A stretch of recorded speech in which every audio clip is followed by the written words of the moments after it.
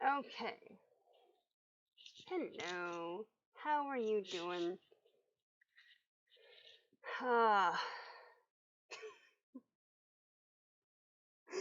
Seriously, the last few days, honestly. Oh, man. Alright. What is happening with... One sec.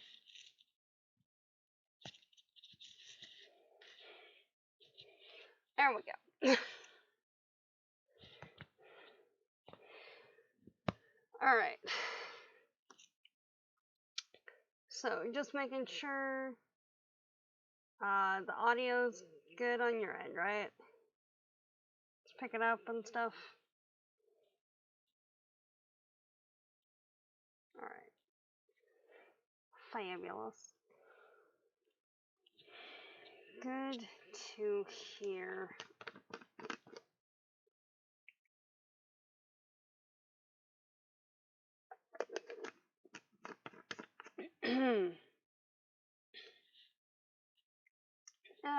Doing alright.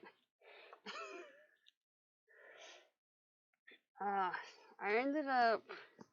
What was it? Because of how,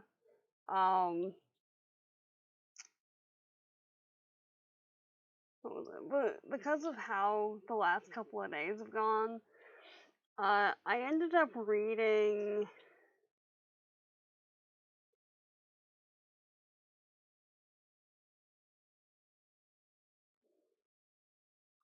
Uh, 4 of the 6 essays this morning. So that was something.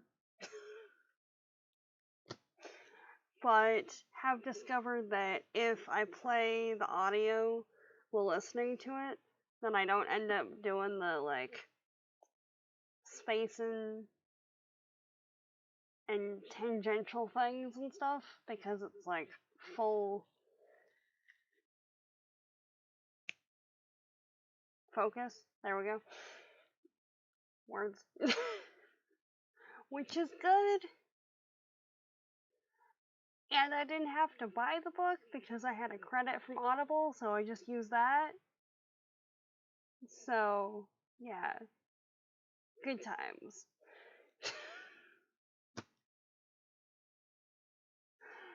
Anyway. Yes, exactly. Because, like, a lot of times, if I don't have something to focus the rest of everything on, I end up either needing some kind of fidget toy or whatever, but apparently, if I have a physical copy of the book and the audio, then I don't need to do that, which is cool. So, yeah, there's that.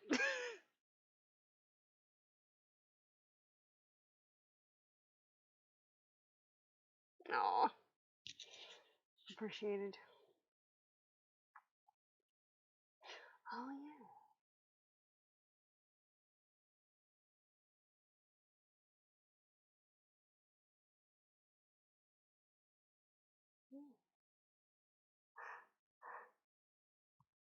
yeah. Man.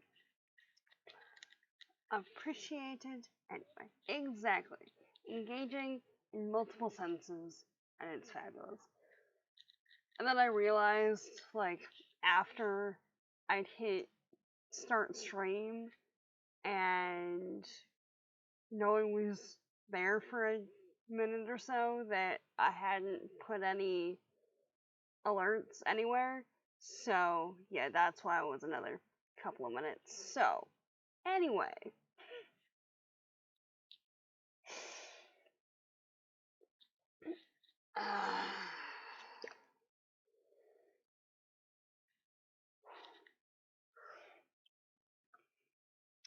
Anyway. I will say it's taken until, like, this part in the book for the spine to start kind of warping, which makes sense because it was a pretty decent chunk in the middle there. But yeah. Anyway. Greetings, guys, gals, non-binary pals. Welcome to the stream for part 3 of Braiding Sweetgrass, entitled Picking Sweetgrass, there we go, as it says up here. Yeah.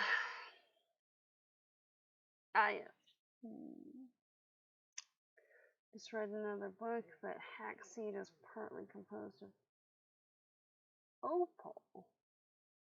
What?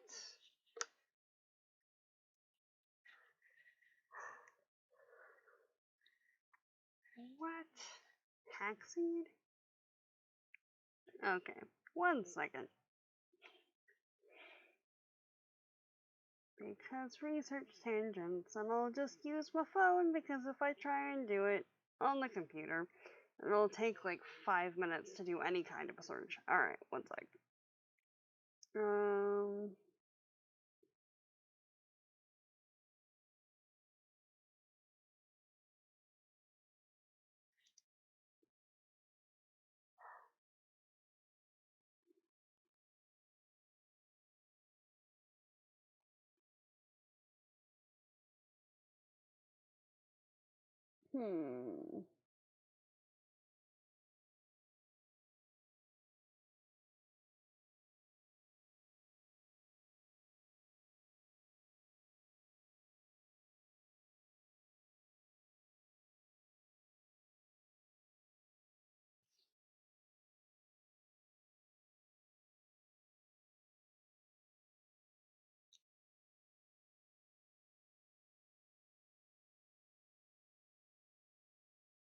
Interesting.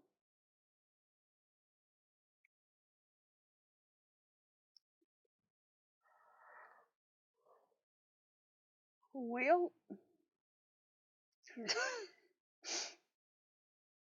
I looked up hackseed and opal and got a manga and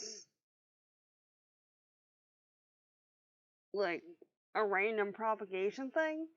And then I just looked up hackseed and all that's coming up is a horse ranch.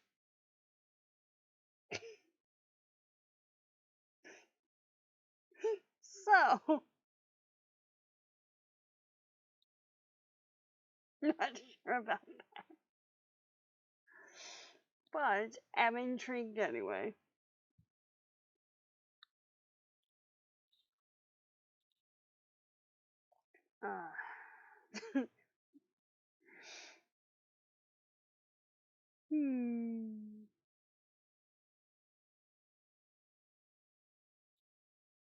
Anyway.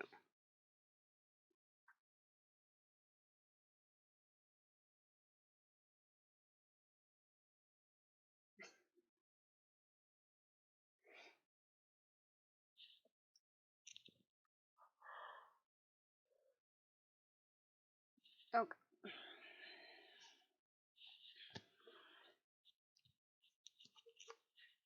So.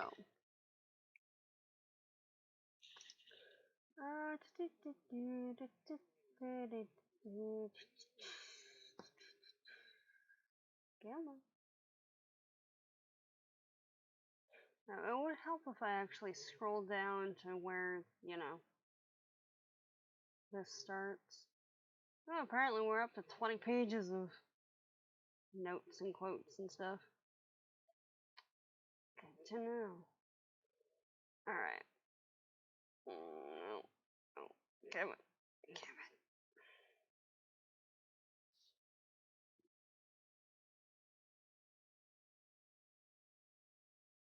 There we go.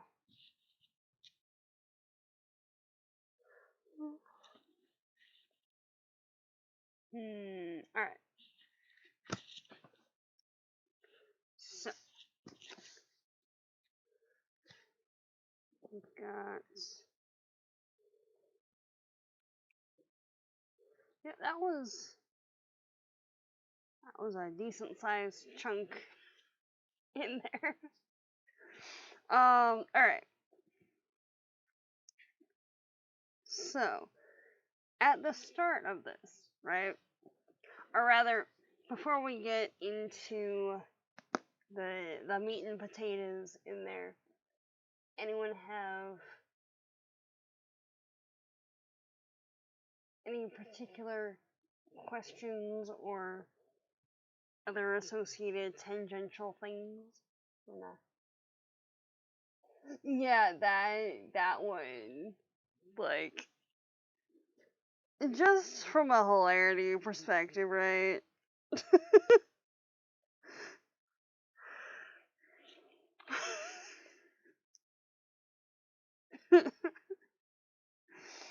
uh, seriously.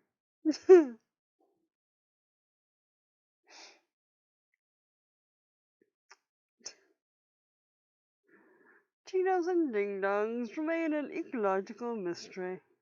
Yes. Oh, yes. Ah.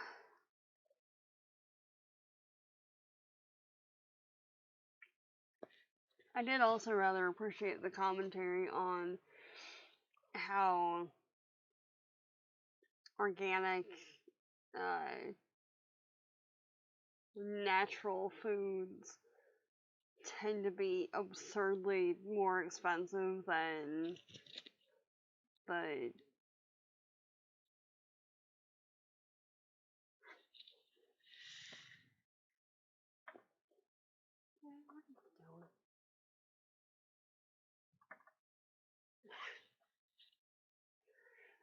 Absurdly more expensive than their non-organic or non-organically grown counterparts. So, there's that. Oh, yeah. Side thing, right? So, I don't know, about a year, maybe 2 years ago,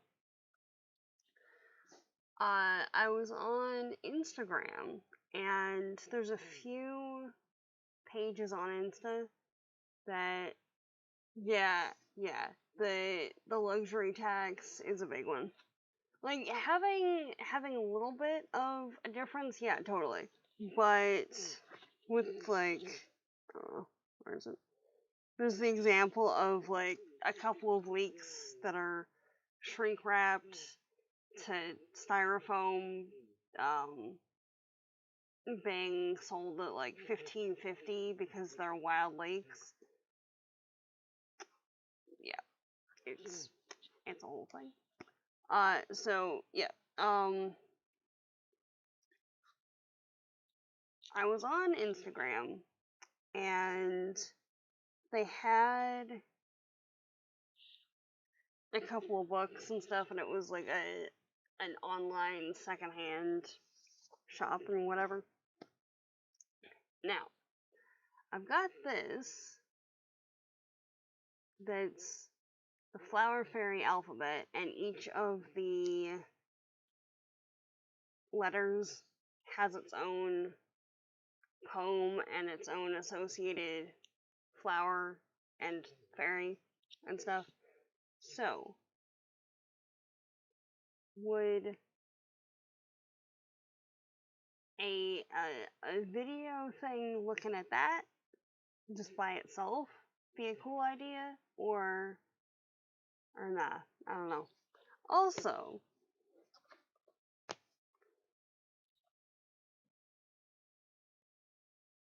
and I'm gonna do this one regardless, but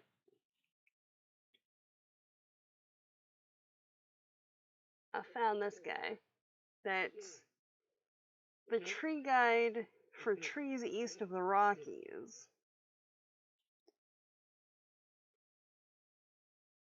And this particular one was published in 1916 and has, most of them are black and white, but there are some color images in there. So, when when I get a lull in stuff that I need to read and whatnot, because I have a bunch of things that are on the phone that I need to get through. This guy's gonna be one of the ones read.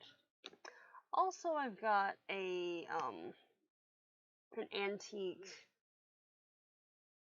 rom-com over there that, yeah, so I'll probably end up, yeah,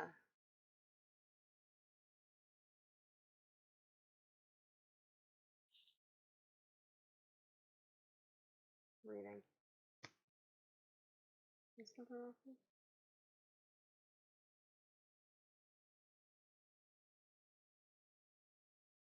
Oh, for this? With the wrong direction? Because I do believe that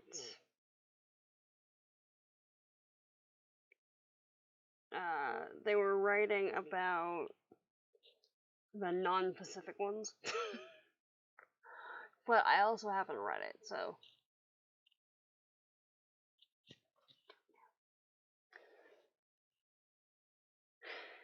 But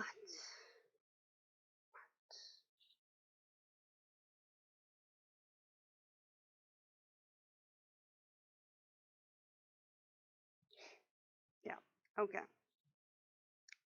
Right. I'm realizing that I'm still recalibrating over the last couple of days of like, so if there be spacey times, just bear with me on that one. Yeah, yeah, that is true. That is indeed true. We are indeed west of the Rockies in SoCal down here.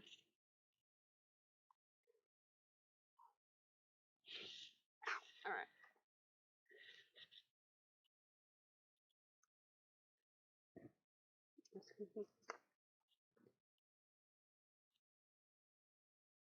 Oh yeah, and just in other associated random plant things, found this thing when I was trying to organize stuff. So again, haven't quite gotten through it.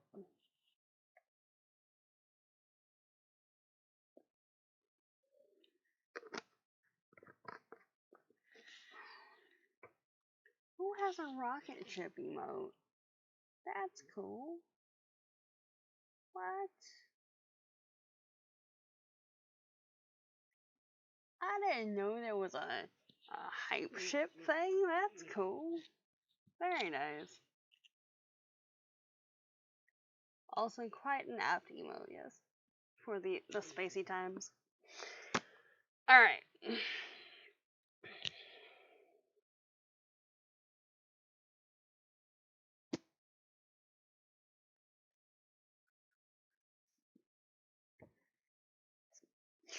Alright. Just in completely other news, right? Just like there's a certain aesthetic in how colorful the pages have gotten with the tabs. Very nice. Okay. Maybe.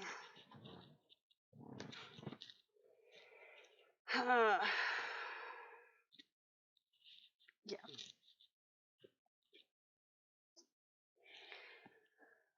Alright.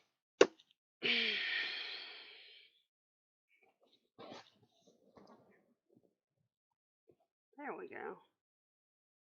Just trying to figure out how to rearrange stuff. Just move the whole thing. There we go. It's fine. Alright. Now.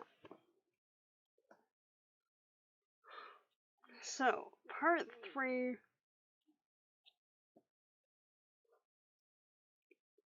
So part 3 starts off with um,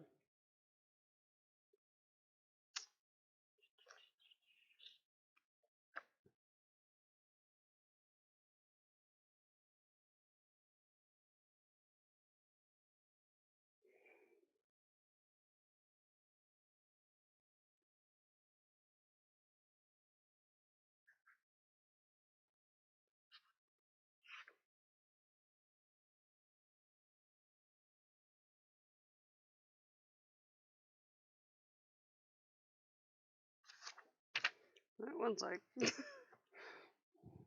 Did I stick a note in the wrong spot, or do I just really not remember where it went? Okay.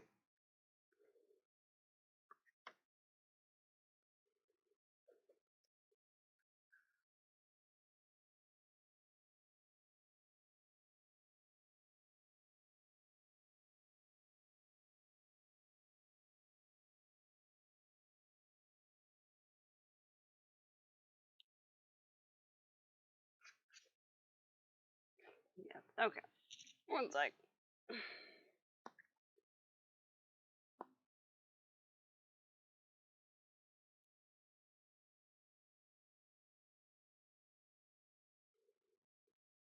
Yeah. I put it in the wrong spot. There we go.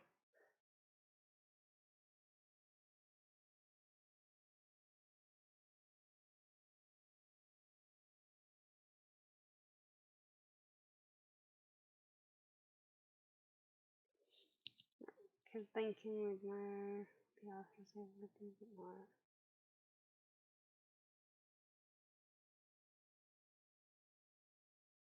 Yeah. Yeah, that is admittedly one of the things that, like, it's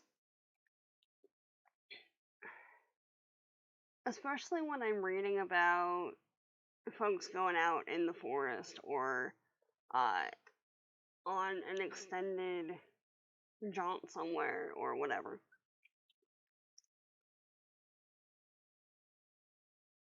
If it's a forest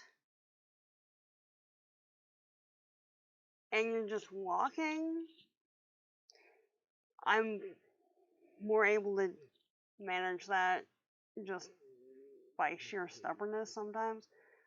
But um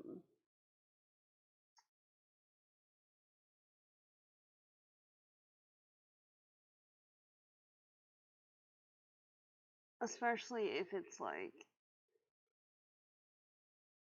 anything that I'm like down on the ground, like where she's talking about using the hand trowel and stuff. That um is that is admittedly one of the reasons that I haven't tried doing archaeology professionally, because there's only a certain amount of time that I can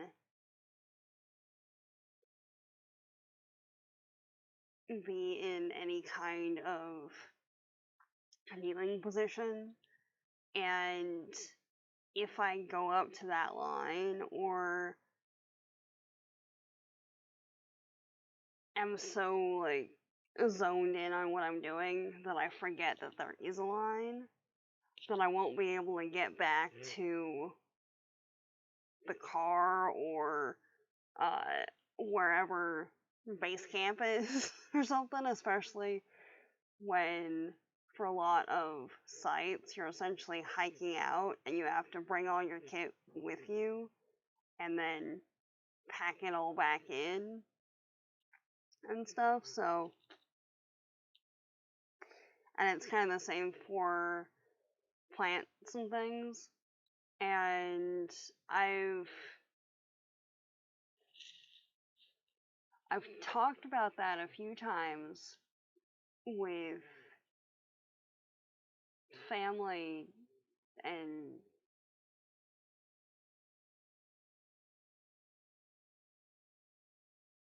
occasionally other folks and stuff about like, oh well, you have a degree in botany and things, so therefore you need to do blah blah blah. Like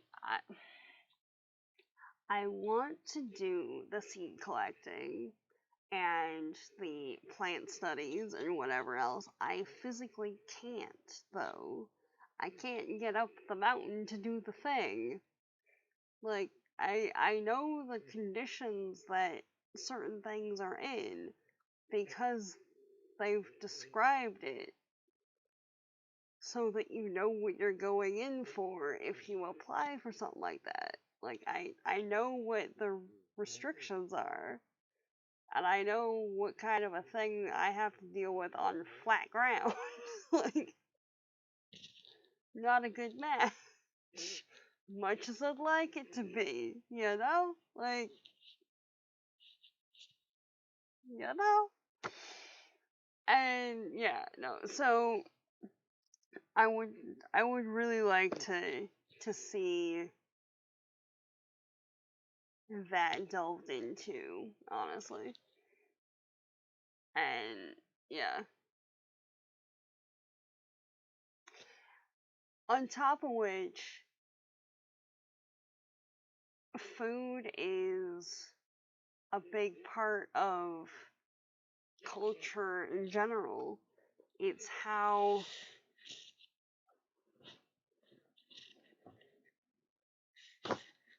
stab it. Get out of frame. There we go. It's how cultures communicate in a lot of ways. It's how community is brought together and how you share your culture and your knowledge and stuff regardless of language barriers and everything else. But if you have dietary restrictions, then you're either removed from that equation or you end up being like the weird person who has to tell your friends, benefactors, whoever, that you can't partake in whatever their culture is providing, thus, like, slighting that lineage. Like, ah, I would rather to show inspiration for it. Oh, God, seriously. It's like,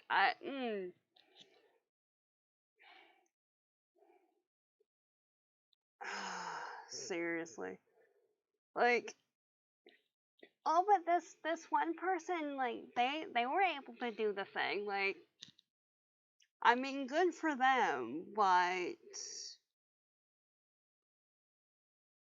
you know, unless you want to just replace all of the joints in the entire side, that's not going to be an option for me. You know, and like I know how to deal with this, so I'd rather not with whatever you're doing. Yeah. Stupid inspiration porn stuff.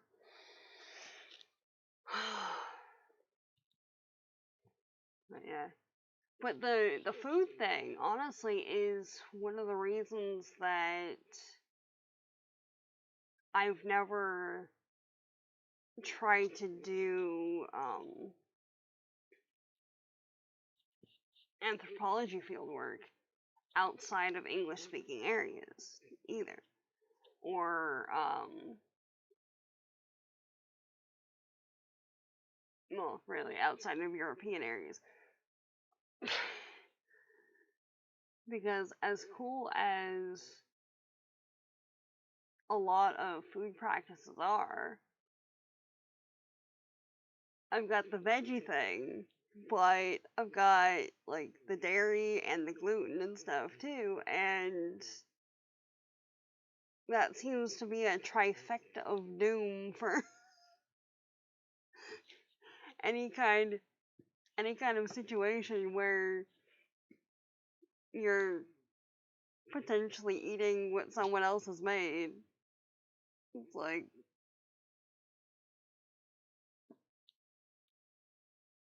mm. And then it's just awkward all around, and I know how like awkward and stuff it is for me in that situation, and I really don't want to be putting whoever's making the stuff into that situation. So it's like, ha, yay. Anyway, but yeah, no, I would really like to see some kind of info on how, even just how the disabled community in um in indigenous culture works with plant stuff, because it's kind of inbuilt into the culture that there be a direct relationship in a lot of areas, at least. So yeah,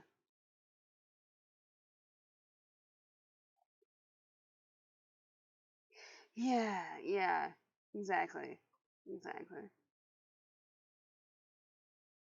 And then you get the people who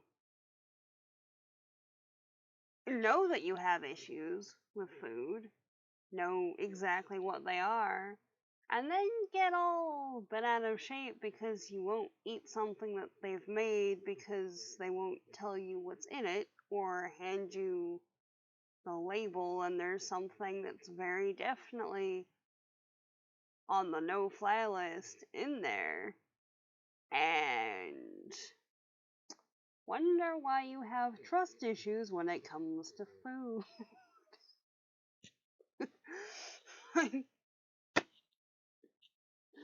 Like, I know how you work with stuff, dude.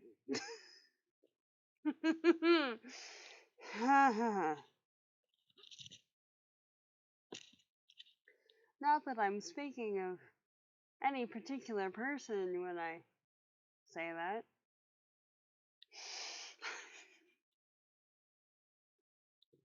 Ah, oh, but yeah,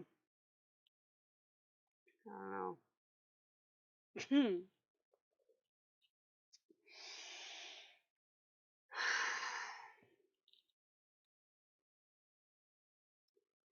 But yeah, no, there's, especially if you have a sensitivity to the sugars, that's a whole lot of things.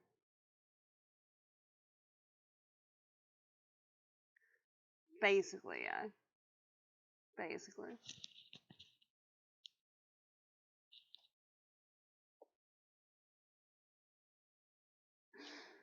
Uh, that particular one's the same person who keeps trying to get me to try goat milk because, it doesn't have the same lactose, or I don't even remember what yeah, I don't even remember what the reasoning was for that one.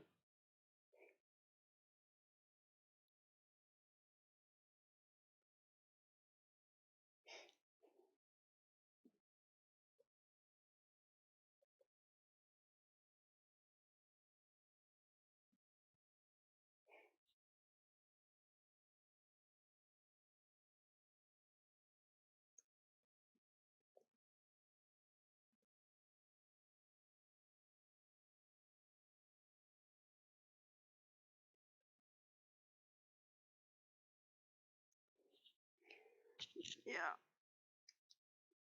So, yeah.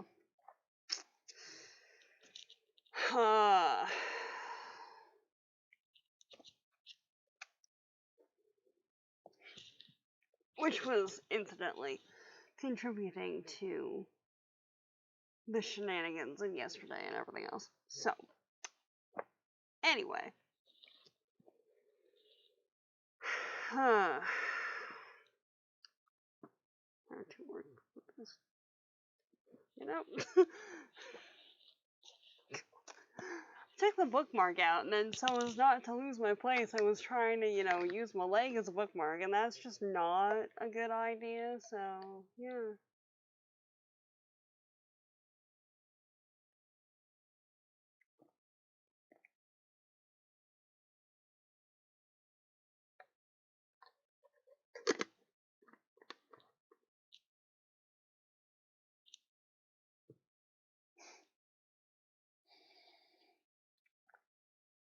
Just a little bit.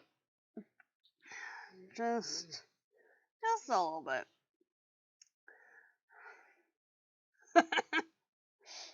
On top of which, the,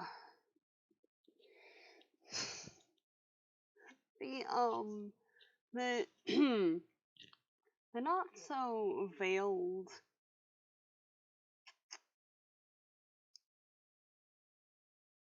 racism was kind of coming out in force when I was talking about this, because I was in the middle of reading it, and like, oh, so that's like, I mean, she's like, what would they call the people?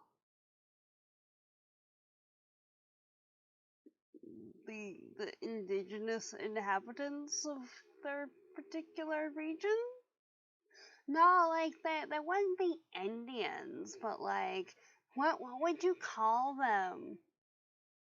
I mean, if you're not going with indigenous people, like Native Americans is the other one, so like pick one. No, like what would you call them? Really? Really?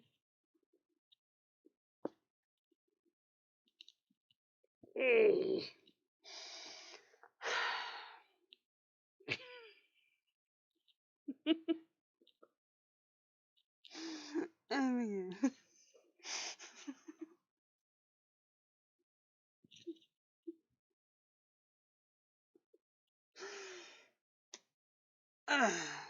Anyway.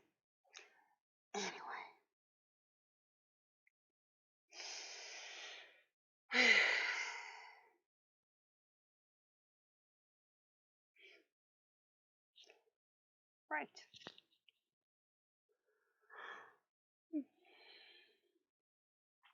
Um. So, part 3. So it starts off. Sweetgrass is harvested in midsummer when the leaves are long and shiny. The blades are taken one by one and is dried in the shade to preserve the color. A gift is always left in return, which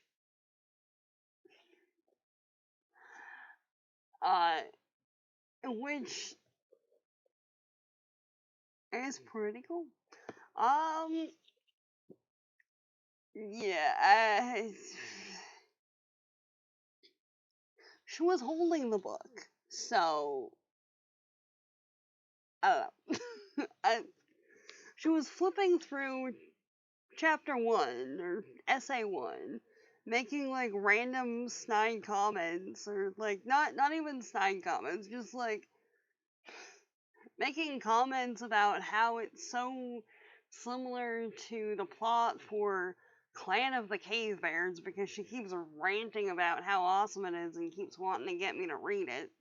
Has done for the last 15 years. Like, not really. No.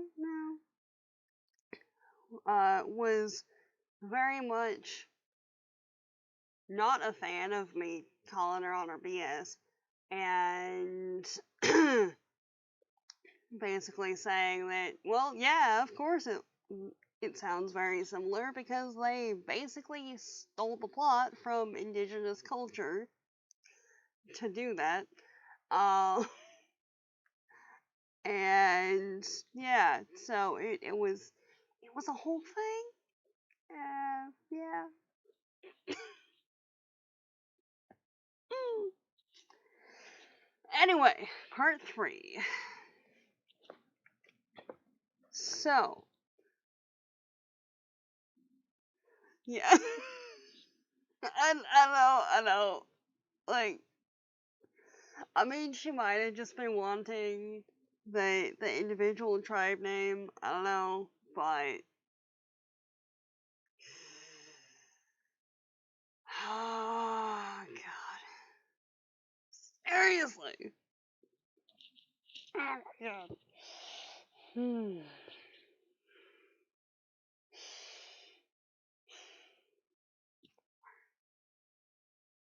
You good?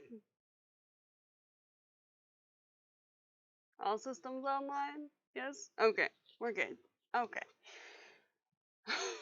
Moving on with that.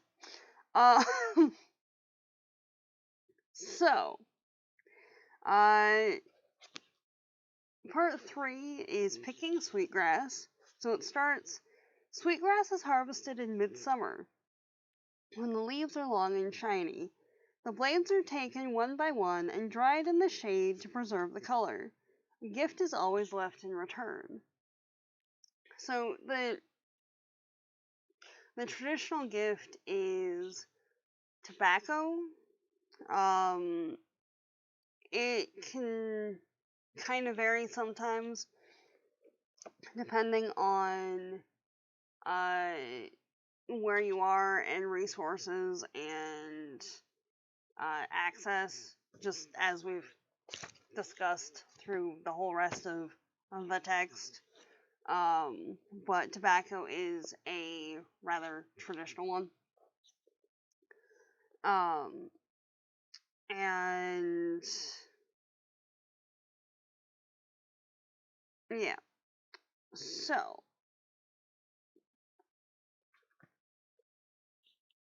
there we go. So for this, yeah, it's not flexible enough. One sec. That one, yeah, okay. I had one of these guys in the book to mark the end of the section, and it works really well, but it's not flexible enough if it's on the side that you're holding. So, switching it out for the self-laminated ones instead. So, part 3 has 6 essays, starting with the Epiphany in the Beans. So, before I forget, I'll just move these over here so I don't mess them up.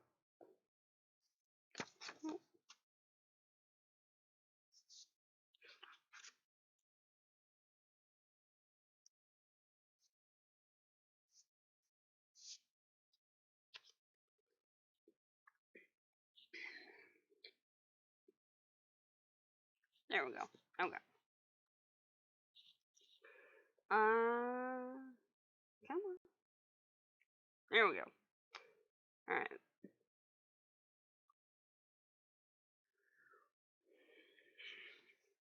Um.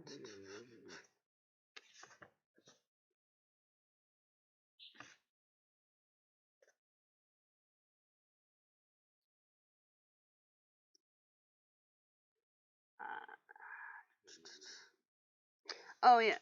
So there's a discussion of as a gardener, as someone who's tending the crops and stuff. You're caring for the land, and then there's a quote. The land loves us back. She loves us with beans and tomatoes, with roasting ears and blackberries and bird songs. By a shower of gifts and a heavy rain of lessons, she provides for us and teaches us to provide for ourselves. So,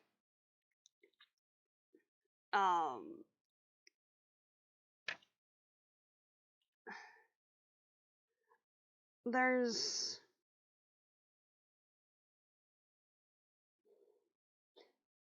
going back to one of the previous essays. There's a discussion of the relationship between human and nature, which is basically one of the underlying focuses for the entire thing. And for most of part 3, there's a common thread of humans taking care of nature, of their surroundings, of the forest, whatever language you want to use to describe it.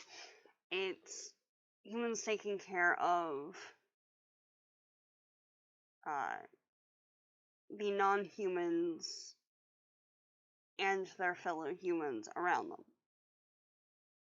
And because everyone is mutually taken care of and supported, the community as a whole does better.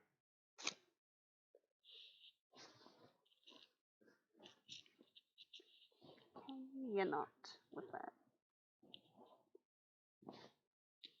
There we go. Including the non-human members of the community, like the wildlife and the plants. And when that is the situation, when everyone is taken care of and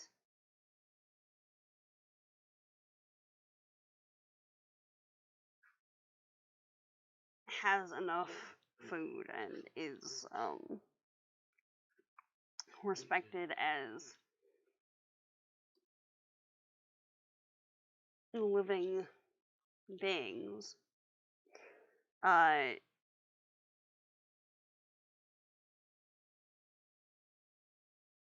then the earth provides what is needed. And in turn teaches humanity how to provide for ourselves.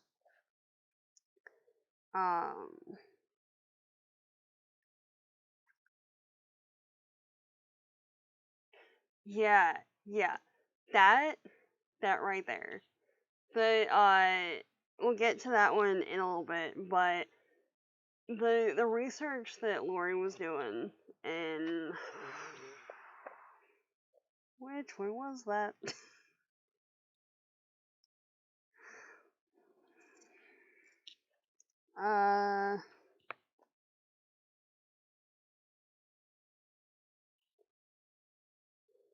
Mishkos Kinamagwan, the teachings of grass. That one, yeah, that was seriously cool. Seriously cool. Also, just an interesting description, right? Just from a psychology perspective. Now, the plant scientist who sits at my desk and wears my clothes and sometimes borrows my car, she might cringe to hear me assert that a garden is a way the land says, "I love you." Just like, yeah, that as a separation of like this version of me versus that version of me, and yeah, okay. Just thought that one was interesting.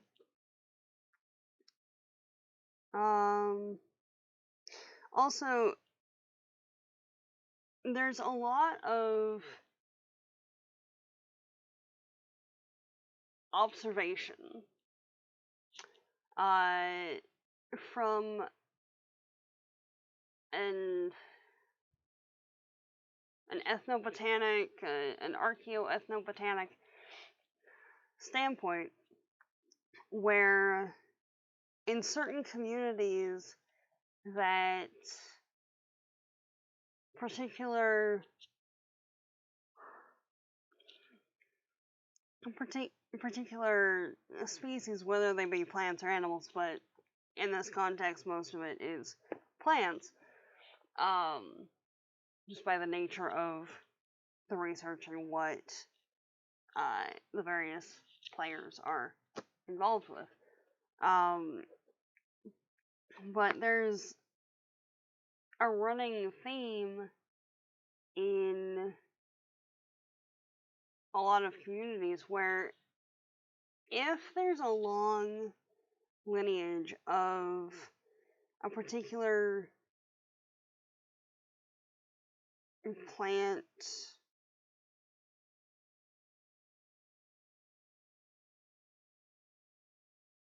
living like in concert with like with humans, essentially.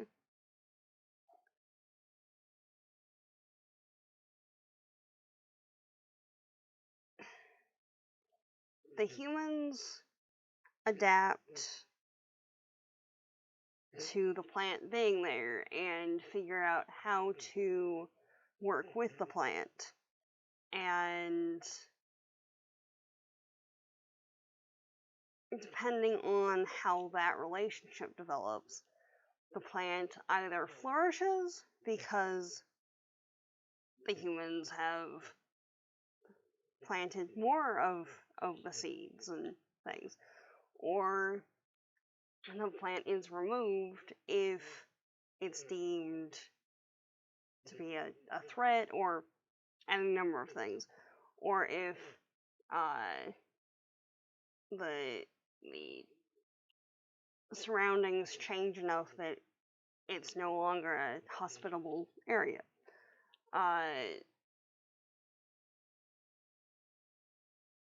And the humans in that equation also change sometimes, depending on what it is. There's certain plant medicines that seriously help humans, thus increasing the potential capacity for any number of things, like aspirin started off as an extract from willow bark, that sort of thing. But because of that, we've got situations like where is it? The exchange between plants and people has shaped the evolutionary history of both.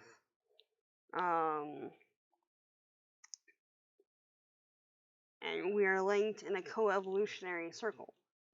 So, again,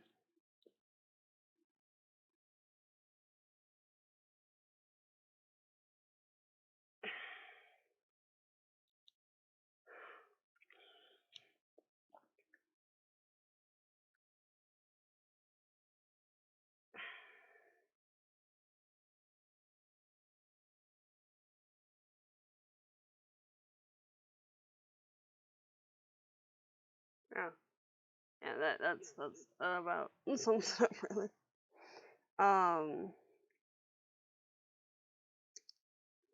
Yeah, food plants and people act as selective forces on each other's evolution, the thriving of one in the best interest of the other. So, yeah, each takes care of the other. In some capacity, it's as a self-serving thing, because if there's a food thing that you want to eat, then you're going to keep planting it because you want to eat it, but then it also perpetuates the lineage of that thing, so the whole cycle continues. And saying thing in capacity of plants is just sounds a bit not great, really. So we're gonna stop doing that. Plant person? Yeah, let's go with that.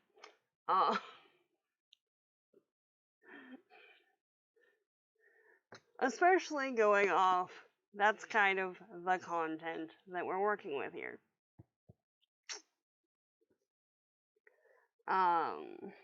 Yeah. Yeah.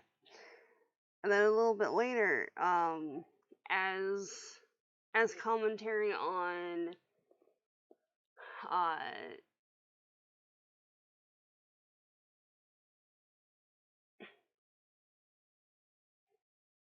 foods that are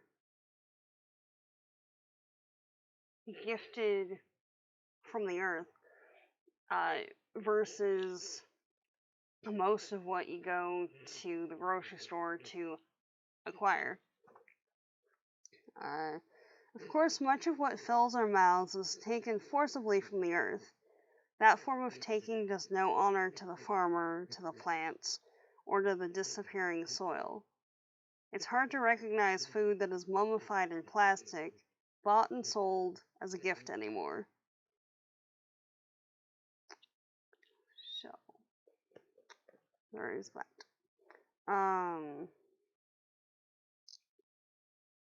Yeah.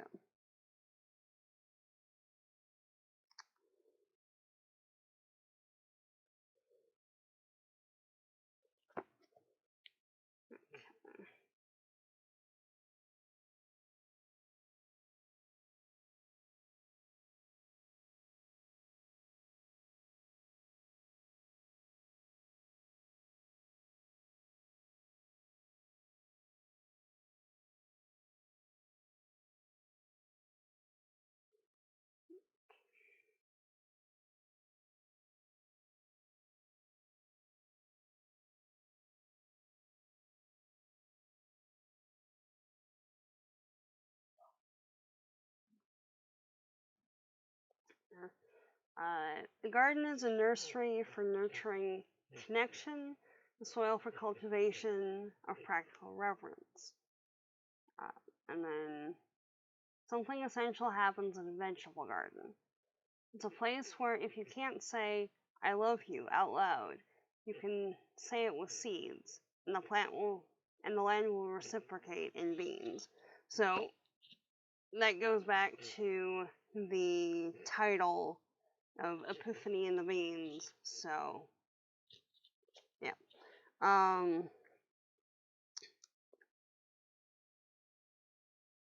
Also, we've got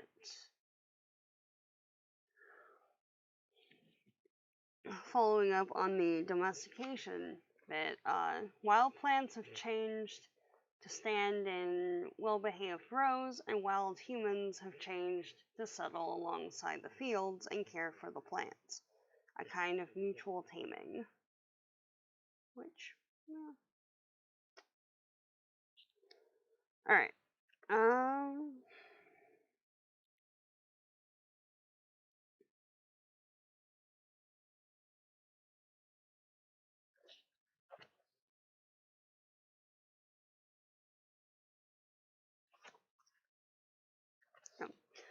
Alright, so the second essay. Ow. Aha. Oh, that was on bone. Ow.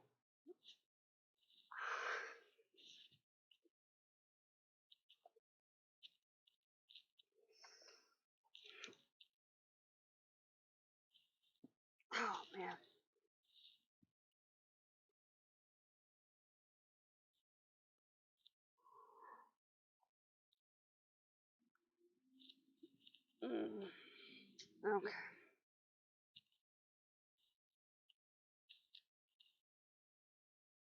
Good? Maybe? Okay. And now moving on. So, for part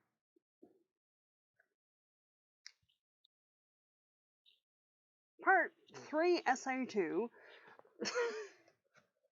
This sounds like battleship coordinates when I say that. Jeez. Alright. So, for the second one.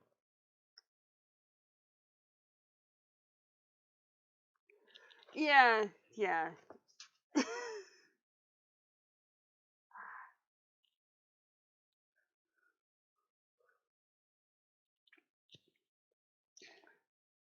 I don't remember what I was attempting to do, but there's like the little jet of bone that um the humorous kind of slots into right there. And yep. Ended up whacking right on that ridge with the spine. Not recommended.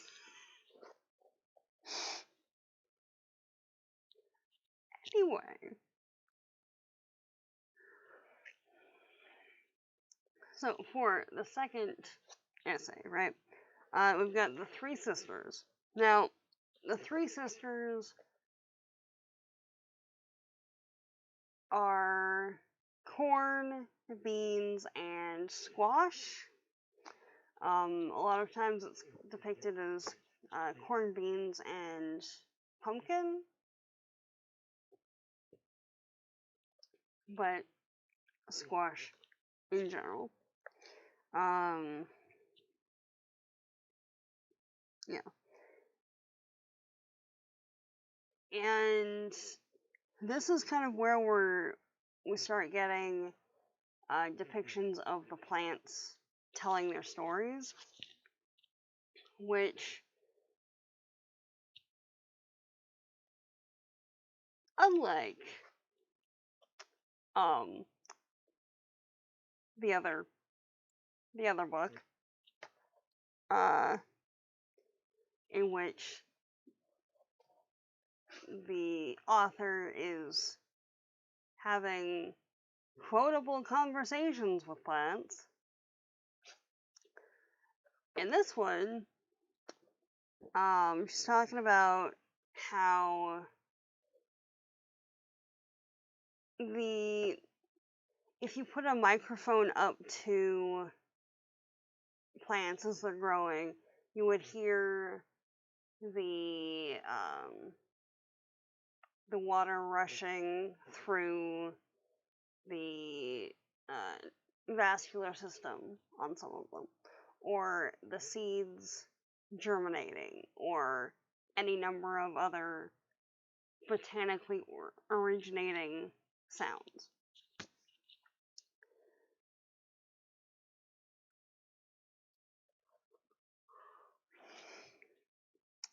However,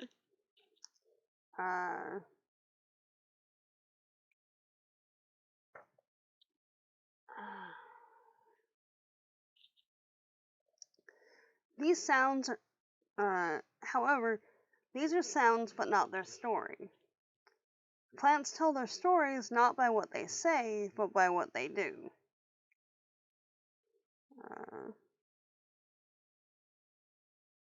Yeah. And just as someone who has worked with people who don't speak English very well, or don't speak verbal English very well, for any number of reasons, this little bit right here was rather interesting. So we've got, what if you were a teacher but had no voice to speak your knowledge? What if you had no language at all, and yet there was something you needed to say? Wouldn't you dance it? Wouldn't you act it out? Wouldn't your every movement tell the story? Which,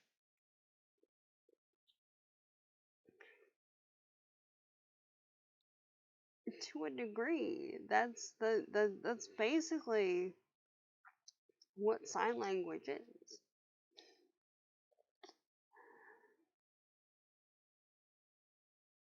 Except it's generally more, I don't know if codified is the right word, but, like,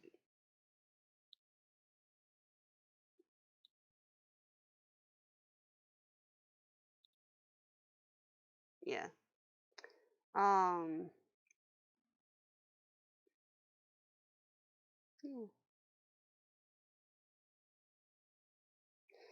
and then,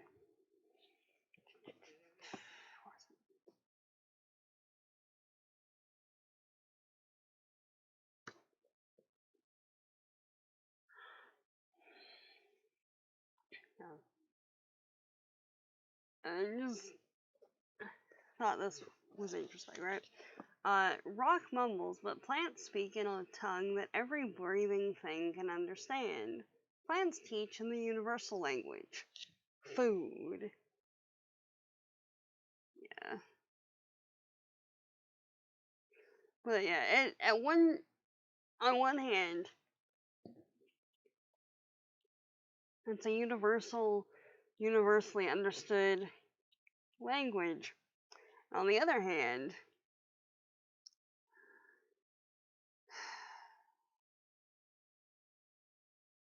one of those times that you might be able to understand the language, but not necessarily be able to partake in it.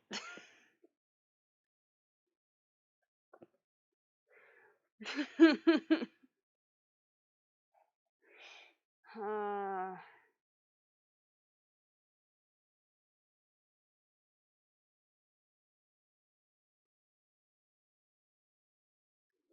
Alright, oh, yeah.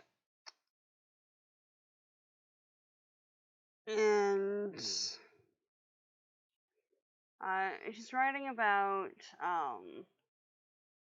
unwrapping a gifted packet of 3 seeds, and I hold in my hand the genius of indigenous agriculture, the 3 sisters. Together, these plants, corn, beans, and squash, feed the people, the land. What? Did I? Yeah, okay. I did not transfer that right. Okay, one sec.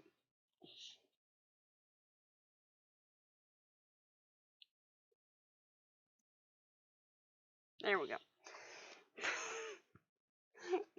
In here, it was feed the people, feed the land, and feed our imaginations, telling us how we might live. In the notes, it was feed the people, the land. What? I know that's not what the original text was, so. Alright. And this, kids, is why we add page numbers to quotes we write down. Oh, jeez. Because then you can go back and figure out what it actually said when you were trying to write stuff at 6 o'clock in the morning.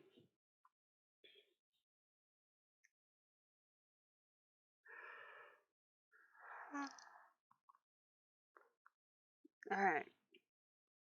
So.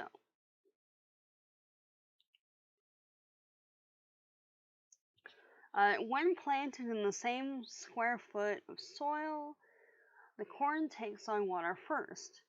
The moisture triggering enzymes under the skin that cleave the starch into sugars and activate the embryo's growth.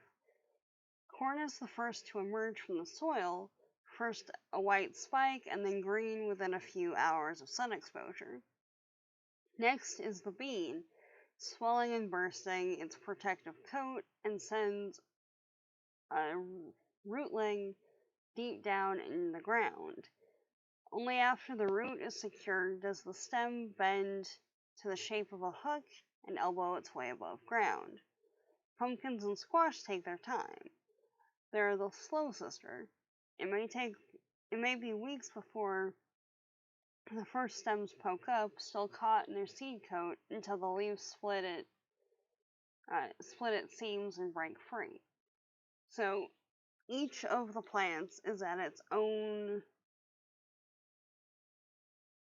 progress in the growth cycle, really. So the corn acts as a support for the beans that are growing up the corn stalk, and the squash's prickly leaves act as a deterrent to nibbling creatures, but also to keep moisture in at the base of the arrangement and keep other plants out, as there's very little, if any, light reaching the soil at the base. Excuse me.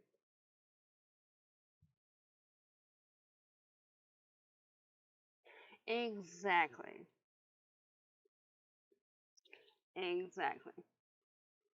Many reasons that you cite your sources and things, and the location of the sources. Unlike some people. But yeah, no. Page numbers and reference things. Also, that way, if you find that you didn't get all of the quote, or you remember that there was an association between the thing that you did write down and something else, but you can't remember what that is, you can kind of narrow down the general vicinity if you at least have a page to start with. So, there's that.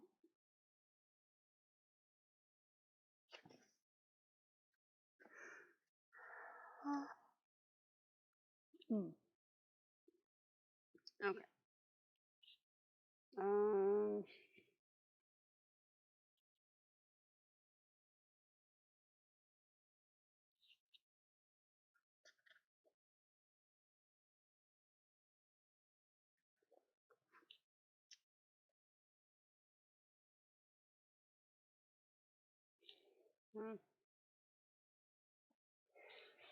The organic symmetry of forms belongs together. The placement of every leaf, the harmony of shapes speak their message. Respect one another, support one another. Bring your gift to the world and receive the gifts of others, and there will be enough for all. Which, yeah.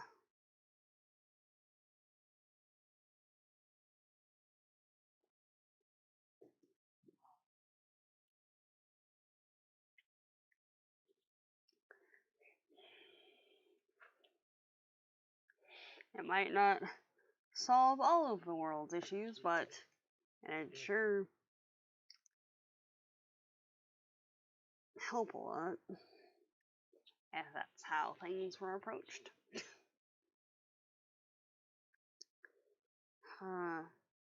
And then,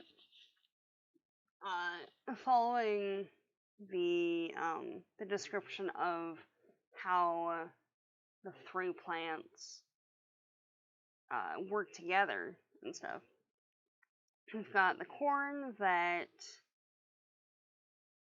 is essentially acting as a trellis for the beans, and a squash that protects the base soil and keeps in moisture and keeps out invasive weeds and predators and stuff. But what does the bean do? See, the bean is a legume.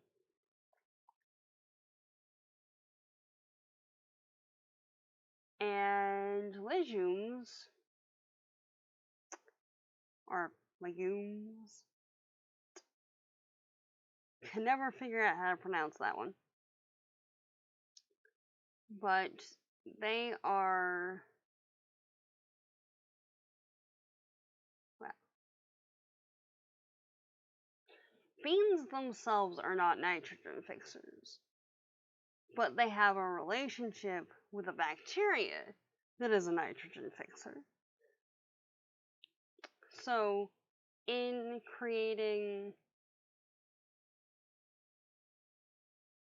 oxygen-free pockets on their roots, then beans become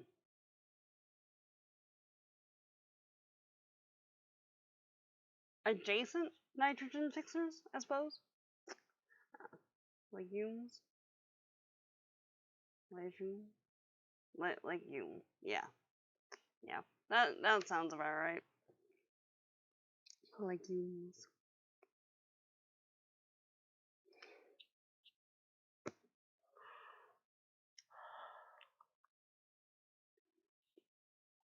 So, essentially, because the beans are there,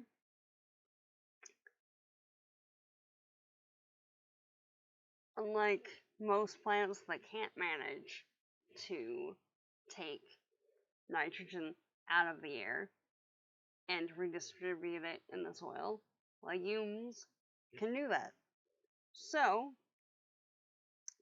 and they do. Unlike, especially for corn, monocrops with corn, especially if it's been a good couple of seasons with just that as the crop,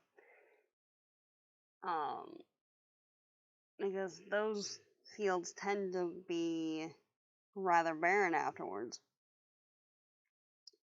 Having the three growing in conjunction, you don't need the heavy pesticides or the insect or the herbicides to keep stuff down, and the diversity brings in a number of different pollinators and predators, and there's no chemicals on stuff, so, well, no harmful chemicals on stuff, so you have a wide range of both, and yeah, you are gonna have some critters that come in and eat stuff, but you get more food production per square foot that way. So overall, it's a better option.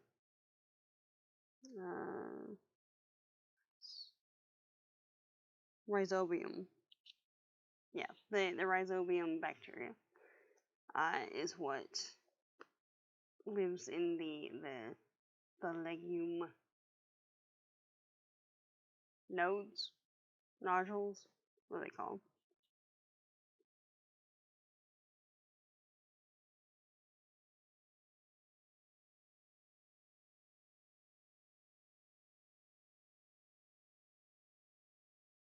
Nodules, yeah. Okay, one sec.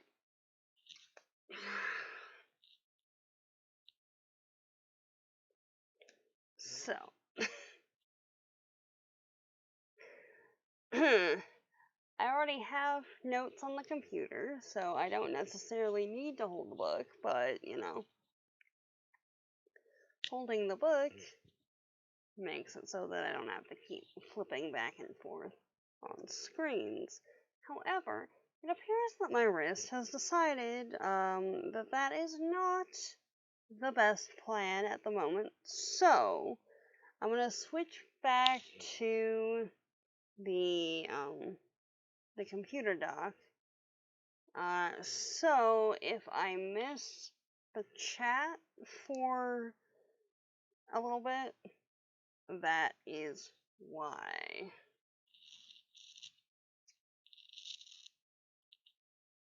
Alright, one sec.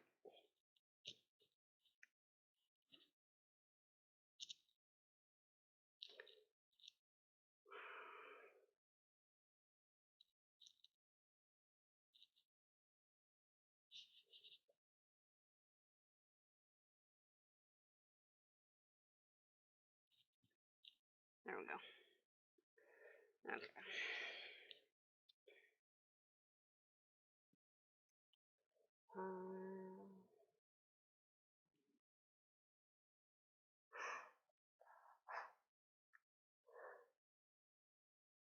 Alright. So, the sisters cooperate above ground with the placement of their leaves, carefully avoiding one another's space. The same is true below ground. Oh yeah.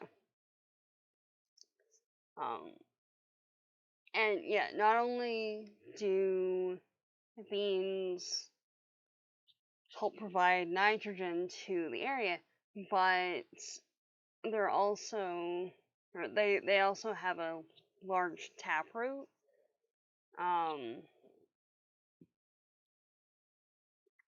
So when the water reserves around the corn have kind of been exhausted, then the bean pulls up water from lower down, and the squash pulls from wherever it feels like, because squashes are one of those plants that can send down or send out root shoots from basically any contact point where the vines have access to soil.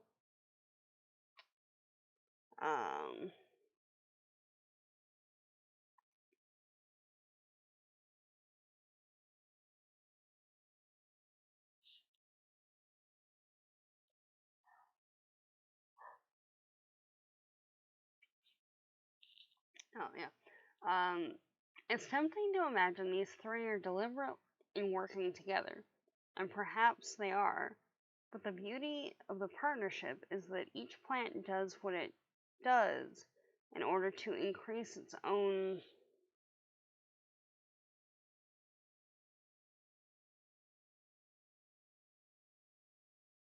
growth. But as it happens, when the individuals flourish, so does the whole. So it goes back to the idea of community, reciprocity, and the community itself taking care of all those in the community, and together being more successful and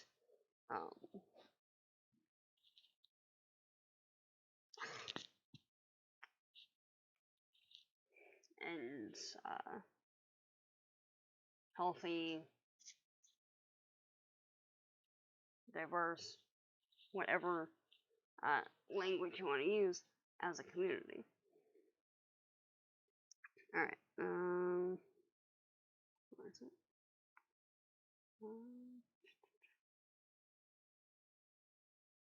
Yeah.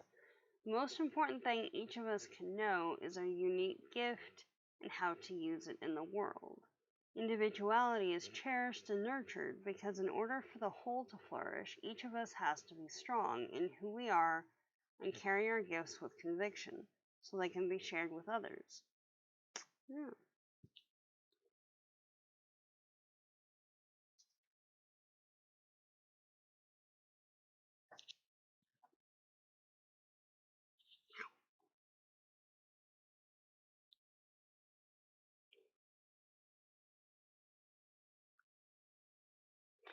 And yeah, just as a botanical science note, right?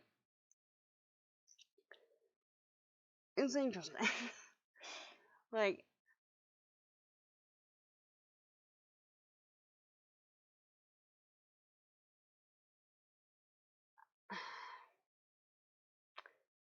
corn is one of those things, right?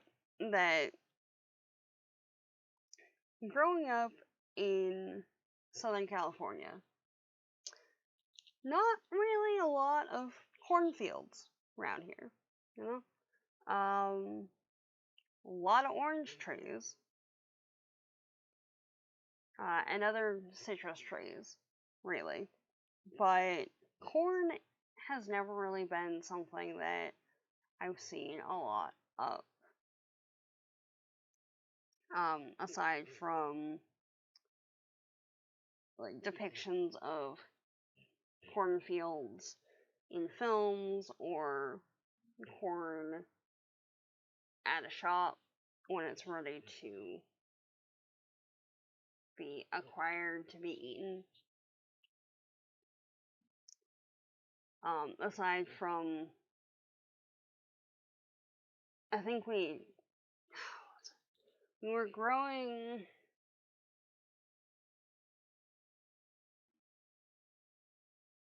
Yeah, we had some corn growing in the back garden when I was like 4 for a little bit, but it didn't seem to be uh much.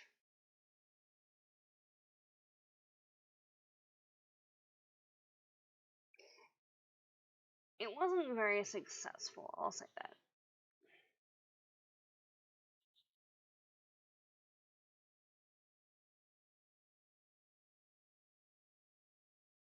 Um,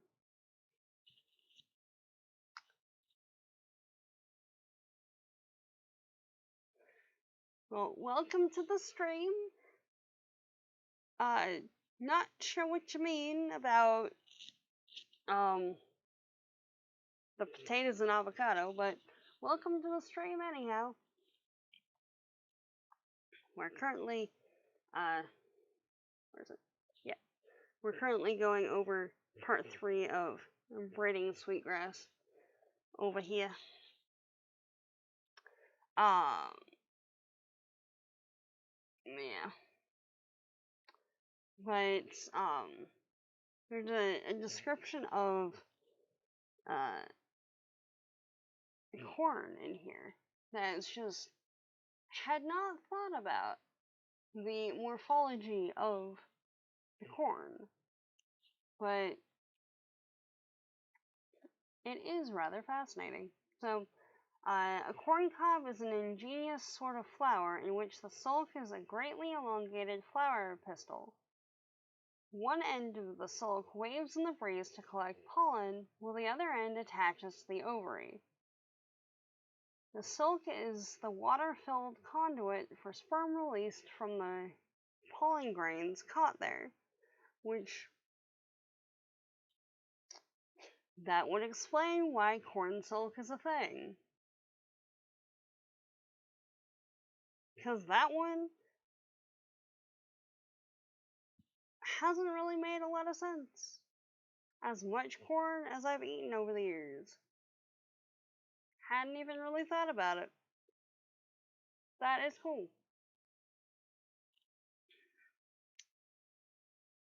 Yeah, exactly. Exactly. Just like, ah, okay. Alright then. Good to know. Um, yeah, the genius of the three sisters lies not only in the process by which they grow, but also in the complementary of the three species on the kitchen table. They taste good together, and the three sisters also form a nutritional triad that can sustain a people. Corn is a hearty starch. Beans are high protein and fills in the gaps the corn has, and squash provides the vitamins that are missing from the other two.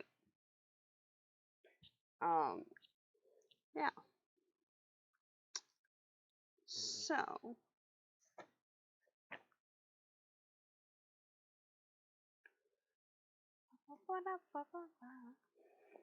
and yeah, they do rather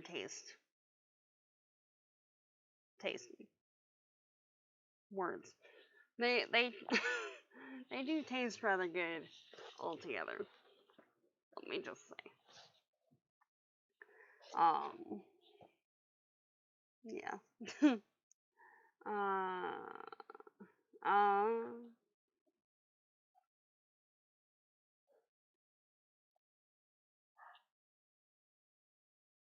mm.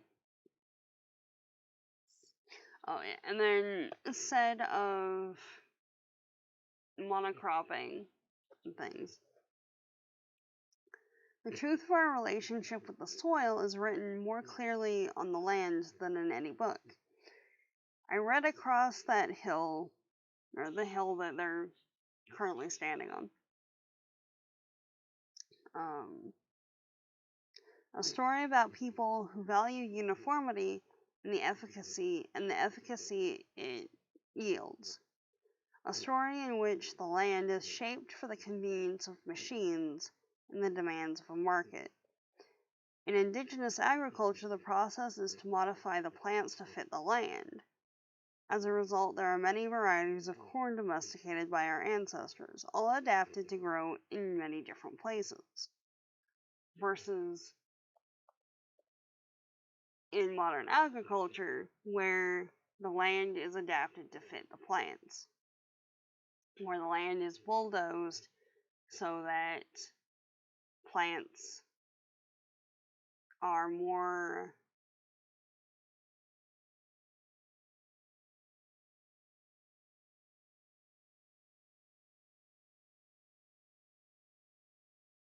are in a more ideal setting. Going off what major agriculture sees as an ideal setting.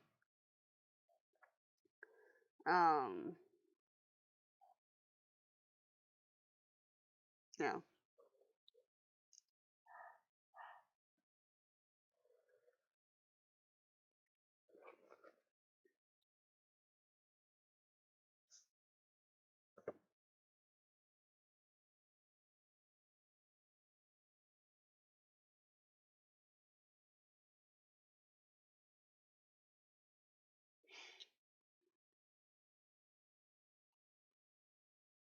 No.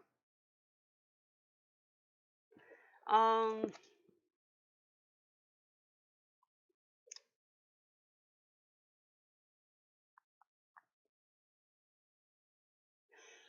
Okay. For that, it would probably depend on the region. If we're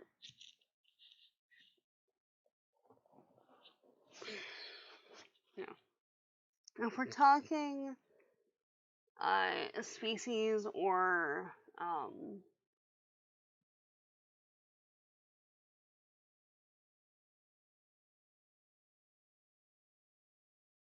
variety, I suppose would be the term. Uh, um, yeah. Variety, diversity, and any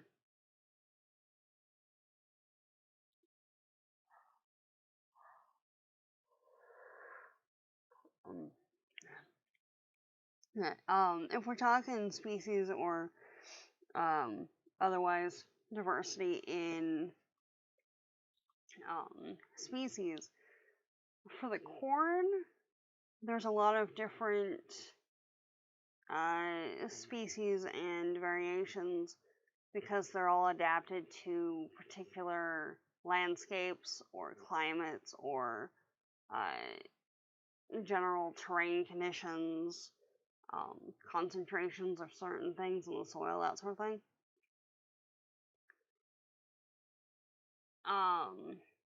Same with beans and squash to a degree.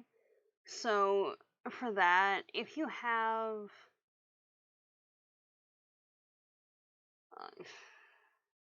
traditionally it probably wouldn't be.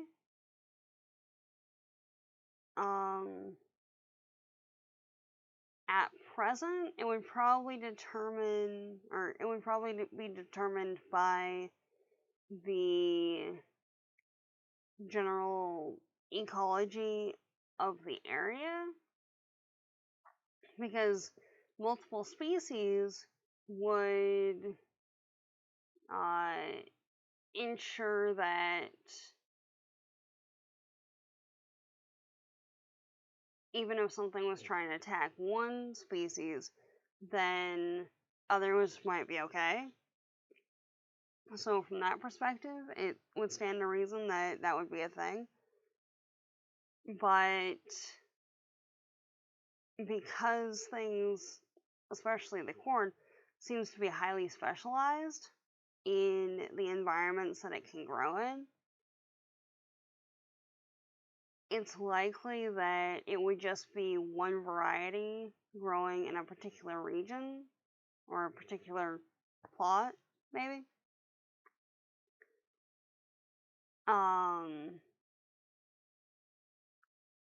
That, and if you're growing it with the Three Sisters method, then you would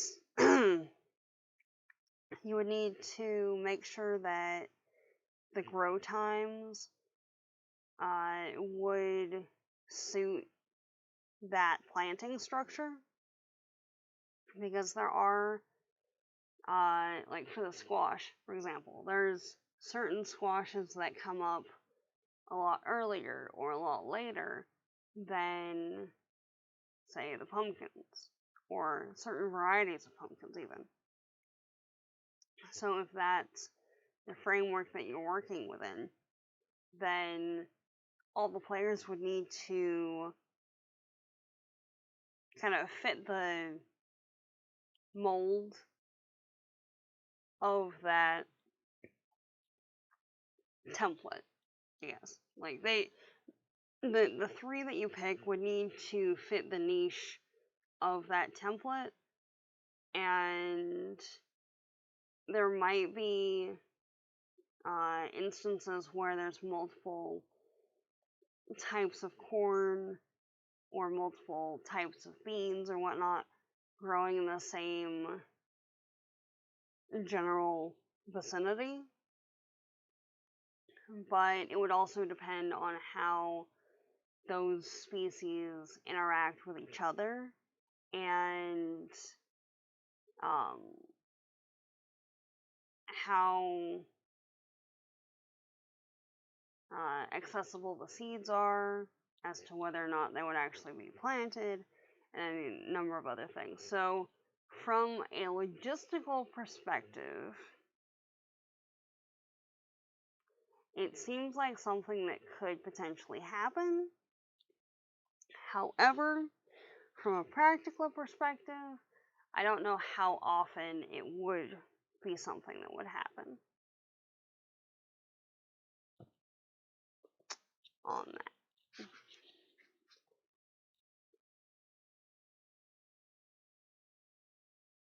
If that answers your question.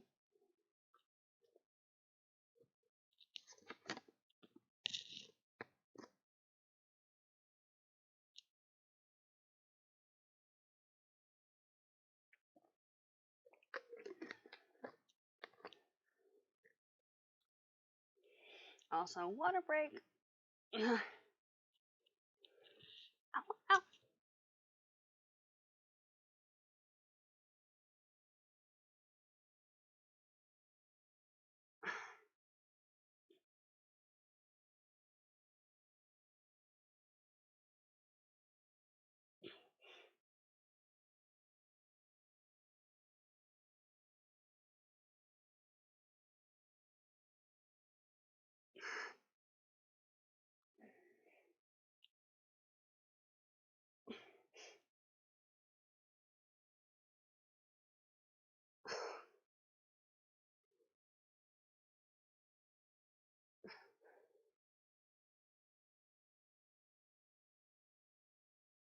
I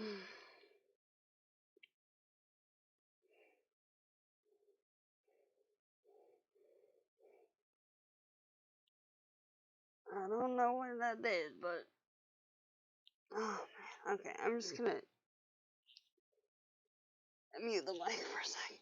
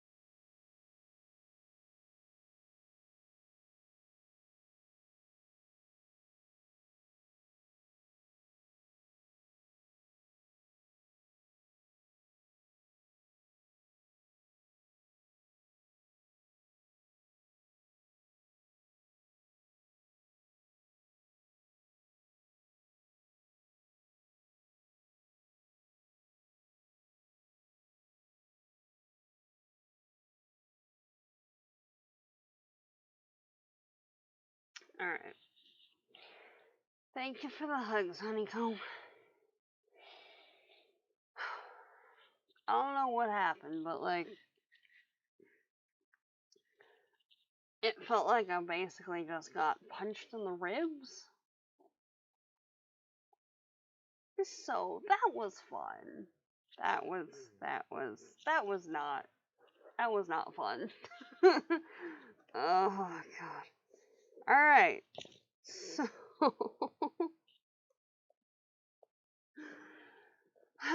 moving on.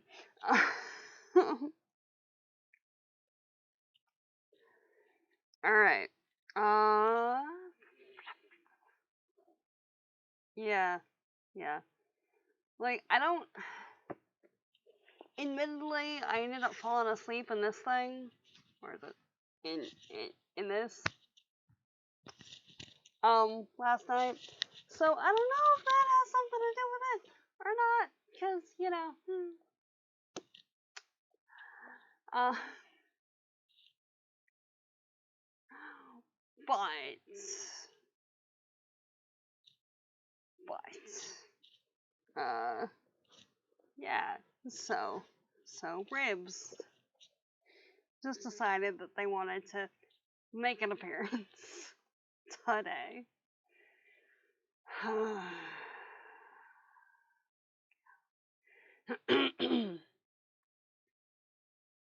But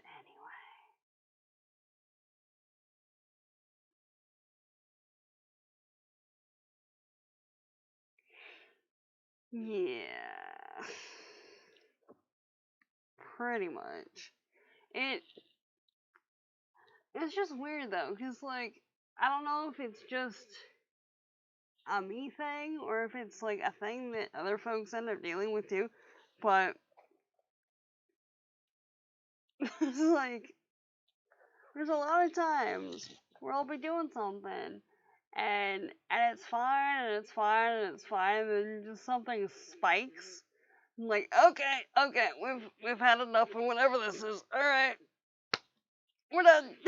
Like most of the time I notice it with food and stuff, but it happens with like other stuff too. It's just like, yeah, alright, you can have a piece of pizza, that's fine. Yeah, it's alright. Next thing, and now you die. Like, Botany, why do you have no chill? Seriously. Just why?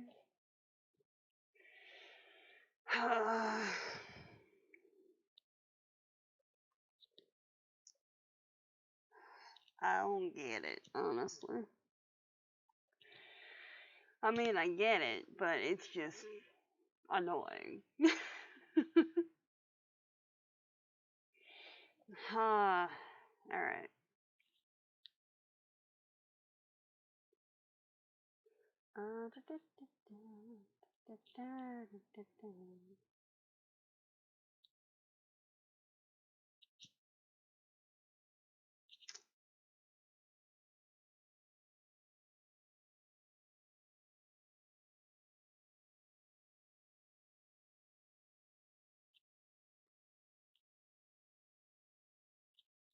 Yeah.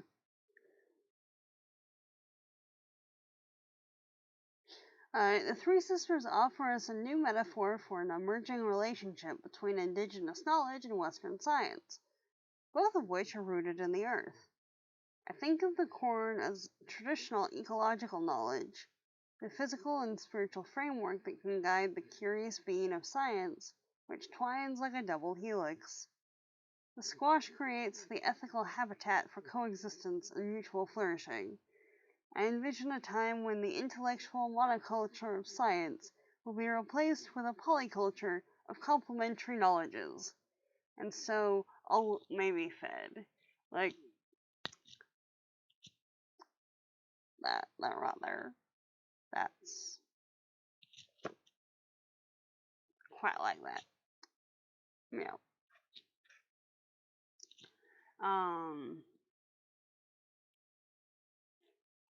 And then we've got one little extra bit in here. Perhaps we should consider this a Four Sisters garden, for the planter is also an essential partner. It is she who turns up the soil, she who scares away the crows, and she who pushes the seeds into the soil. We are the planters, the ones who clear the land, pull the weeds, and pick the bugs. We save the seeds over winter and plant them again next spring. We are midwives to their gifts. They can't meet their responsibilities unless we meet ours. It's like facts, though.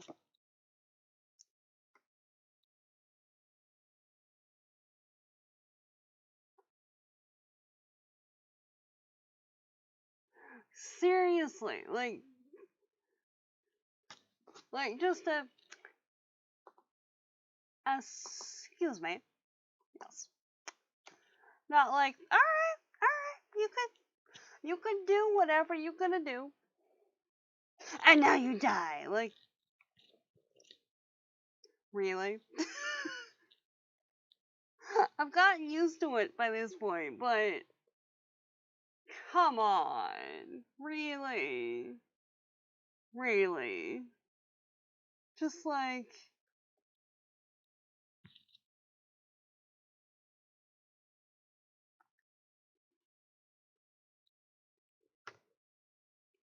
Come on now.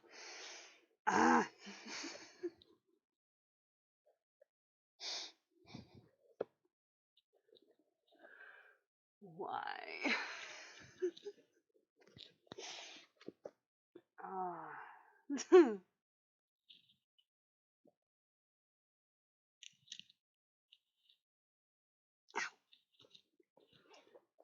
So. I don't know.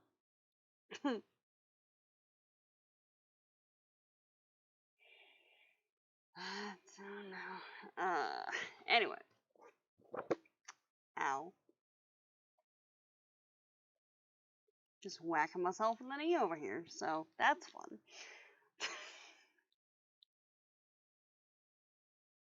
Alright.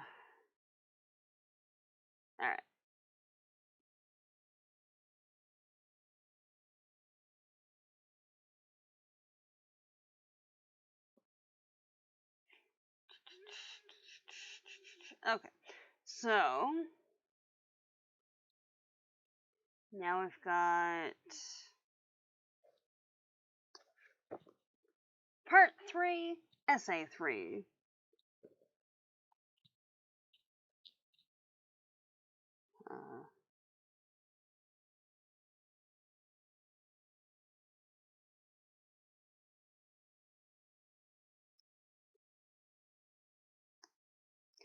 Wisguk Gokpanagan. Yeah. A black ash basket. Now,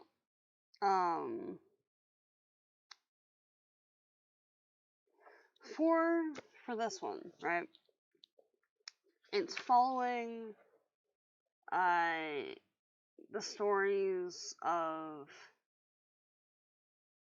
looking for the proper ash to make into a basket. From finding the tree and asking permission to harvest the tree and making the strips of material from the tree and weaving it and everything.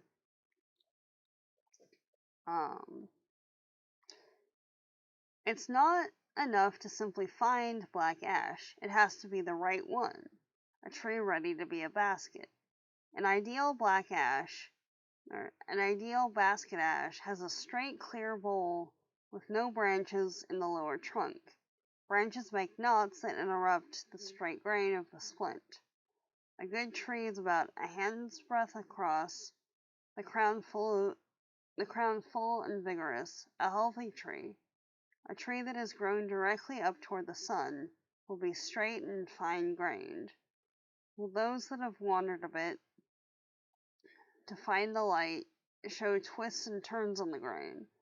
Some basket makers will choose only trees perched on a hummock in a swamp, while others will avoid a black ash growing next to a cedar.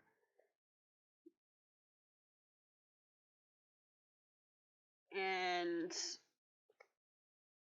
it's like, what's it? Yeah. Trees are affected by their sapling days as much as people are by their childhoods, which is an interesting thing to contemplate. Because, I mean, it's well it's well known that developmental impacts on humans and non-humans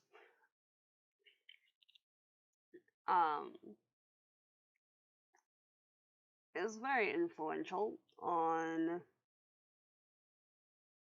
further development and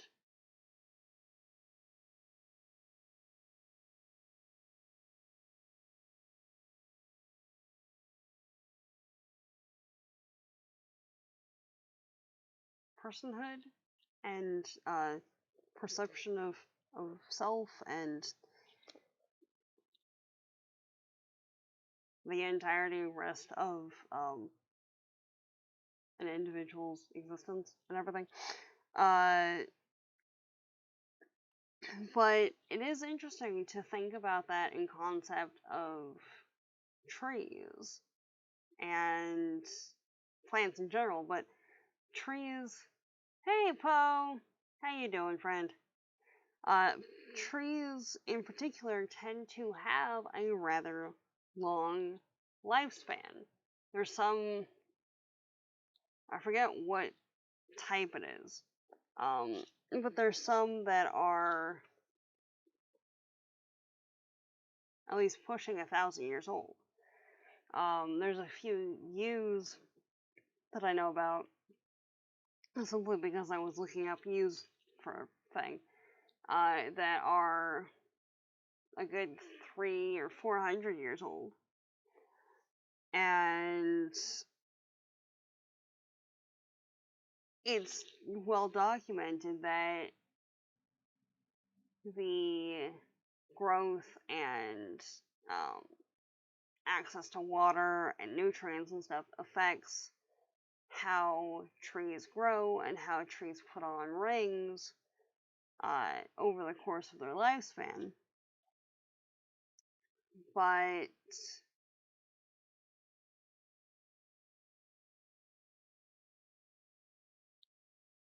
it's also interesting because if there's something in the way of a tree growing and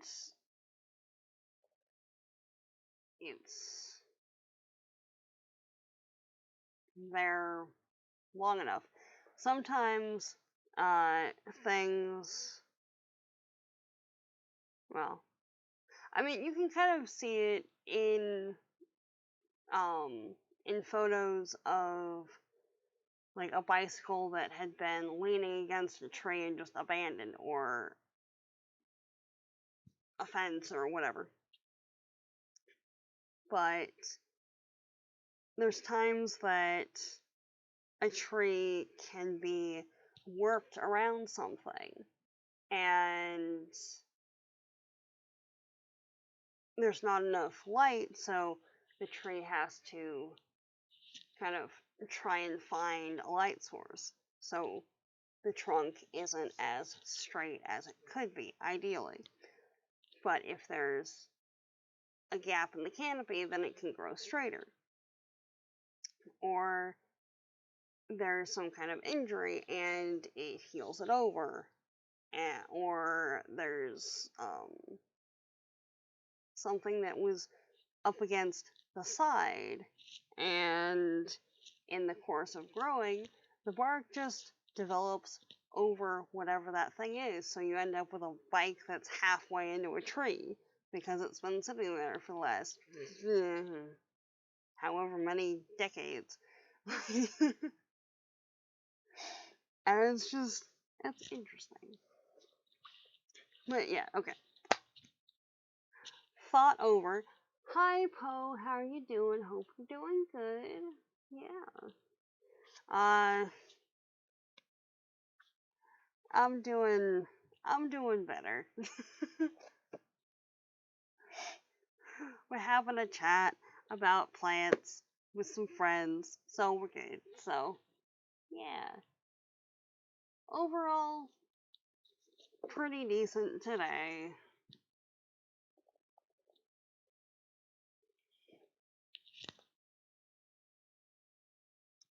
Oh yes, and have discovered um study hacks, so that's good.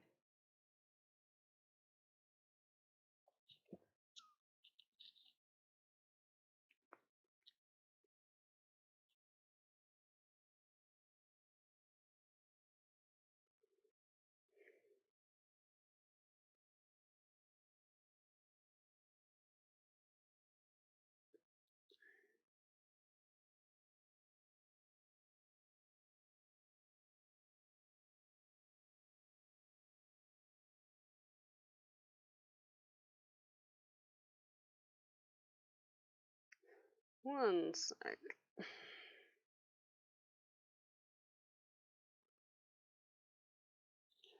Uh, uh-huh.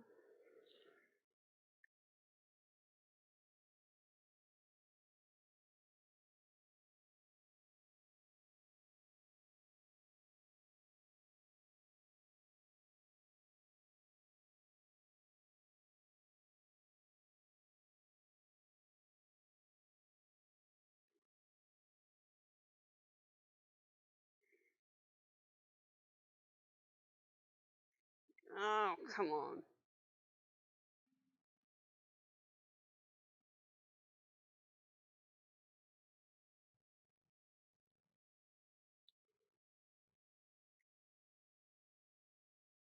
Really? Connect, dang it. Okay, one sec.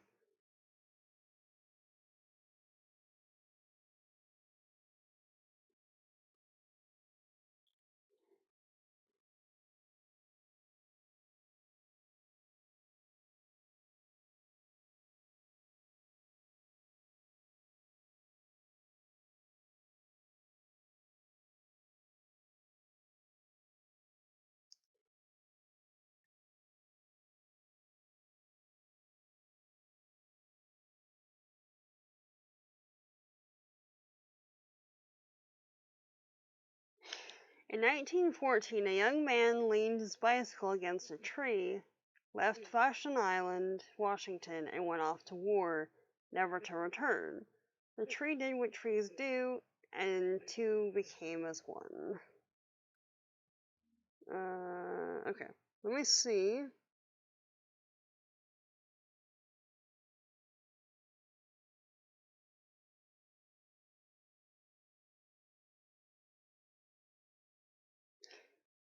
However,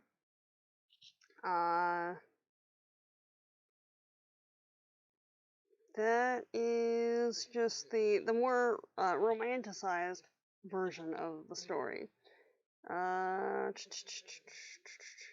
Actually dates from the 1950s.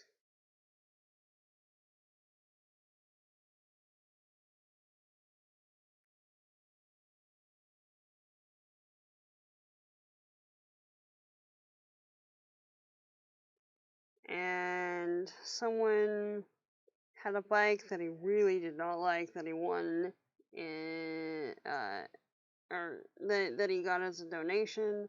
So we just left it in the forest and then said that he didn't know where it went. uh,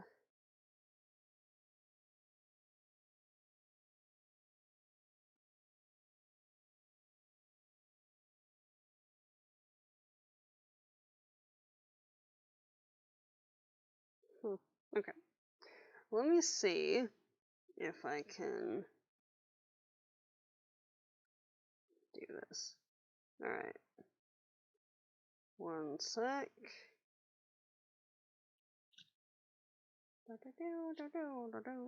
Okay. Alright. While we're waiting for the. Aha! It did the thing. No, I need to use the thing. You can update later, thanks.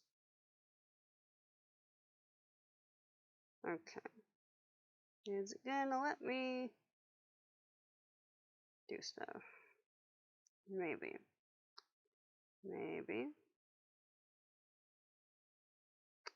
Can I access the thing so that I can post it from here? Maybe not. Okay. Anyway, well, my phone decides what it wants to do.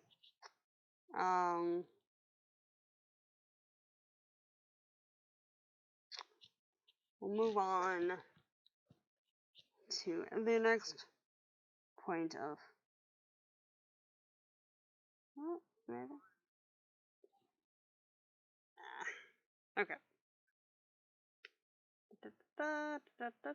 And I realize this is just, highly stimulating conversation here. Alright, there we go.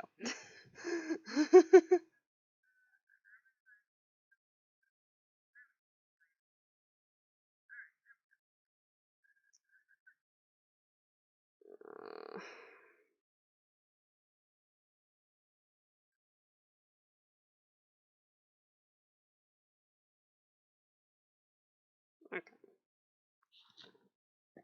Is he gonna do things? No. Alright. So, anyway, there is that.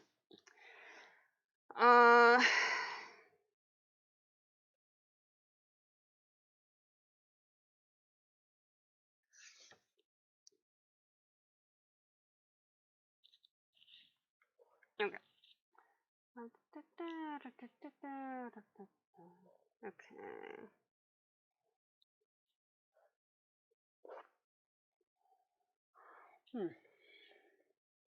Oh yeah, on a botanical note, right?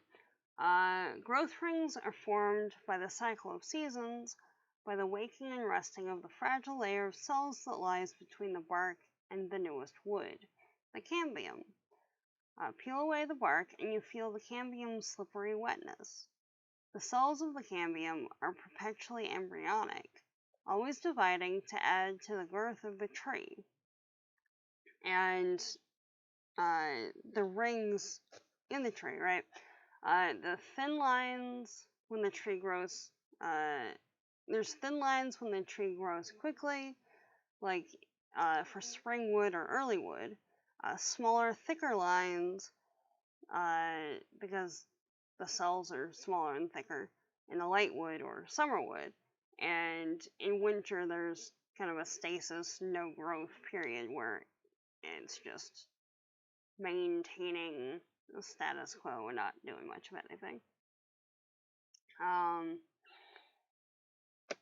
Traditional harvesters recognize the individuality of each tree as a person, a non-human forest person. Trees are not taken but requested. Respectfully, the cutter explains its purpose, and the tree is asked permission for harvest. If consent is granted, a prayer is made, and tobacco is left as a reciprocating gift. Depending on the individual history of the tree and its pattern of rings, a strip might come off carrying the wood of 5 years, or sometimes just one. Every tree is different, but as the basket makers pound and peel, he's always moving back through time. So when they're making baskets, right? It's a matter of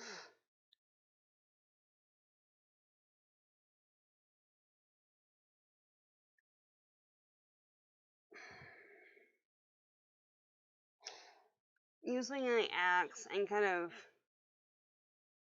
with enough force to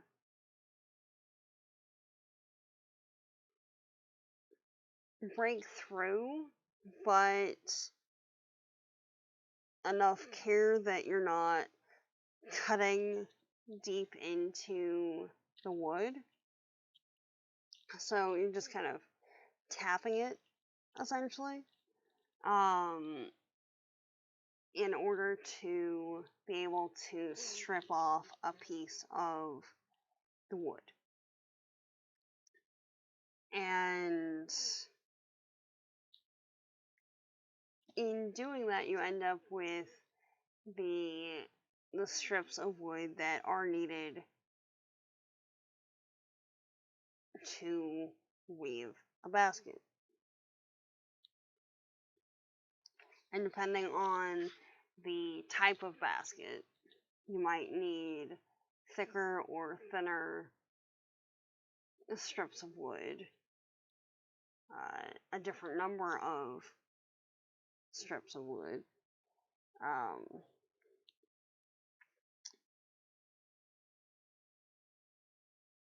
Yeah. And then once you have a strip, especially when it's a longer strip, because they tend to vary in thickness,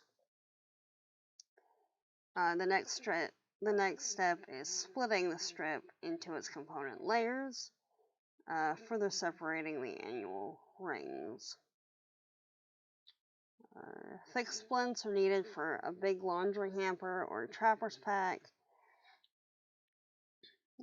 pack basket. The finest fancy baskets only use a ribbon of less than 1 year's wood. From the back of...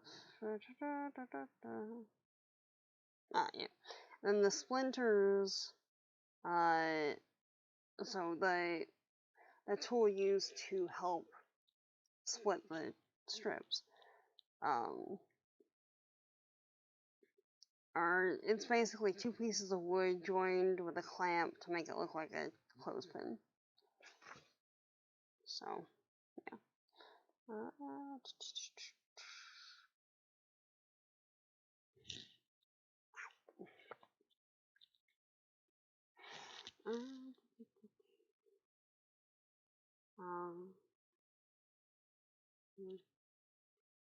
These trees, yeah. And then speaking of one of the ashes that they're working with, right? Especially in a context like this, it's very much working with. not using or something else of that nature. It's the same principle as referring to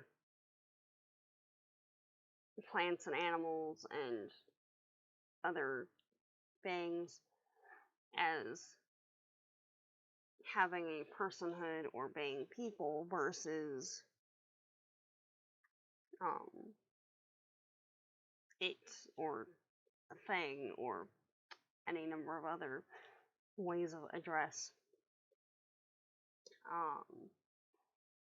But it says, this tree's a good teacher. That's what we've always been taught. The work of being a human is finding balance, and making splints will not let you forget it. So, fair point.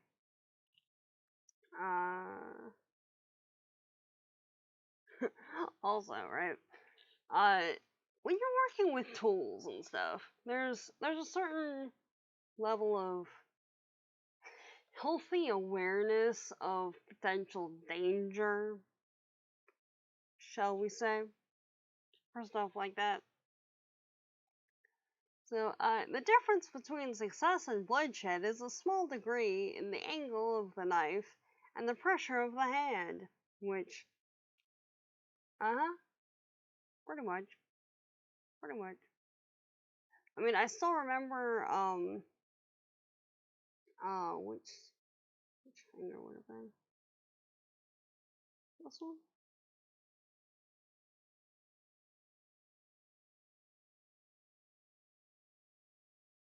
I think it was this one. But, what?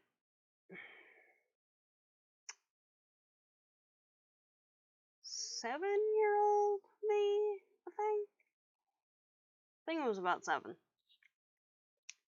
Decided, what trees was it? In this context, they're working with, black ash.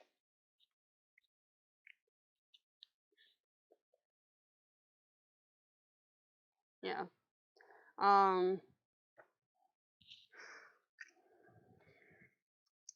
For this particular setup, she's talking about a family of traditional basket makers who work extensively, and it sounds like exclusively, with black ash. But yeah, can confirm about the knife thing. It's like, if I remember right, I was working on my homework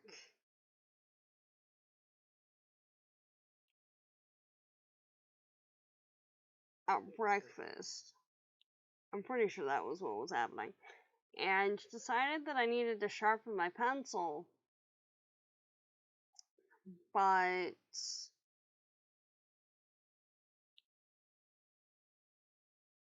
didn't want to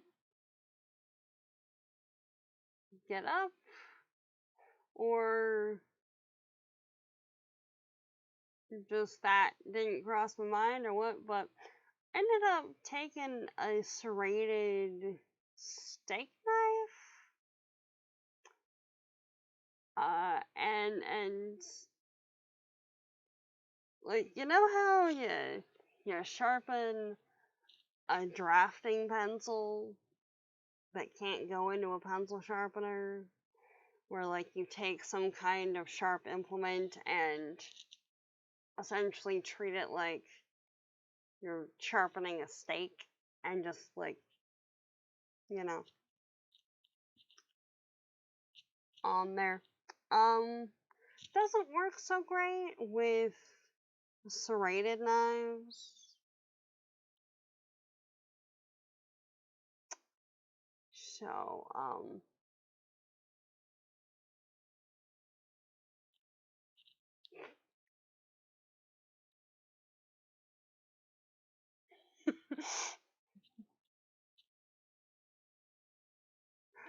Little bitty tiny ring was a genius.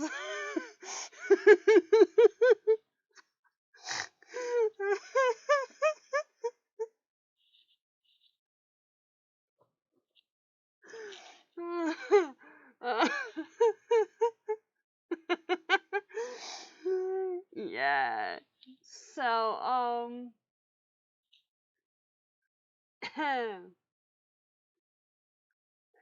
like when I say that I have kind of an obsession with sharp pointy things, like that lives in the back of my head with like, I mean, you like them, but do they really like you?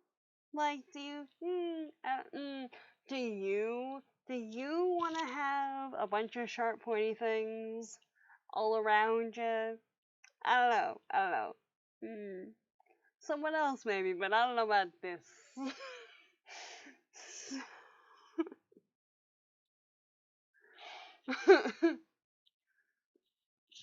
So there's that. Uh, yeah, yeah. uh, Seriously, like randomly stabbing myself with things and social awkwardness.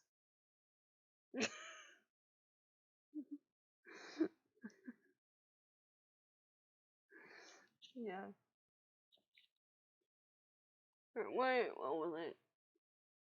Sharp pointy things, social awkwardness, social anxiety,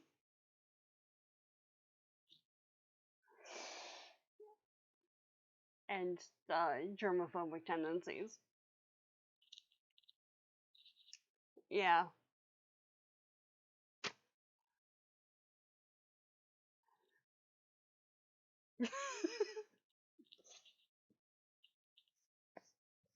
I mean, if I was wrapped in bubble wrap and then encountered a sharp pointy, at least the pop of the bubble wrap might, deflect the main pointy bit of it. So there's that.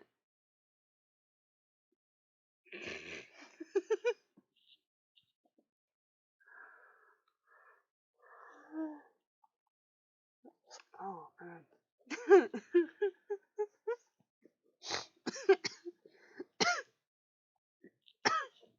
Oh,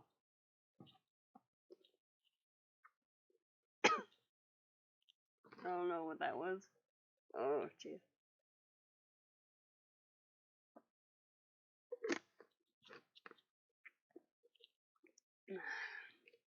When you end up choking on your own saliva. That's fun. Love that. So, uh,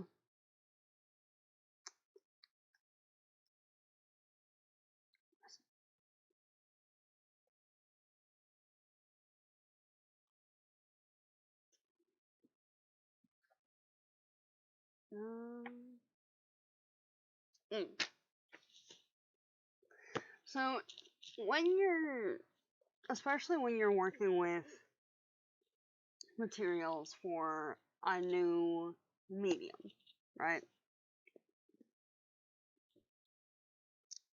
A lot of times there's a lot of missteps, regardless of what the medium is. There's a lot of excuse me, a lot of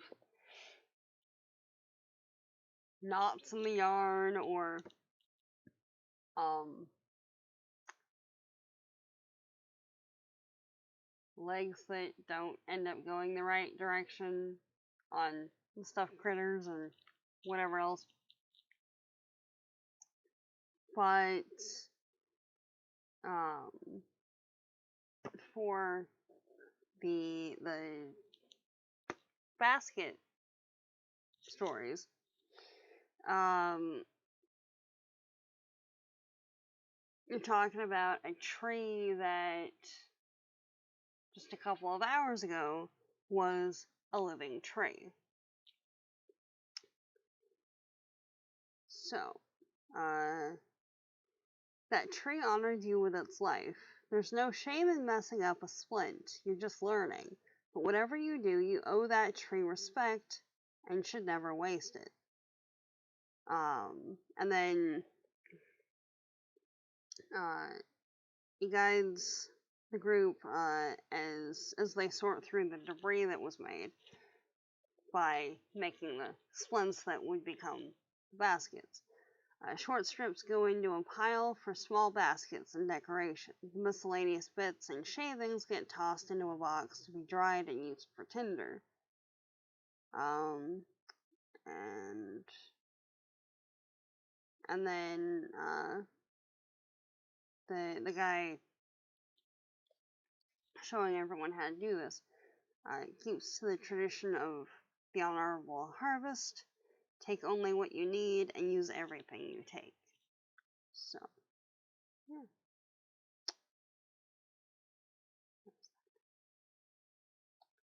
And then there's an interesting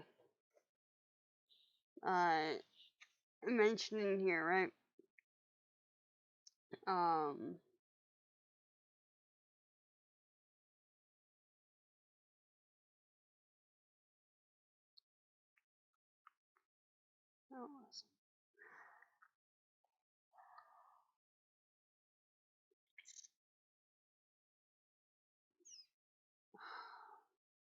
where'd it go?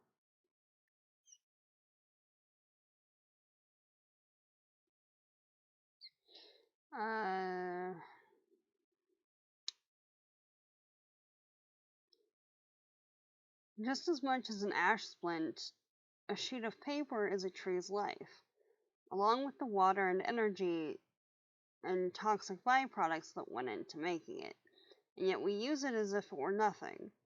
The short path from mailbox to waste bin tells the story. But what would happen, I wonder, to the mountain of junk mail if we would see in it the trees it had once been? Like, yeah.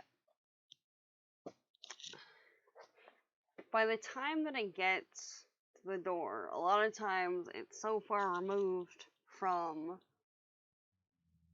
the tree that most folks don't think about it, even. But it is worth contemplating on that one. Because regardless of what the species is, right? Wood pulp is, by and large, what's used for paper.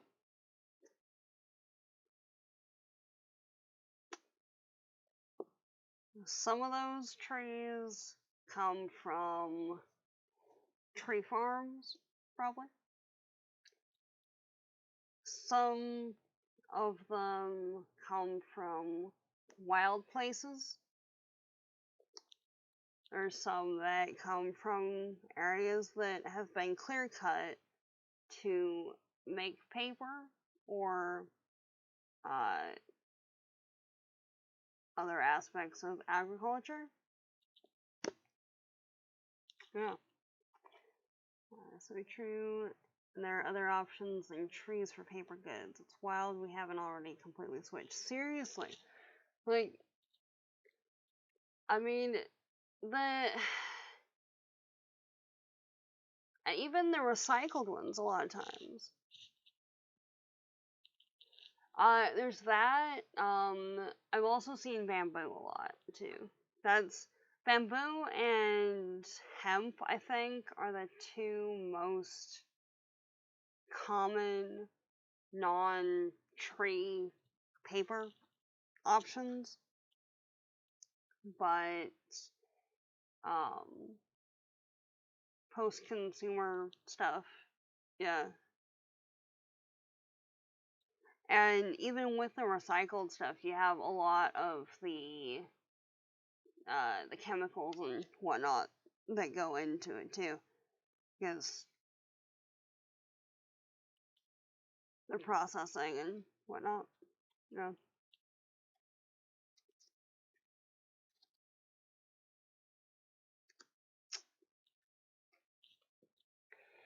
Yeah, exactly.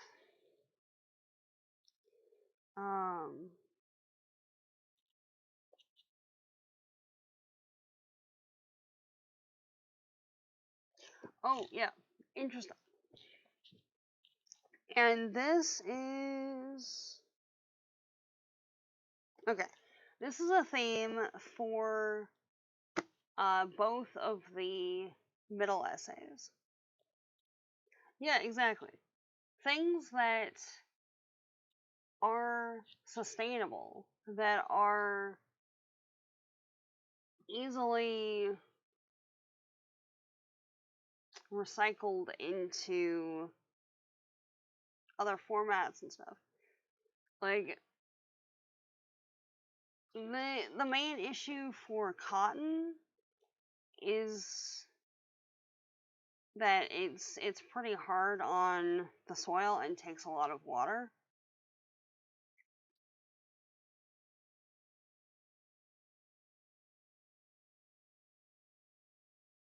Oh, nice. That's cool. That is cool. Yeah. Because I know potato-based plastics are a thing. Algae. I haven't experienced algae-based products, but I know that's a thing that folks have been working on. Which is cool, like seriously cool. Uh, Especially because like it's so renewable because it's just there and replicates very fast. Um, but yeah, yeah. On the note of denim paper, um, I have I have the bits of a video that I need to like edit together of me making paper at Bowers. Uh, Back in 2019. Yeah, because they had a paper making workshop, and the method of paper making was to stick pieces of uh, jean material into a blender with some water and then let it dry and stuff.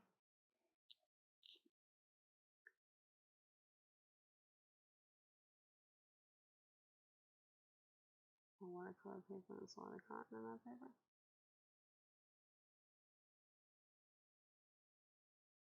Oh wow, nice, very cool, Poe. Very cool indeed. Yeah, there's a lot of cotton in watercolor paper.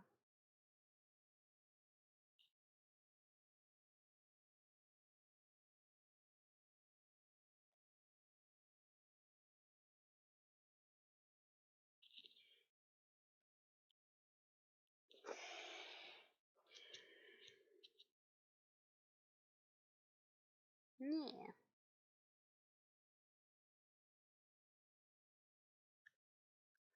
But yeah, there's a theme for both of like the middle essays in part 3. Uh where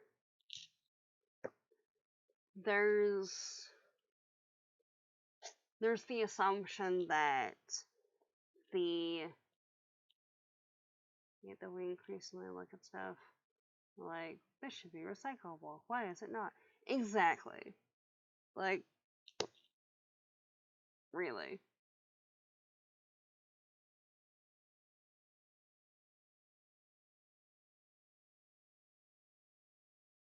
Yeah, totally. Like I can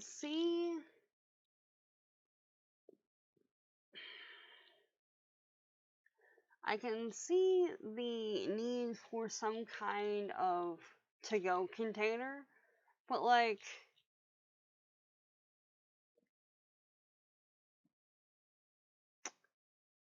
cardboard from recycled sources or something, like it, you know? Yeah, no, totally. Like if there's someone who has a disability who needs straws or needs something that can't be recycled or can't come from recycled sources, totally get that.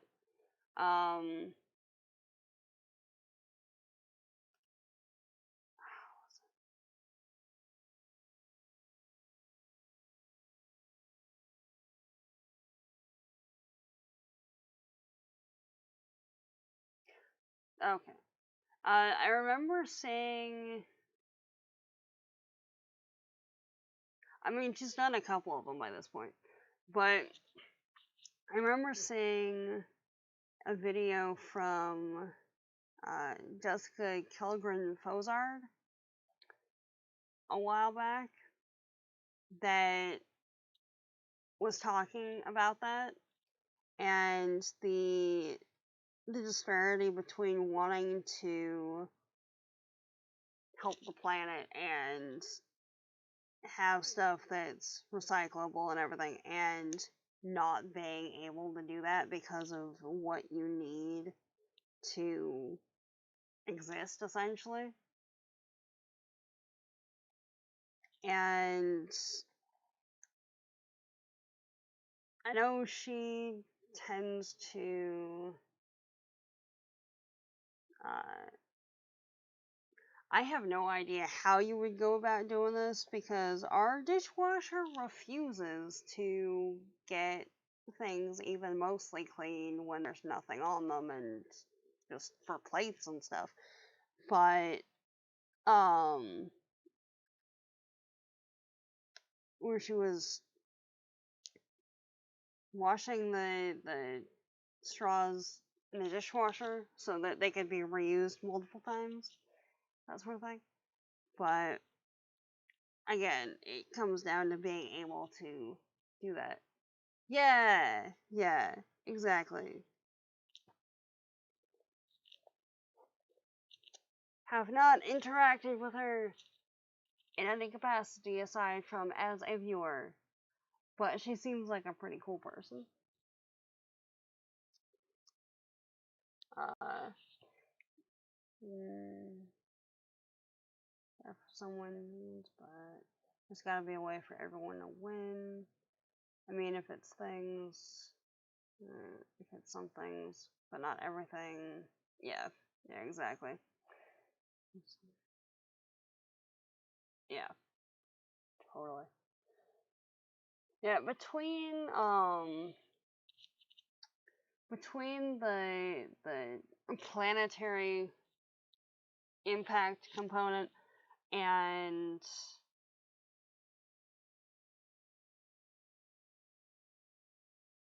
like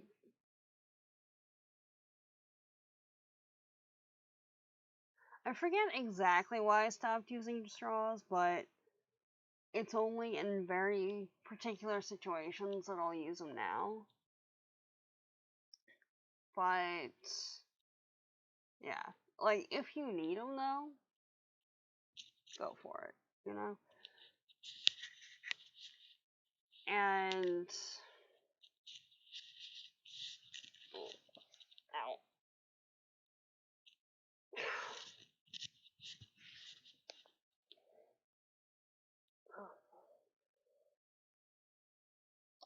I realized that over the last couple of days, I've been more like keyed up than usual. And I know that activates the stress response and stuff. And now that I'm not in the middle of it right now, uh, everything's relaxing. But like, when the stress response kind of sticks around for like a couple of days, and then like, oh right, you're not in like massive panic mode. Okay. So that shoulder that you were trying to have, right? What? Uh. Ugh.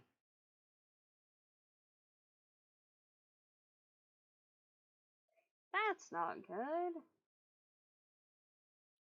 That's not good at all.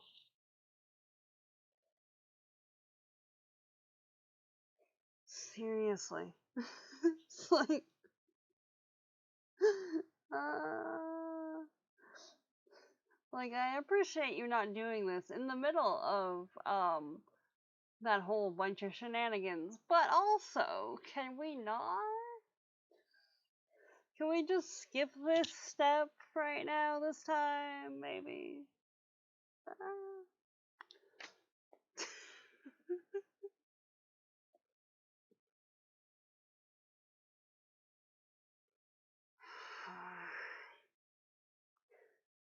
Yeah. The best that I can describe it.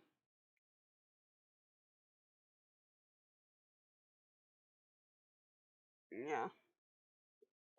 Yeah. Uh,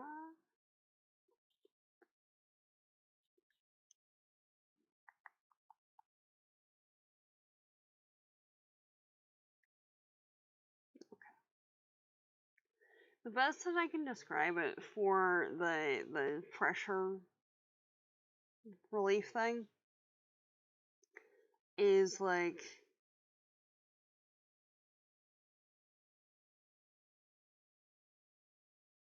if you're sitting in a certain position that's kind of maybe cutting off circulation to your hand or whatever, just like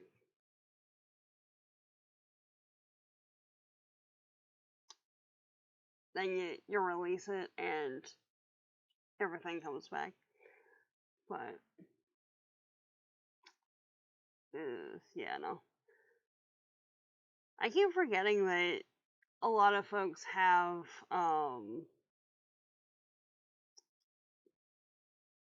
Discord. Can't even remember the name of it. Folks have Discords and stuff. Okay.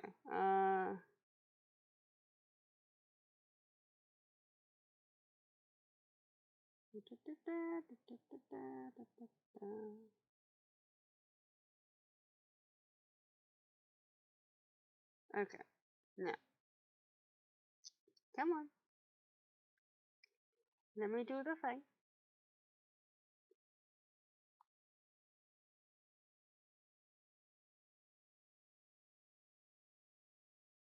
Apparently, no, maybe. Maybe.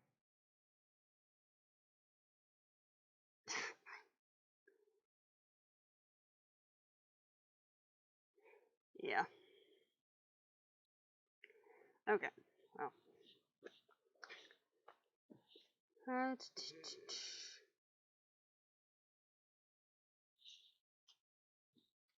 Alright. I'm just gonna. Yeah, well. This kind of vaguely helps a little bit. So we'll just, we'll be sitting like this for the next, like, minute or so. Jeez. Oh, this is. Ow. No, okay. Too much strain on the other side. That's fun. Anyway.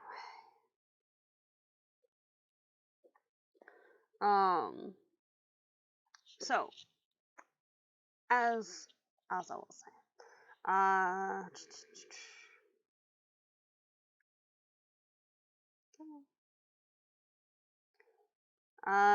there should, yeah, okay, it's working.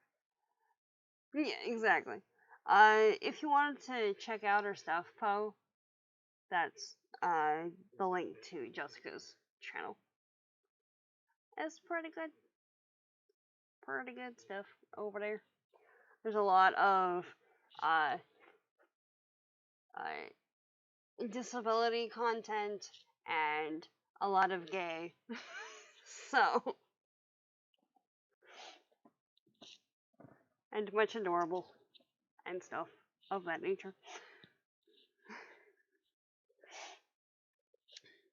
Oh yeah. So, in the two middle essays for part 3, right? It's got a common theme of the relationship between, yes, and lots of fabulous. So much fabulous. Yeah, yeah. And very English. And like some 50s aesthetics and stuff. And it's awesome.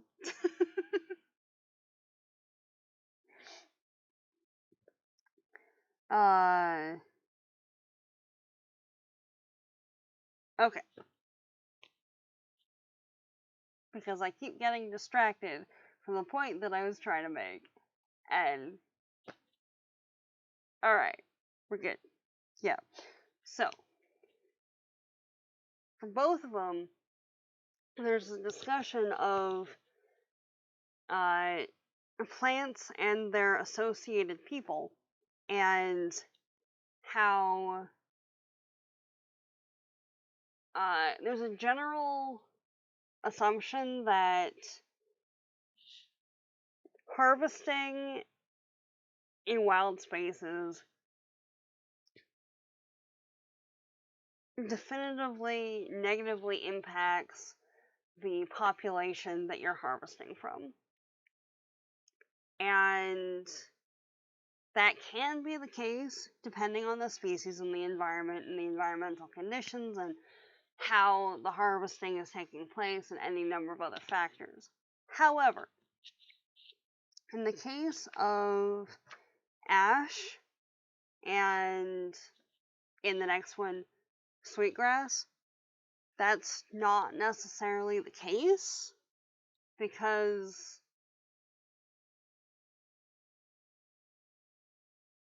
they were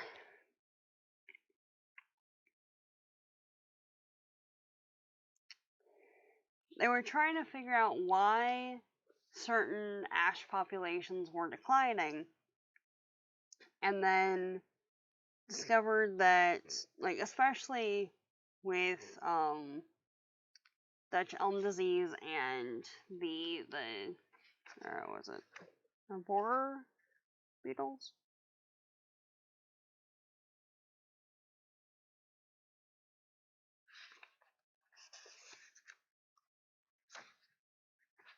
ash borers, yeah.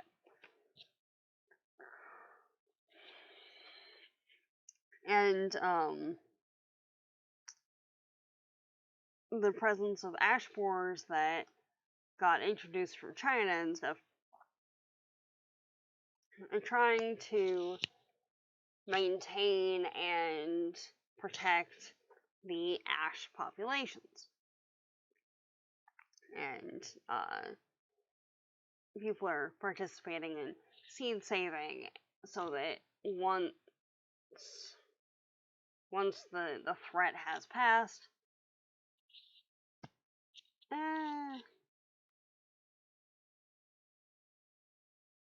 well, for that one it's more like change in ecosystem dynamics.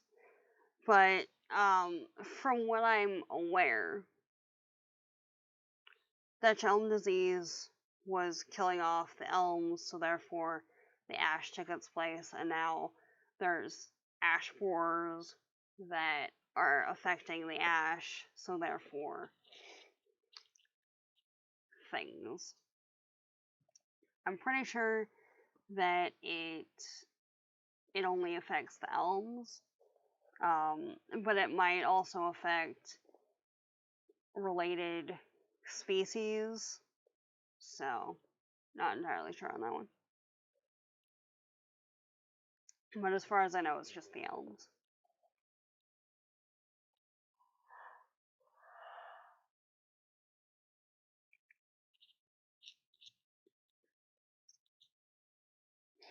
Um, But the hypothesis was that areas that the ash were dying was because they weren't harvesting enough of them because there was too much of a canopy cover, so the trees couldn't actually grow, especially when you take into account that around communities where people were making baskets, the tree populations were doing pretty well because the people were taking care of them, so the trees took care of the people.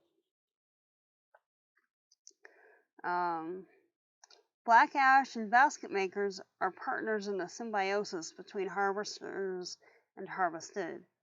Ash relies on people as the people rely on ash. Their fates are linked. Exactly. Exactly. Need more traditional basket makers.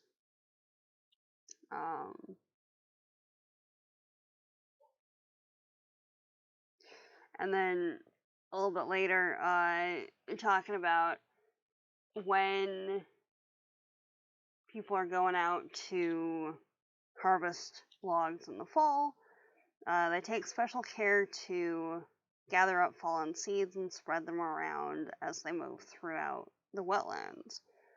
It's like anything else. You can't take something without giving back. This tree takes care of us, so we have to take care of it. And they're perfectly fine in wetlands because ash are one of those trees that thrive in the kind of more marshy, wet environment soils. Which is also part of why ash is used for so many kind of hard-wearing,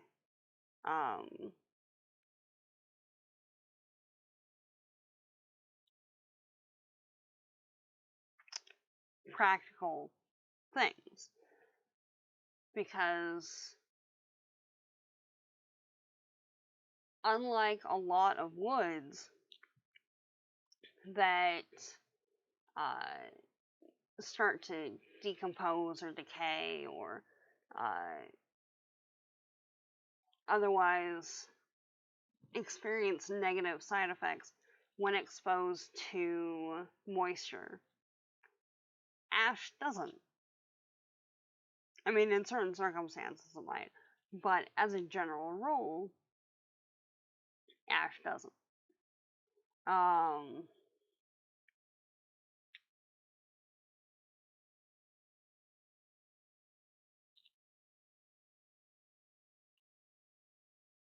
So, let me just check something real quick. Okay.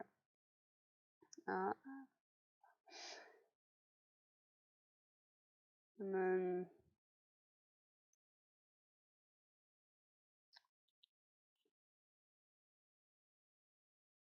if it'll actually let me type.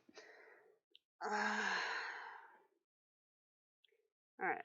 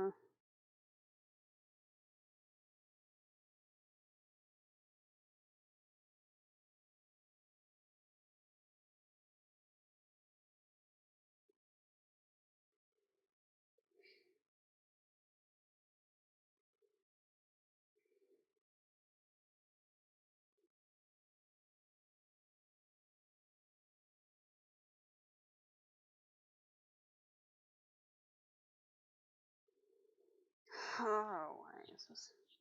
Come on.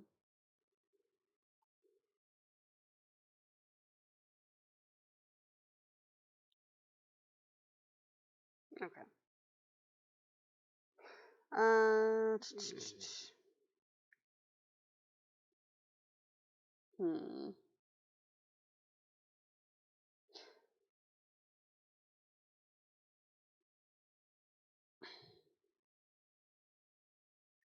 Okay.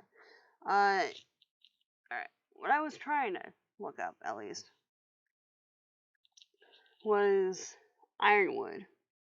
So I remember reading something a while back.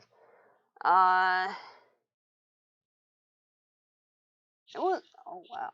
That was back when I was working on my dissertation. Jeez. Alright.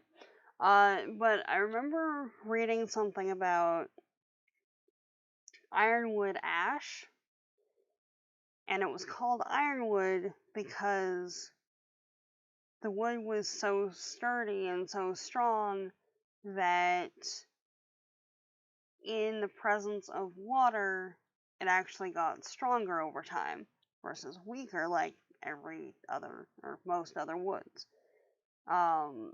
So eventually it would be as strong as, or at least hardy like iron. Um, so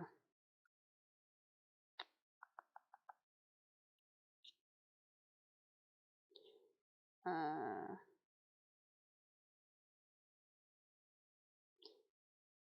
but I'm not seeing.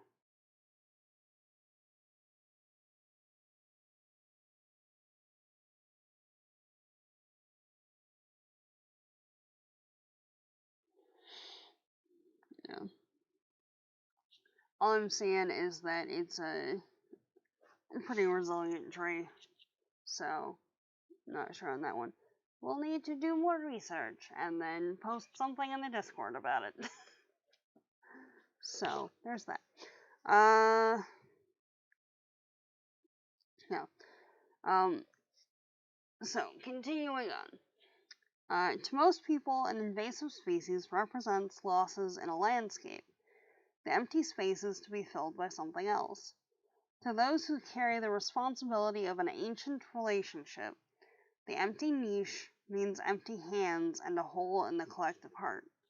So yeah, to most of the general populace, a species declining or becoming extinct means that there's a niche that is going to fill up with something else because something else will move in. But if you're approaching it from the perspective of someone who's working with plants, who's working with the surrounding world, who has that deep relationship with uh, with a species, with a type of non-human being, however you want to describe it, it's the loss of a friend, the loss of a partner in community, a loss of creative culture, and it's a lot different. um, Alright.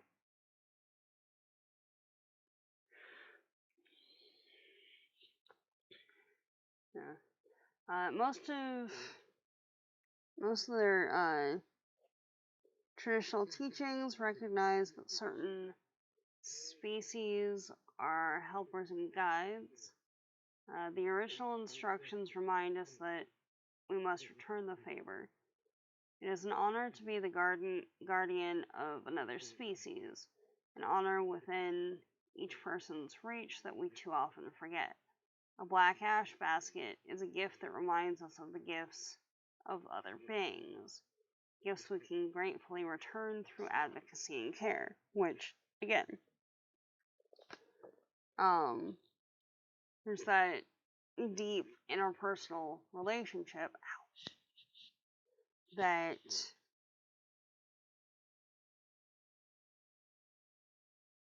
is present and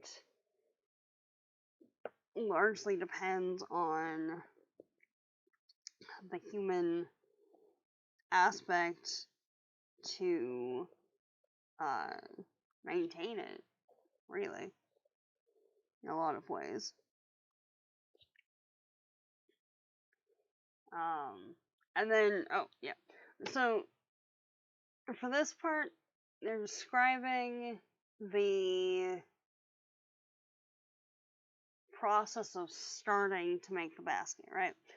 So, the base of a basket starts with 2 strips laid in a symmetrical cross. So, just, the X. Because, quote, our people honor the 4 sacred directions and the powers resident there. Where the 2 basket strips meet at the intersection of those 4 directions is right where we stand as humans, trying to find balance among them. Everything we do in life is sacred. The 4 directions are what we build on. So, the basket itself is not only an integral part of the culture, because it's working with how the trees interact with humans and that relationship,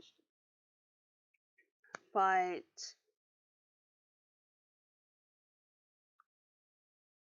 it's also a holding thing.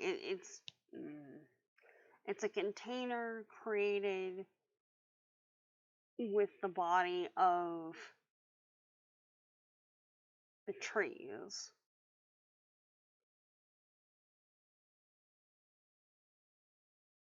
And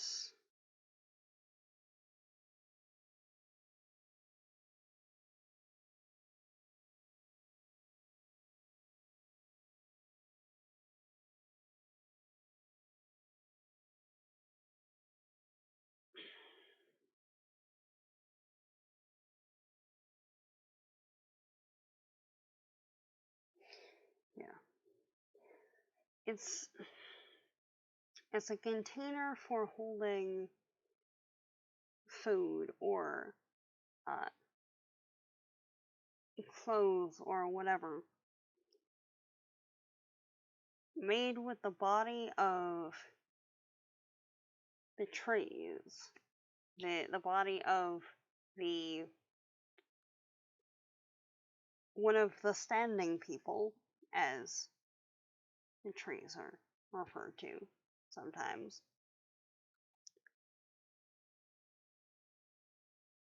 And the layout is representative of humanity's place in the general community that they're part of. And then, in weaving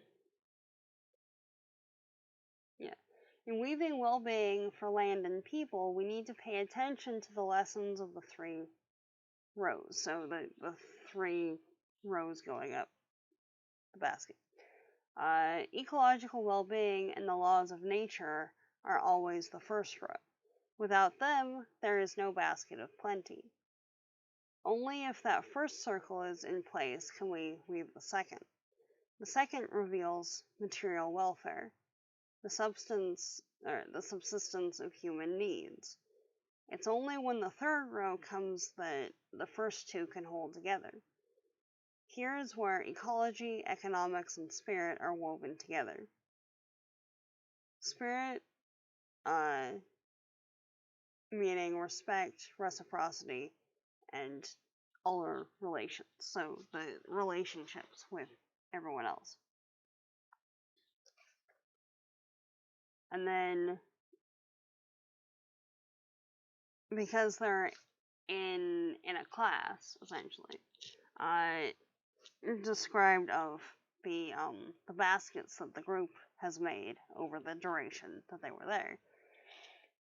They're all made of the same stuff, and yet each is itself. That's the way it is with our people, too. All made of the same thing, and each their own kind of beautiful.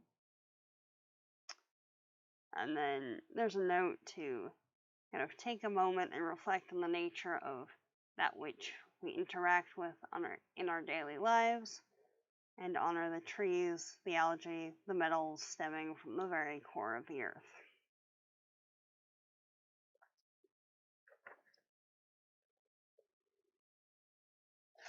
Alright.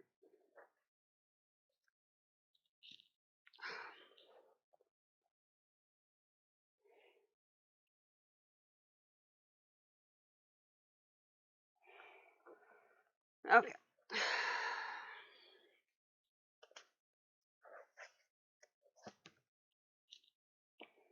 Let's set that down. One sec.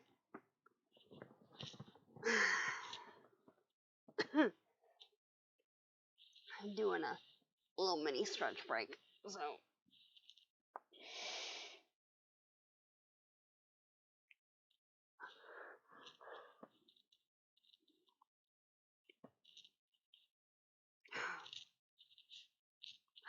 Okay.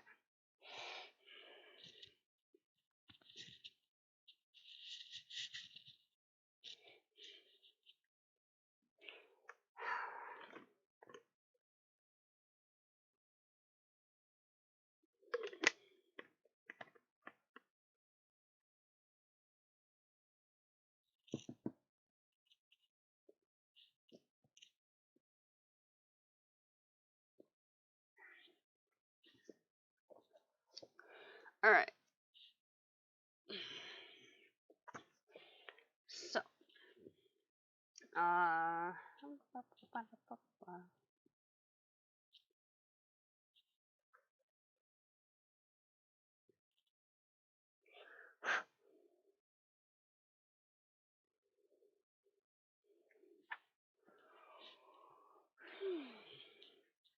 So, part 3, essay 4.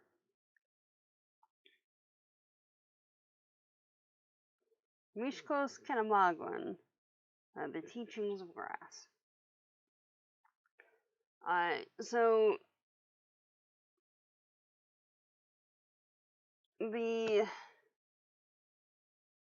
basic setup for this one is that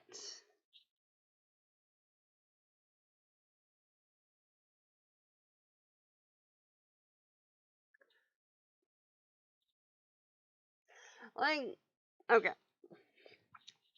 real talk here. Of all the things, right, why is it always the nose that folks seem to,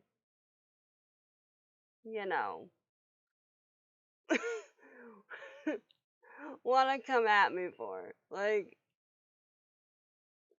I realize that it is a distinctive feature, but also,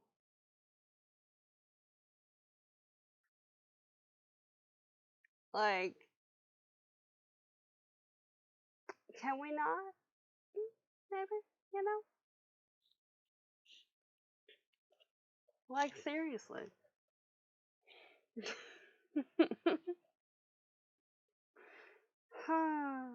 Honestly. Thank you, Honeycomb. You appreciate it.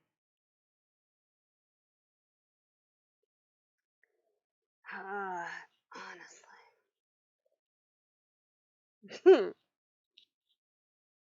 Also,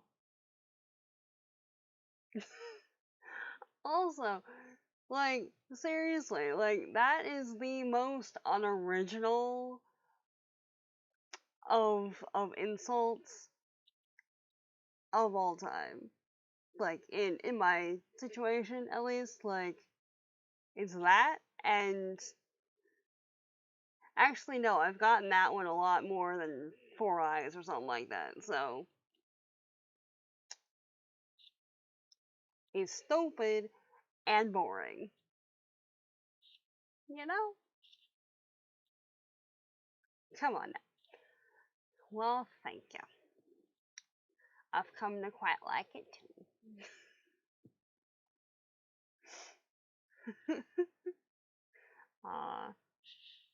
Thanks, guys. Yeah, seriously, like, I mean, if you're gonna take the time to write it out and be a jerk, like, at least make it worth it, you know? You know? Like, at least, like, try and get a laugh or something. Like, that one was just, like, annoying. Come on now. But anyway, the premise for this particular essay, right, is um there's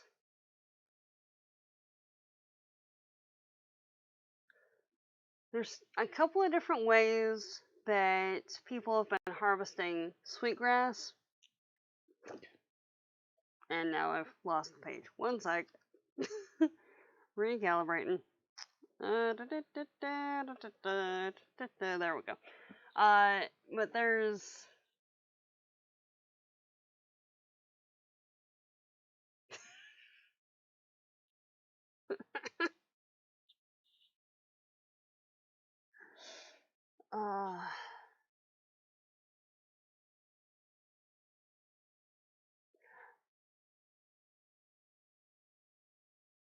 I mean, fair.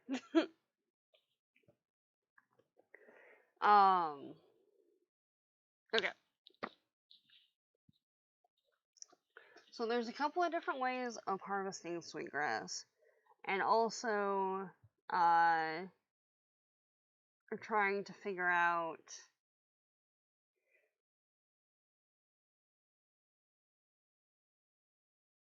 I mean, as an extension of the initial experiment, how to get general science to acknowledge indigenous traditional excuse me traditional knowledge as viable and worth looking at,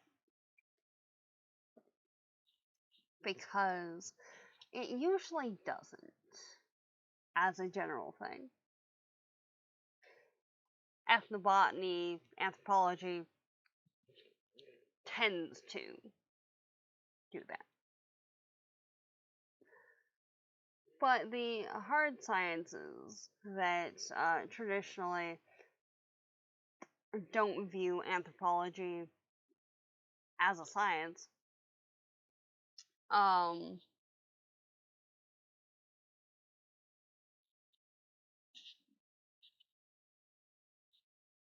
kind of try and remove the human aspect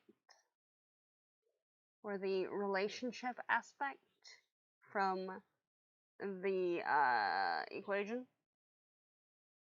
which,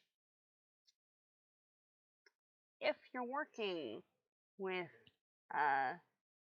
living organisms, that's kind of an important factor, you know? So, I don't remember where I first saw this. It might have been one of the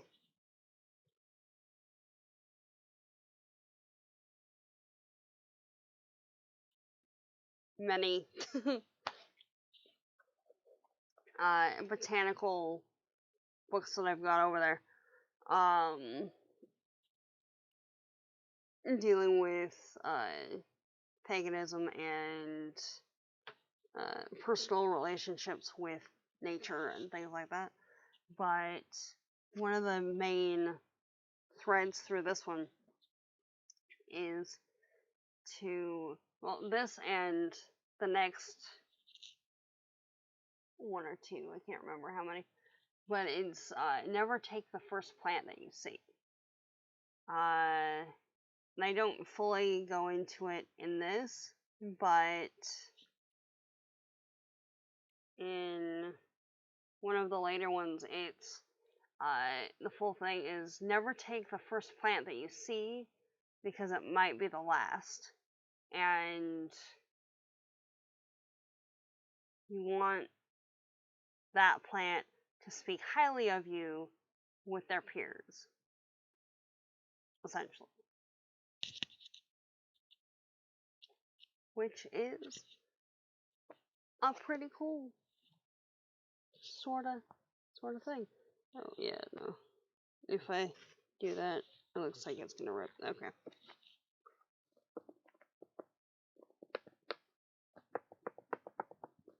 There we go.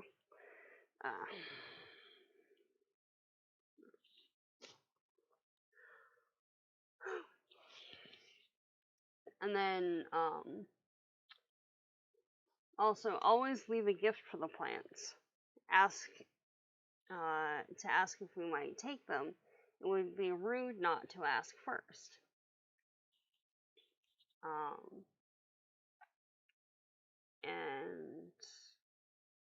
And to be heard, you must speak the language of the one you want to listen.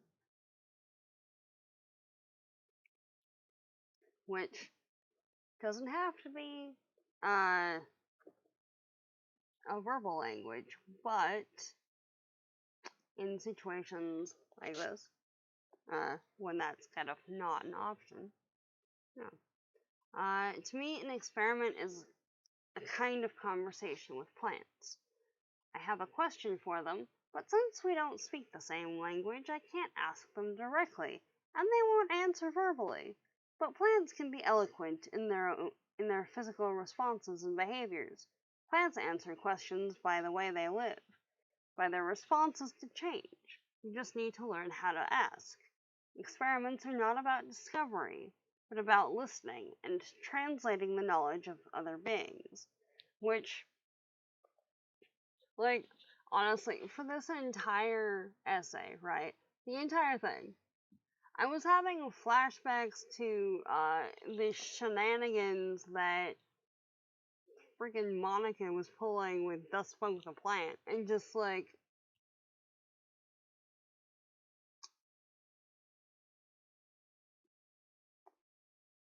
we don't speak the same language, so therefore we need to find other methods of communication.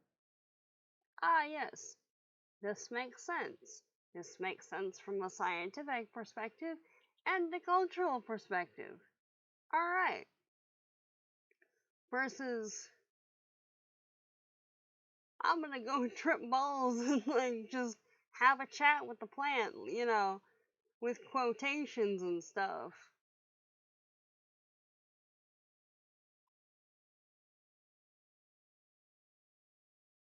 Like, I acknowledge fully that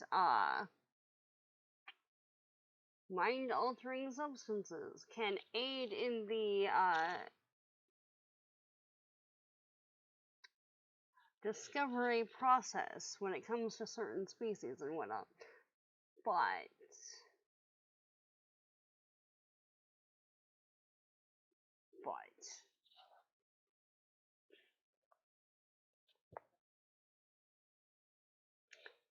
well, yeah.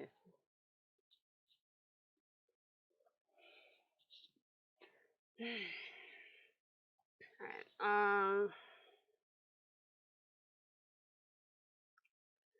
and in this particular, Lena is one of the elders who is helping with the experiments and stuff, and showing the way that her people traditionally harvest sweetgrass, and there's a disparity of okay. Yeah, because it looks like it's just 1.4% has been drop frames. So everything seems to be relatively stable on my end. So yeah, just keep an eye on it. Let me know if it's dropping again. I'll try and finagle something with that. But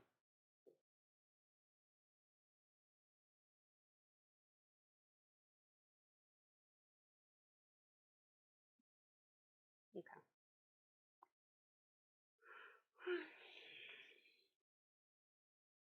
Um yeah.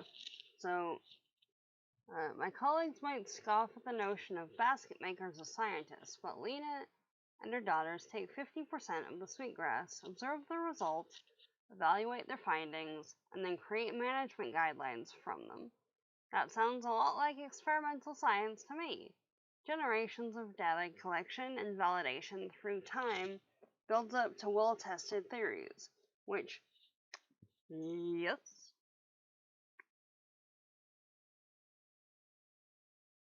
No worries. Like, seriously.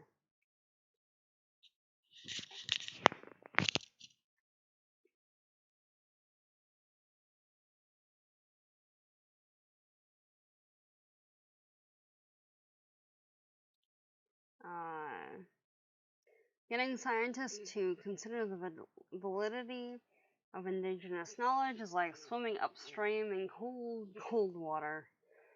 They've been conditioned to be skeptical of even the hardest of hard data that uh, bending their minds toward theories that are verified without the expected graphs or equations is tough, especially if you had the audacity to ground your work in the observations of old women who had probably not finished high school and talked to plants to boot. So, yep. hmm. Uh, Instead of conducting experiments with sweetgrass while not leaving the traditional offerings and acknowledging that it can't fully replicate the process because Lori, uh, doesn't have that relationship. Uh, quote, I honor that traditional relationship, but I couldn't ever do it as part of an experiment. It wouldn't be right on any level to add a variable that I don't understand and that science can't even attempt to measure. And besides, I'm not qualified to speak to sweetgrass. Which, yeah, okay. Yeah.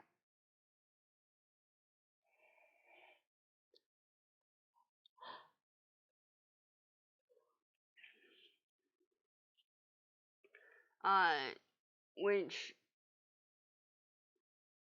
brings up an interesting point, really, of when there's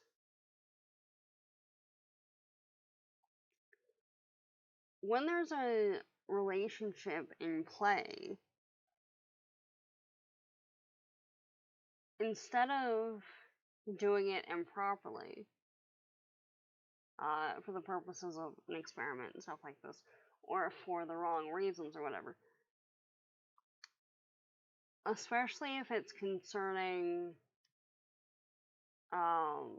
traditional knowledge ways like that, a lot of times it's better to just not do whatever it is, or to do um, whatever the thing is, but without the ritual component attached to it, because really, at the end of the day, if you are trying to replicate a ritual that you don't understand, that you're not part of, that isn't yours to do, because you haven't been invited in because of any number of reasons, it's better to just not do it, or to do all the aspects that you might potentially be qualified for and just leave out whatever that is.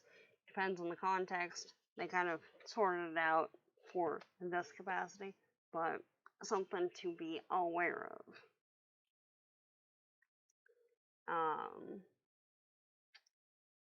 The surprise was that the failing plots were not the harvested ones. So, in the experiment, right? In the experiment, there's 3 groups. There's the group where, in harvesting sweetgrass, it was kind of pinched off above ground by a little bit so that it can spring back up from that particular plant. That's the style that one group was using.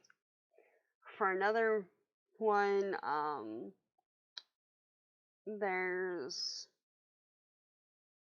they were just yanking the whole plant up because that's how another group was harvesting them. And then for the control, they just didn't harvest anything for the 2-year span that the experiment was going on. And for the other plots, they would harvest a couple of times a year and mark each of the grass plants that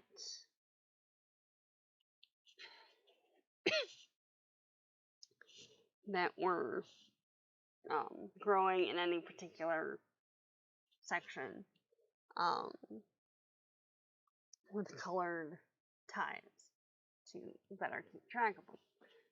And they found that the only patch, because at the onset they were trying to figure out which method of harvesting was more contributing to the patches decreasing in viability. And they basically found out that initially just yanking the plant up helped more because it opened up more soil space. But both of them were pretty even after that initial burst. The big issue was the part that wasn't harvested at all because it ended up getting overgrown and everything was dying because there wasn't enough space for anything to grow. Alright, no worries. Have a good burrito time. Yep. Happy burritoing to you.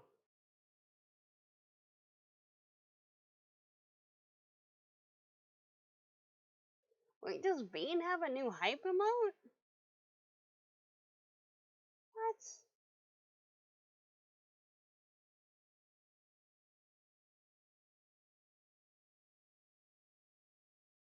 That's cool. That is cool indeed.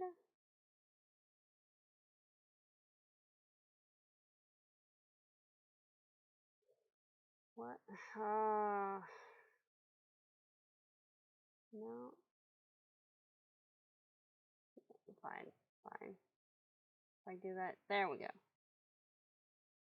Okay. I pushed a thing and it wouldn't let me do anything until I submitted an emote. Alright, there we go. Anyway.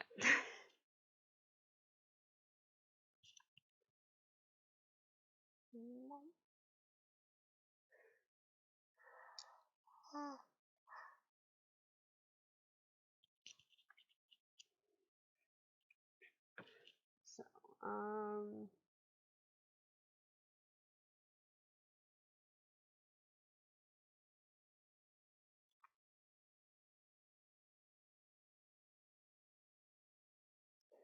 and what they found was that picking sweetgrass stimulated further growth from the remaining plants, and it didn't really matter how the plants were harvested, just that they were.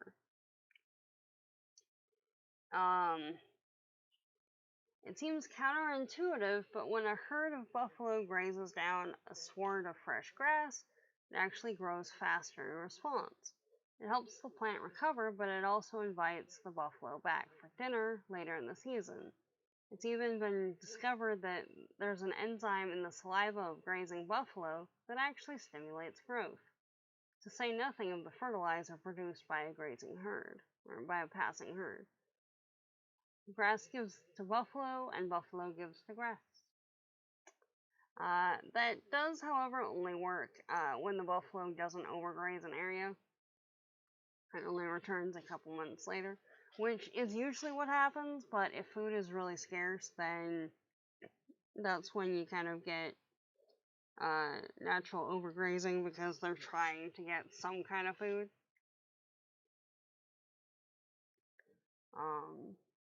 Yeah.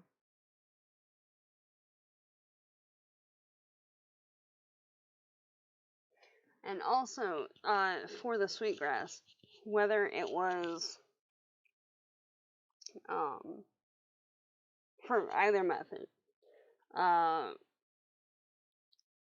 harvesting it stimulated the growth because A, the stems were agitated, but B, the nodes on the roots, or they were growth nodes on the roots that activated when the plant was disturbed, essentially.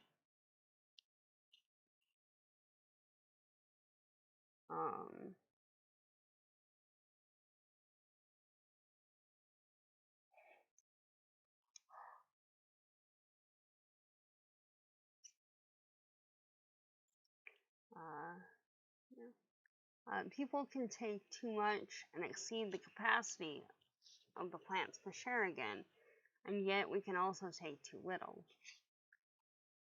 If we allow traditions to die, relationships fade, the land will suffer. Not all plants are the same, each has its own way of regenerating.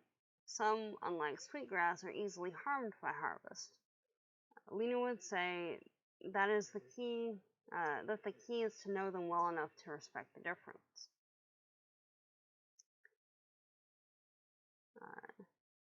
Mishkos Kanamagwan, isn't this the lesson of grass? Through reciprocity, the gift is replenished, all of our flourishing is mutual. The wind moves through and carries the grass song. It sounds to me like Mishkos. Over and over, on ripples of moving grass, which, just on an ethnobotanic note, right? The number of this is just really cool. The number of species that in indigenous communities worldwide, really, have names in some way or phrases associated with them, to do with the sound they make is fascinating.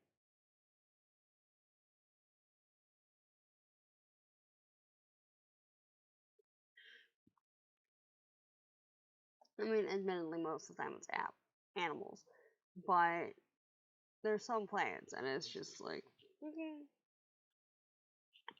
it's nice. So, yeah. Um,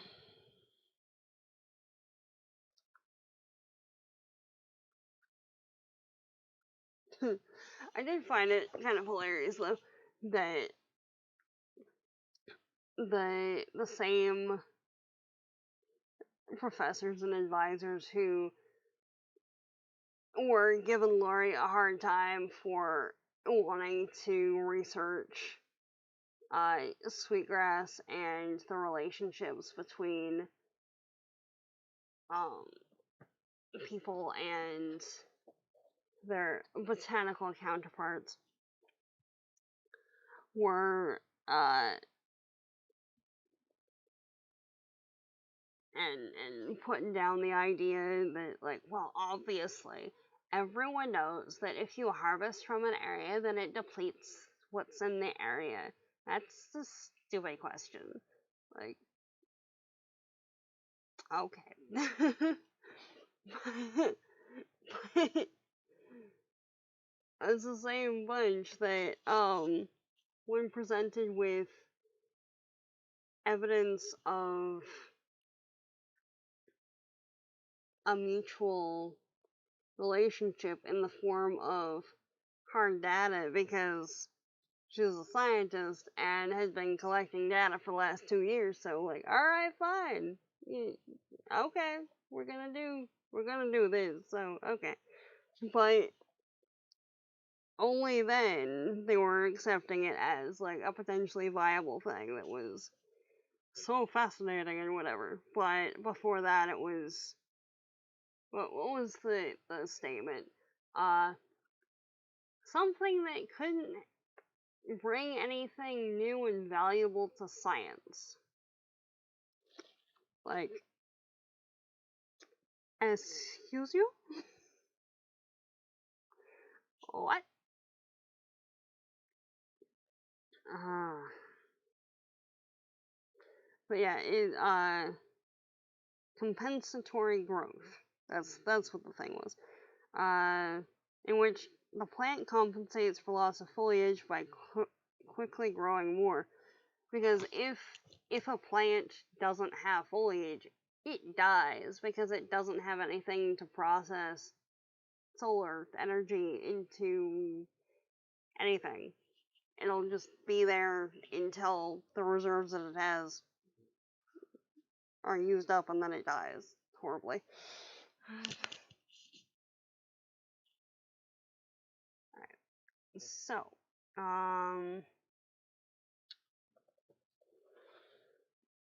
next we've got,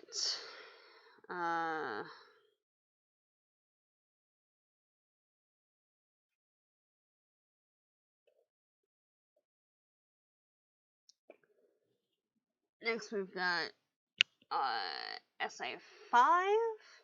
So, Maple Nation, a citizenship guide. Okay. I'm gonna put a pin in that one real quick. Gotta use the facilities. I will be right back. Okay. Alrighty. Oh yeah, and I just saw the notif in the Discord for that one, guys. We'll definitely check that out after stream. Very cool. Very cool indeed. Alright. So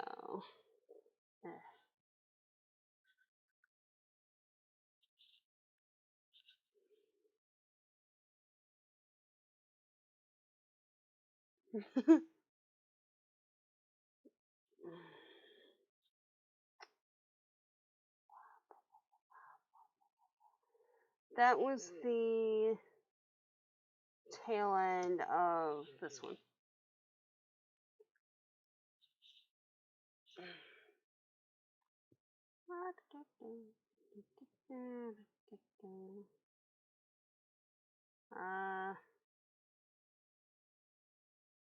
Looks like the last section is Satori Marsh Night Xenoblade Chronicles. Yeah.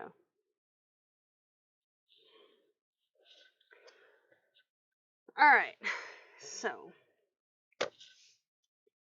Maple Nation, a citizenship guide. It would help if I was on the right screen. There we go. Yep.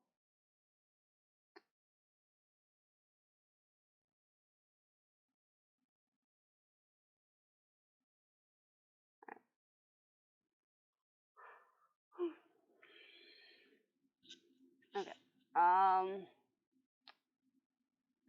Oh, yep.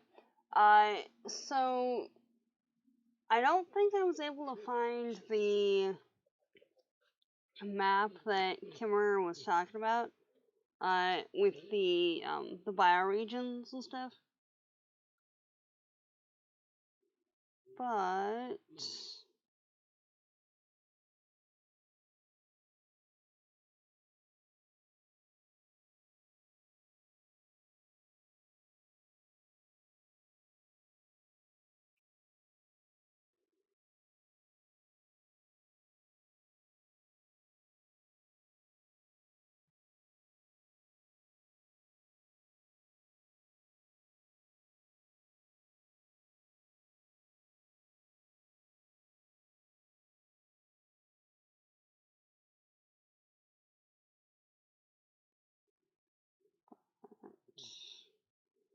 so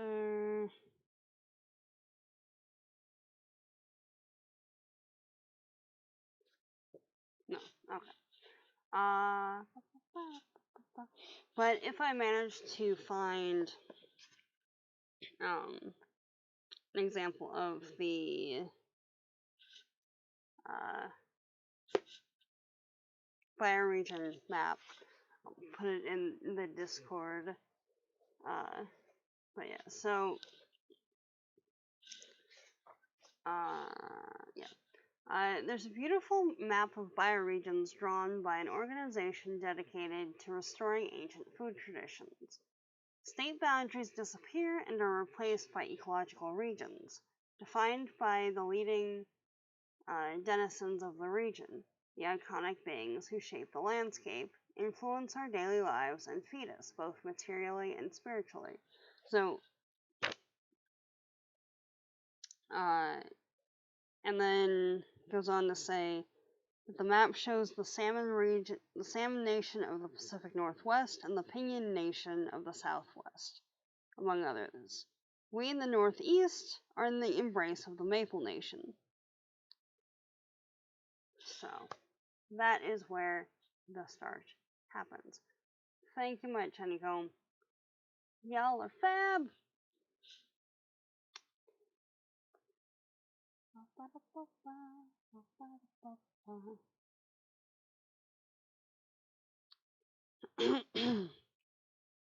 Alright. Okay. Yeah. And then the author says, from my parents, I learned that town government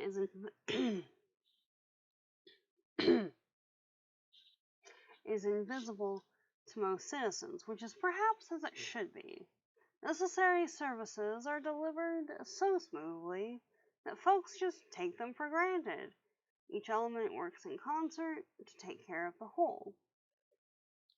And in this context, it's in relation to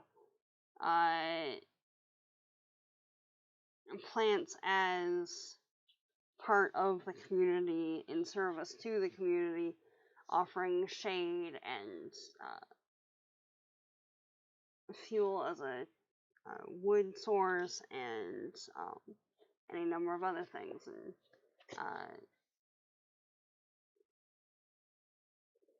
a windbreak and a retainer for the soils, and every notion of other things. Indeed. Yay! Glad to hear the burrito was tasty, Poe. Welcome back. You're in time for the maple discussion, because maple is awesome.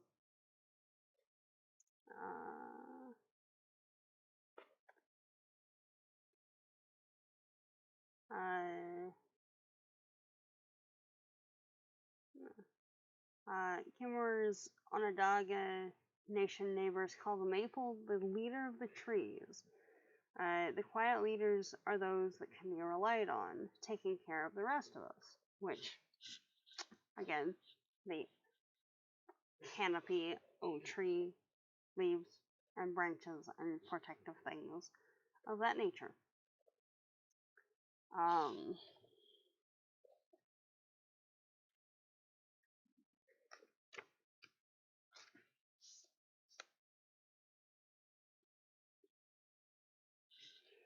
And then, as part of forest maintenance and stuff, they go out and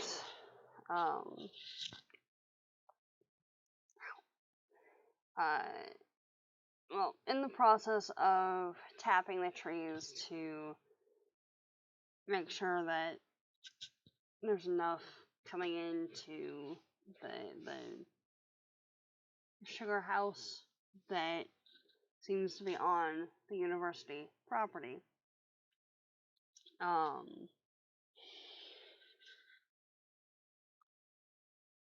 They're doing a survey of the forest, essentially. And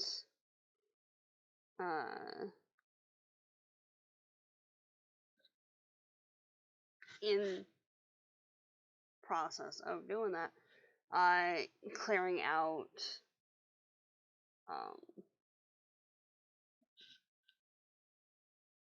the dead wood, like the old trees and stuff. Where is it? The forestry students cut and gather a fair bit of the wood from dead trees along all of our trails. See, it works out good. To keep the sugar brush productive, we thin out the competition so our sap trees can grow to a nice full canopy. Oh, yeah, my nose. Yeah.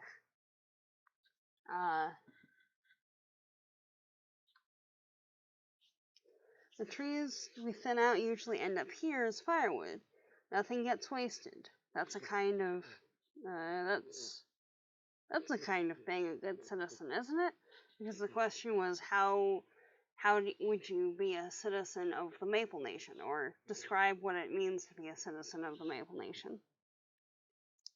You take care of the trees and they'll take care of you.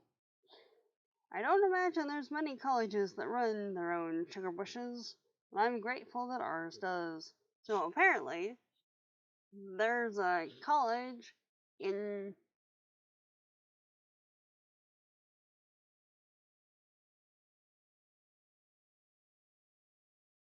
I forget where she's based right now.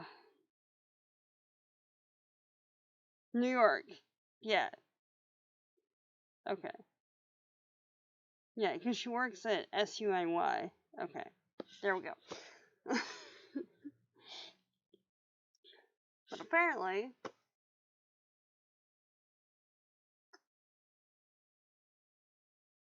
they have their own setup for maple, which is cool.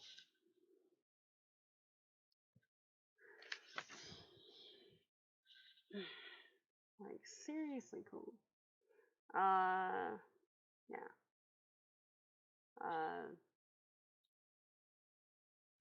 And then there's another bit in here. We are what we eat, and with every golden spoonful, maple carbon becomes human carbon. Our traditional thinking had it right. Maples are people. People are maples.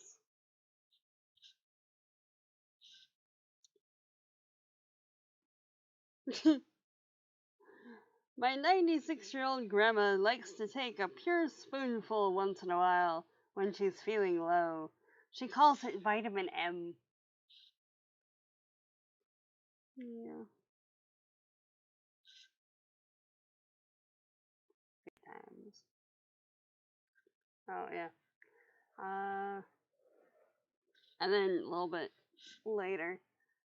On what basis do we select where to invest our allegiance? If I were forced, I would choose Maple Nation. If citizenship is a matter of shared beliefs, then I believe in the democracy of species. If citizenship means an oath of loyalty to a leader, then I choose the leader of the trees. If good citizens agree to uphold the laws of the nation, then I choose natural law, the law of reciprocity, of regeneration, of mutual flourishing.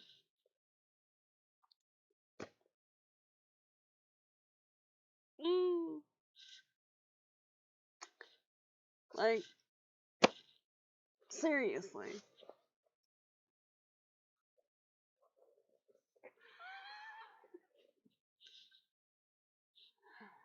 I mean,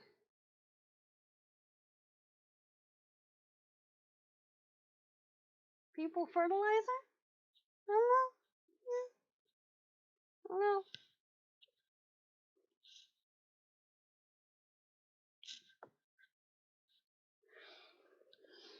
But yeah, no. That one. Oof.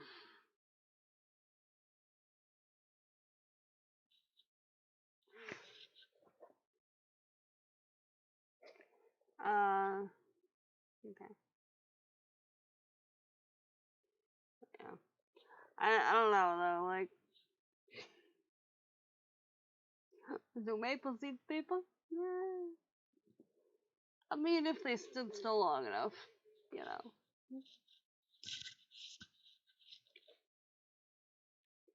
Um. Then we do not pay at the pump for the cost of climate change, for loss of ecosystem services provided by maples and others. Cheap gas now or maples for the next generation. The the Maple Nation Bill of Responsibilities asks us to stand up for the standing people, to lead with the wisdom of maples. Just like, ah, like honestly, this this whole this whole book, right?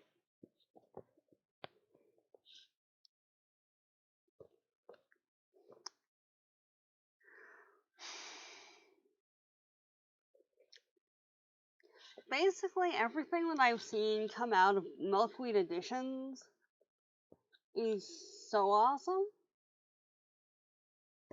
You know, you know.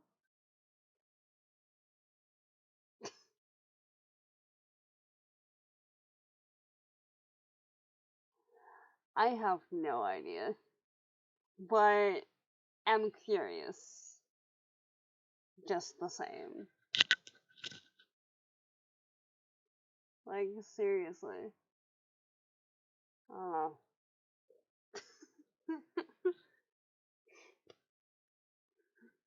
No idea who the guy actually is though.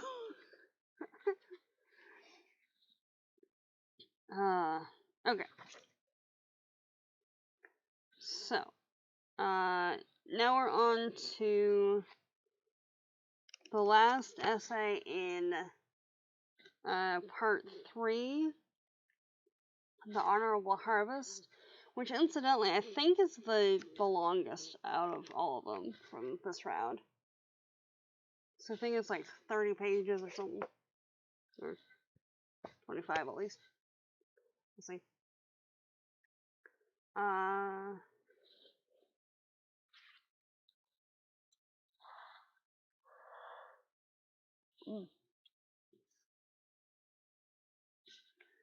but yeah, it starts off real strong, you know? If you ask permission, you have to listen to the answer. If you ask for consent to act, you must listen and respect the answer given, you know? Whether it be a plant, an animal, people, you know? Important things.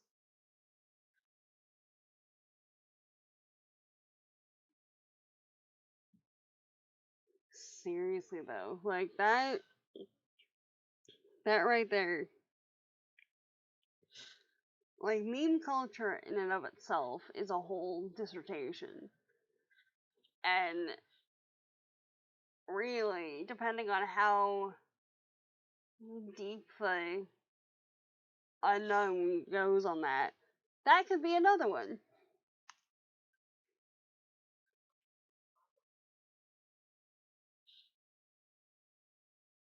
Exactly. Exactly. Massive, massive preaching of consent truth. Like, so much. Yeah. In our oldest stories, we are reminded that this was a question of profound concern for our ancestors. Okay, where is it? There's some of these that it's like I forgot what came right before it. Okay. Uh,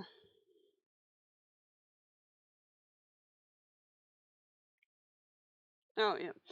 How do we consume in a way that does justice to what lives that we take? All right.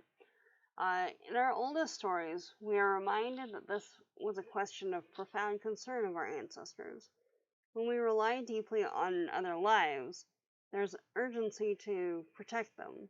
The need to resolve the inescapable tension between honoring life around us and taking it in order to live is part of being human.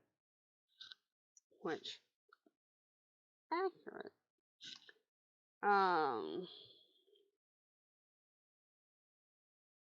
no. Asking permission shows respect for the personhood of a plant, but it is also an assessment of the well being of the population.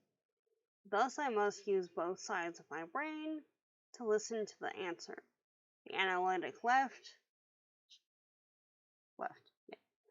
looks at whether the population is stable enough for harvest, and the intuitive right reads the open or closed nature of the plant's generosity and general interaction with those around them.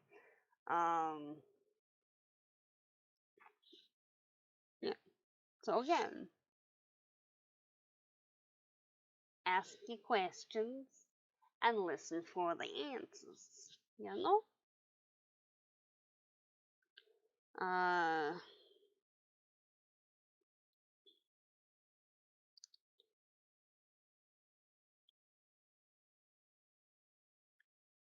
and then okay. Um,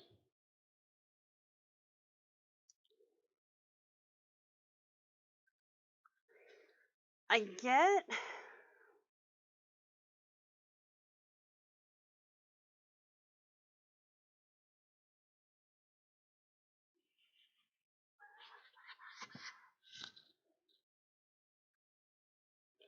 I mean, if they were dead neighbors, I that might explain the smell. I don't know.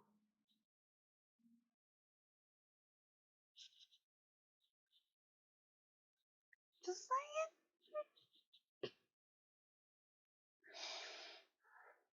Don't know that it would be gasoline, but you know. Anyway, um, so like I get what she's saying, right? About not using a sharp shovel when digging up leaks because then it's too easy and it's not enough of a constraint uh, to kind of limit what you're taking with you, and there's potential to injure the other plants in the surrounding vicinity. Totally get that. But also, going back to the convo from a bit ago, um, if you're not physically able to get down and uh, use a small hand trowel on digging up plants and things, that can be a very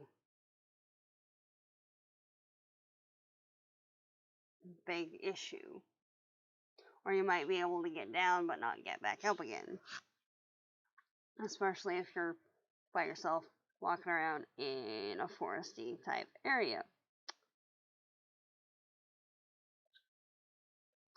So, things to consider when going about that. But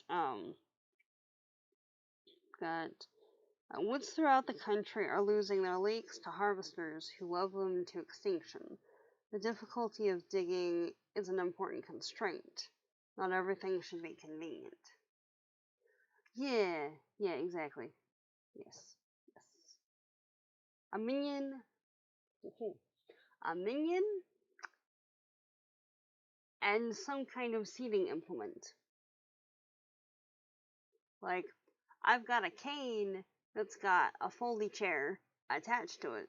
So, like, when I went in for round 1 of the vaccine, I had that with me. Didn't use it because there was legitimately no line, but had it with me. But yeah. Yes. Grad students. And then grad students get experience with research and stuff. So it's a win-win for everybody.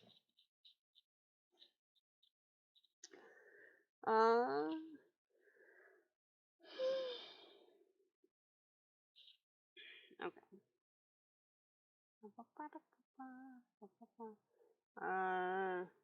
Okay. Cautionary stories of the consequences of taking too much are ubiquitous in native cultures, but it's hard to recall a single one in English. Perhaps this helps to explain why we seem to be caught in a trap of overconsumption, which is as destructive to ourselves as to those we consume.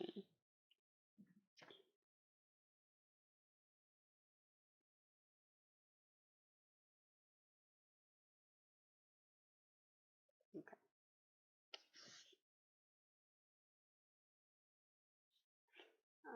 Collectively, the indigenous canon of principles and practices that govern the exchange of life for life is known as the honorable harvest. They are rules of sorts that govern our taking, shape our relationships with the natural world, and rein in our tendency to consume. Traditional peoples feed their families from the land, have harvest. Who feed their families from the land have harvest guidelines too. Detailed protocols designed to maintain the health and vigor of wildlife species. So, yeah.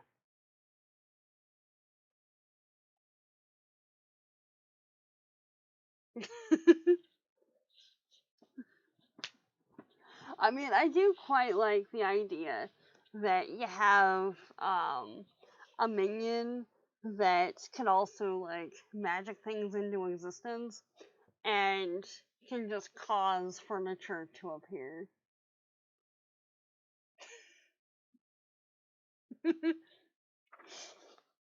How would you phrase that though?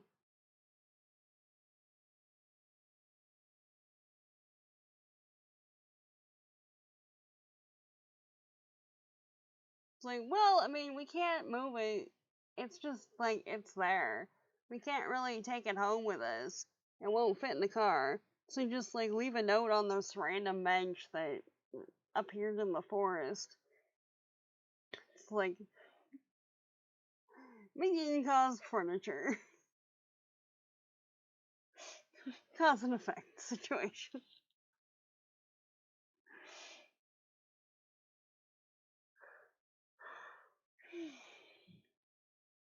Alright. Oh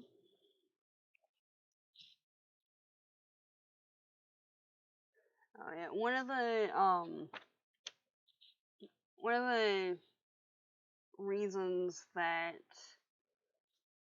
uh some people gave for why it was okay to take uh, land, growing spaces, grazing areas from indigenous communities was that they weren't using the land to its full potential, right? Which basically means, in short form, that they weren't fully exploiting the land.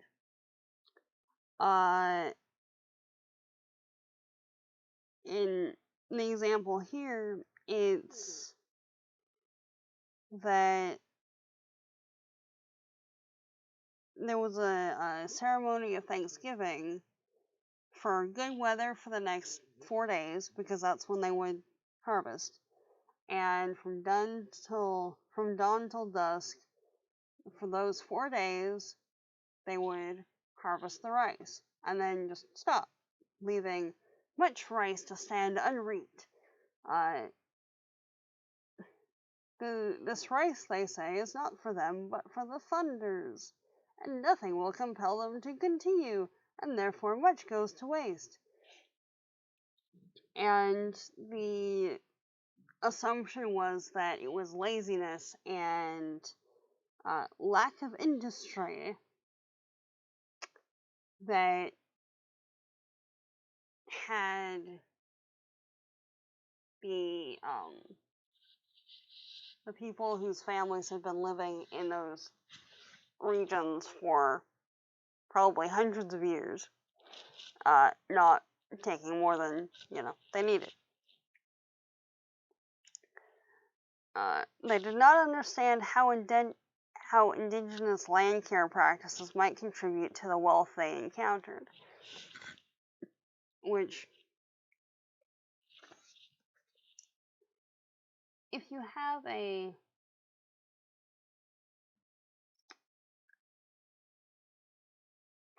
highly successful harvesting practice, a lot of times that means that you have stripped as much of whatever the grain is, or seed, or whatever it is, from the crops as possible, right? Meaning that the area that was previously growing, you probably don't have much in the way of seed crops for the next round. So therefore, you're probably not going to get much of a turnaround for the next season when it just is supposed to be growing and stuff, because everything else will die off. Ergo,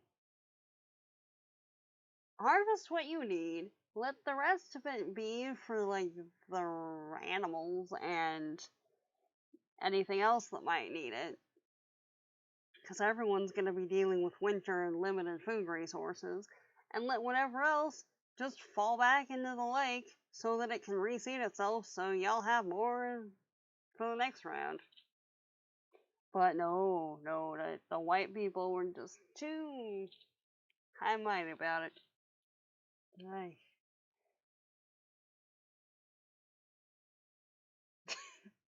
Yes, exactly. The grad student application. Every grad student needs to have the ability to create comfy furniture from natural surroundings. Exactly. Yeah. Exactly. Um.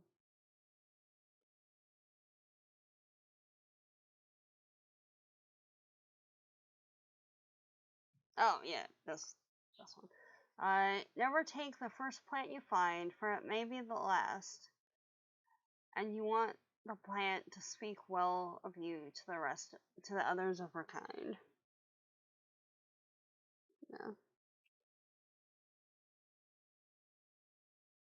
Okay. Yeah. The guidelines for the honorable harvest are not written down, or even consistently spoken of as a whole. They are reinforced in small acts of daily life, but if you were to list them, they might look something like this.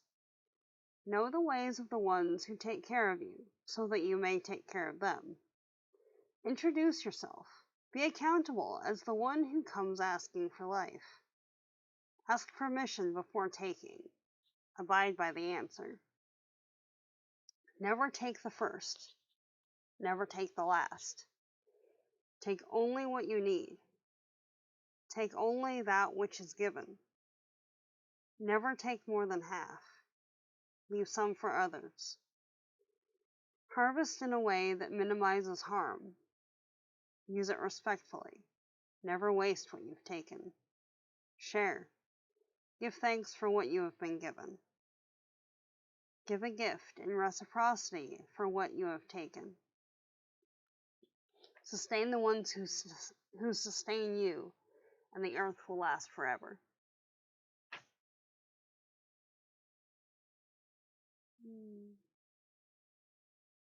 No.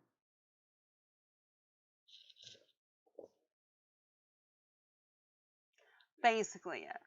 Basically, don't be a jerk. Don't be greedy.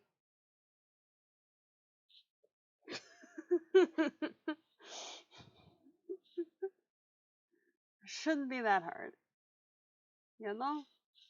You know? And, the state guidelines on hunting and gathering are based exclusively in the biophysical realm, while the rules of the honorable harvest are based in accountability to both the physical and metaphysical worlds. So, again, don't be greedy, don't be a jerk. Say thanks, and make it count. You know? A little bit later, it's, killing a who demands something different than killing an it. When you regard those non-human persons as kinfolk, another set of harvesting regulations extends beyond bag limits and legal seasons, because then it's not a thing that you're harvesting, it's a life form, a living a living being.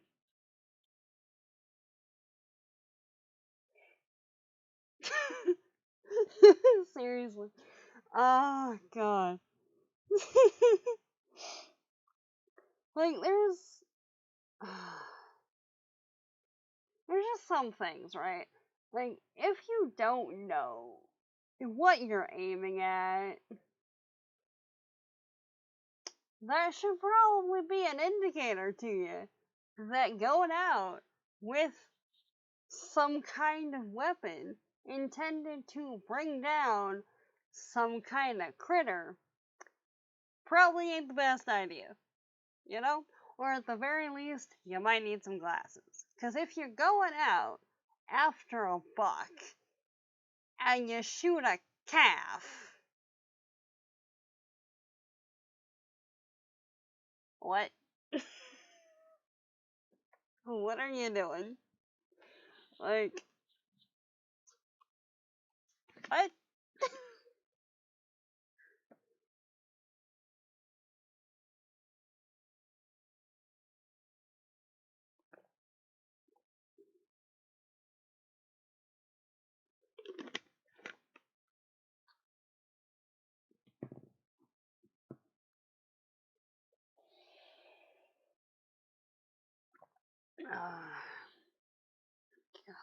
Alright.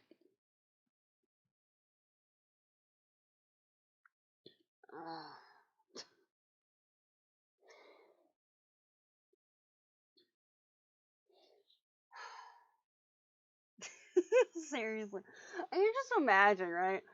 Like, okay, because it seems like all this was in relatively the same area, right?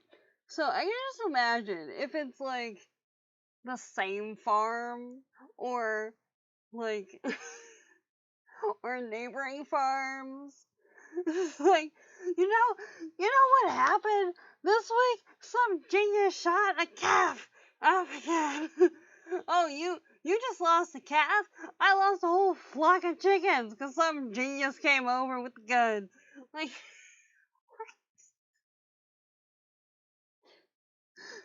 Why were they just milling about in the forest? What happened? Like, how does that? What? Oh god.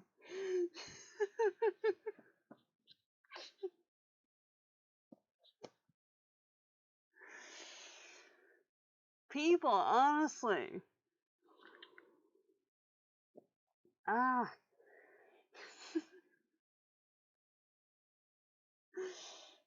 Oh, jeez. And then just, piggybacking off everything else, right? The dictum to take only what you need leaves a lot of room for interpretation when our needs get so tangled with our wants. This gray area yields then to a rule more primal than need, an old teaching nearly forgotten now in the din of industry and technology. Deeply rooted in cultures of gratitude, this ancient rule is not just to take only what you need, but to take only that which is given. And also, stop shooting the farm animals.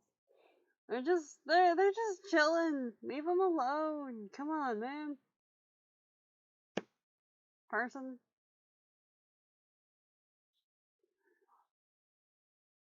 Like, seriously, why are humans?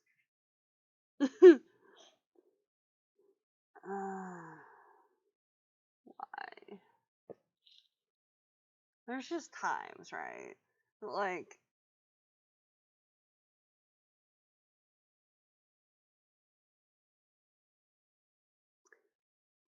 when the best that you can describe something is like you're humaning too much. I don't know.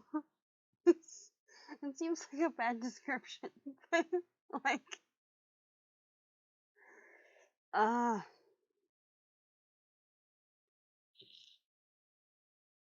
not in so much as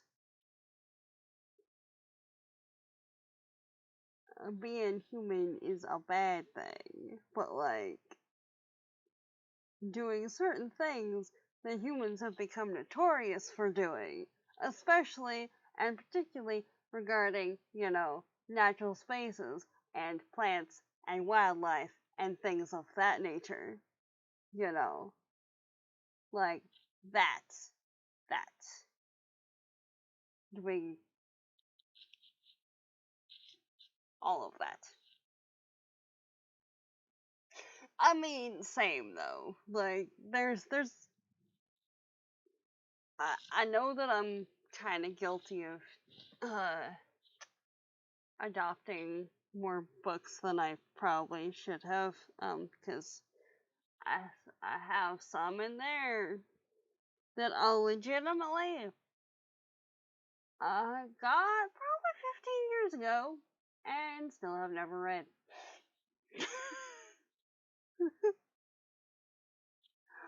Hopefully, taking a dip in the booktube is going to help alleviate that. We'll see. But yeah, no, totally with you on that one.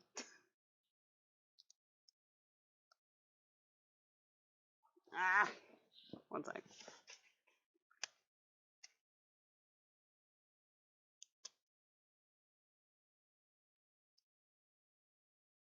There we go. Alright.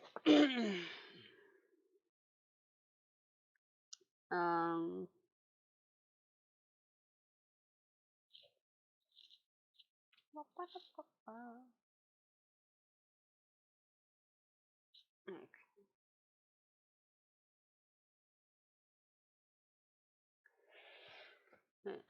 acknowledging the lives that support ours and living in a way that demonstrates our gratitude is a force that keeps the world in motion. So, you acknowledge it, and then you demonstrate gratitude, and then the gratitude cycle continues at all, essentially. Solar, wind, geothermal, and tidal energy, the so-called clean energy harvest, uh, when they are used wisely, seem to be consistent with the ancient rules of honorable harvest. And the code might ask of any harvest, including energy, that our purpose be worthy of the harvest. So, why do you need the thing that you're trying to harvest, and make it count, make it be honorable, make it, in a good way. Jeez. Alright. You guys alright if I just try and power through the last bit, or you need to head out?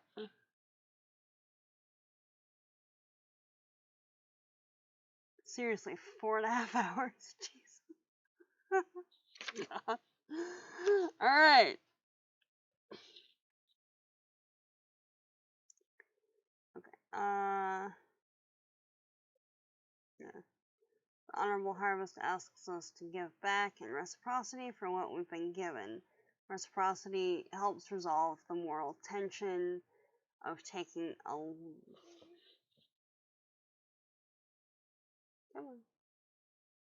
life.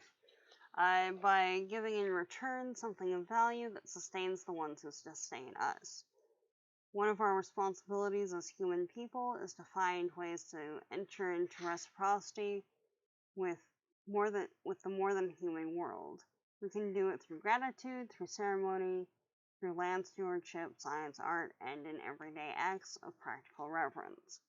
There's no shame. Okay, yeah. Nice. That would explain it, yeah. Yeah. Dead is usually, on a different time scale. And trappers are on the front line of monitoring wildlife populations and well-being. They have a responsibility to take care of the species they rely upon, and every visit to the trap line produces data that govern the trapper's response. Yep. Which that whole discussion with Lionel was pretty interesting. Like, very cool. Where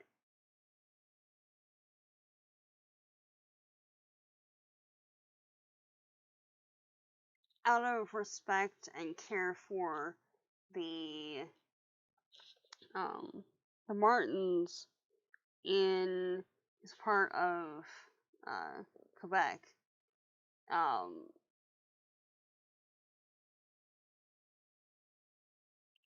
he leaves out food for the expectant moms. Yeah, the fish guts, so they didn't have to go foraging, and they could be safe and nice and toasty, and just have it there on a nice little platform so that they could have access to it and be safe and keep the baby safe.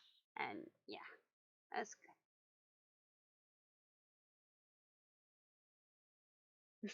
Yeah, seriously. Oui, oui, madame. Yeah, exactly. Yeah, seriously, Lionel sounds like a right character, honestly. Like, in only the best of ways.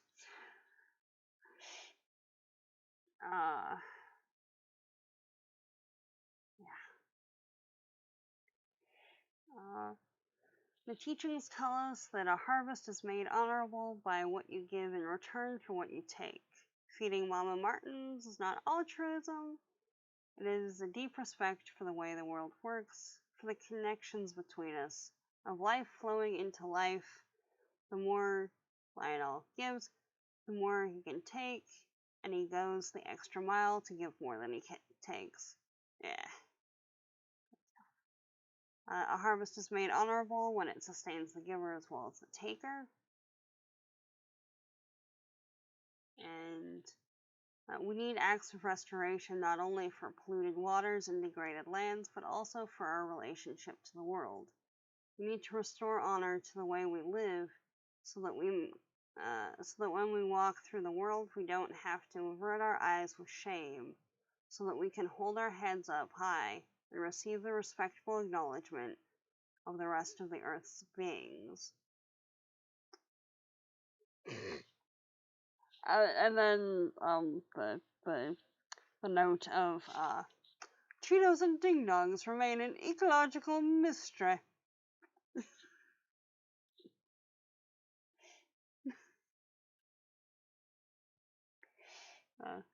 Speaking of the presence of reasonably priced green options accessible in some communities, in the food deserts of the South Side, there is no such choice, and the dishonor of that inequity runs far deeper than the food supply.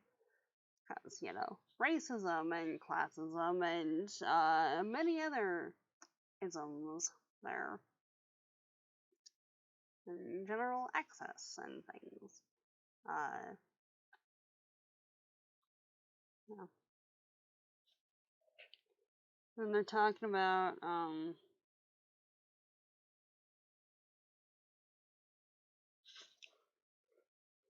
the leaks, I believe, with Wild Things. Yeah. Wild Things should not be for sale. Which, yeah, basically. And then just talking about shopping for writing supplies in the mall. So, it's so obvious, but I didn't see it. So intent was I on searching for the lives behind the products, I couldn't find them because the lives aren't here. Everything for sale here is dead. Which, fair point. It's been so removed from the surrounding nature for so long that, yeah, basically. And then just talking a little bit later about the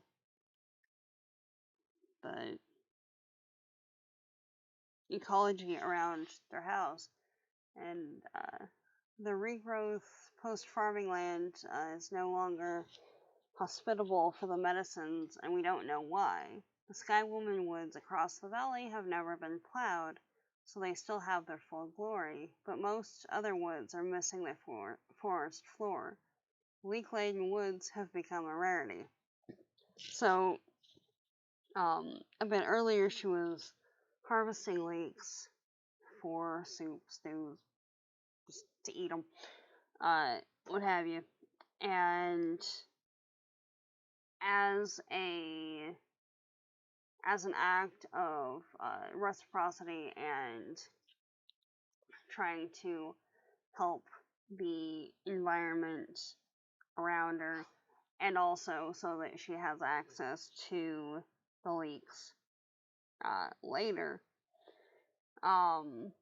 is going out to the forests that have reclaimed the territory and is planting leeks in the underbrush so that they're there. And it seems like when the leeks are present, then the rest of the forest ecology is doing a bit better. So hopefully it can kind of rebound further from that. So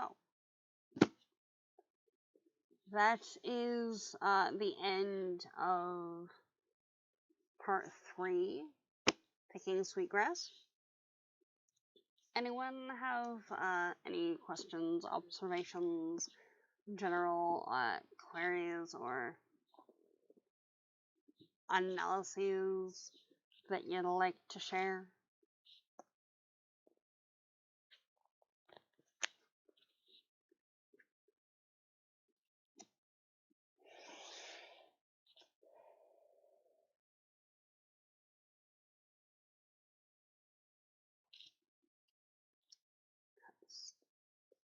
Yeah.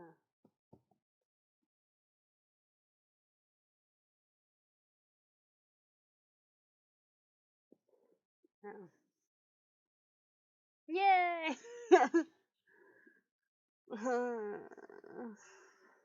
4.5 hours. Jeez.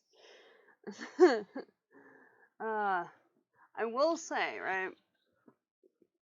I've read a number of nonfiction books this year. I'm in process of reading a number of nonfiction books, and so far, this is by far the favorite.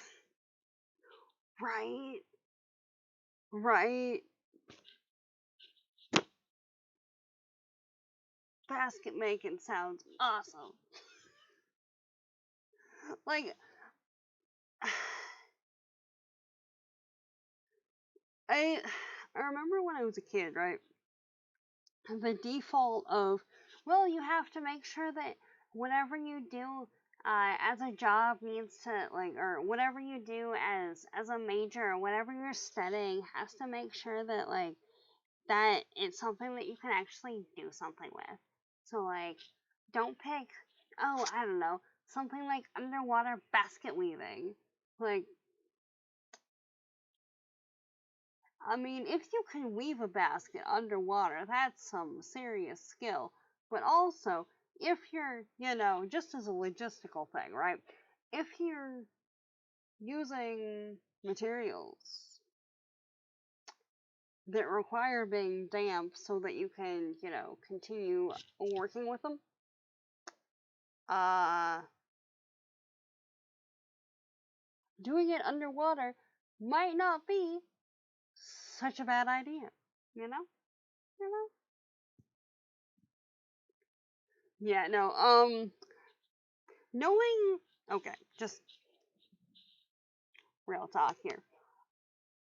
Knowing how bad my hand-eye coordination tends to be, much as I would like to just go full out and go the experimental route and like full on like log and axe and stuff,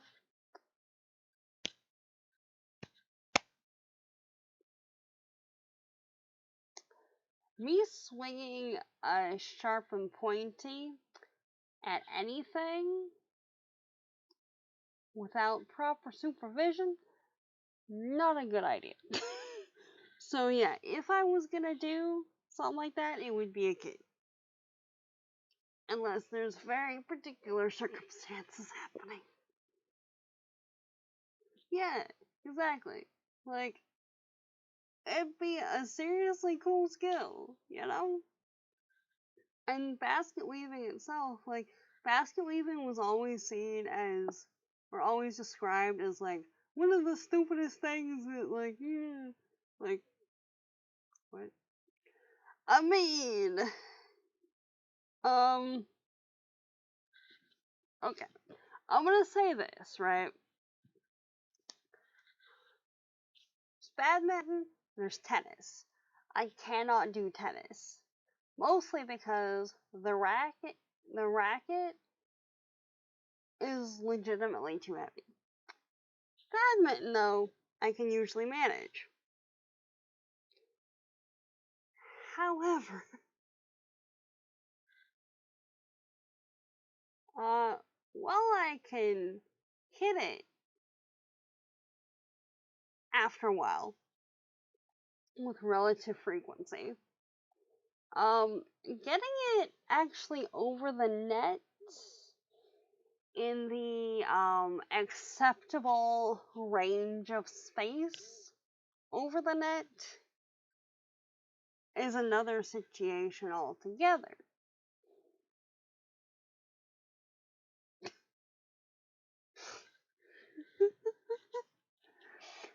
I've also not played badminton since high school, so it's been a while. But it was fun, you know? It was fun.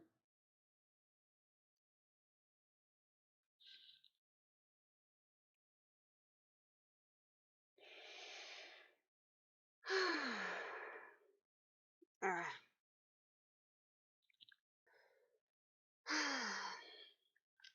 Thank you very much for sticking around and having a chat with me about the book. 'Twas fab. Thank you much. I look forward to seeing you around in the Discord, on the Twitch. We're back here on Thursday at 4.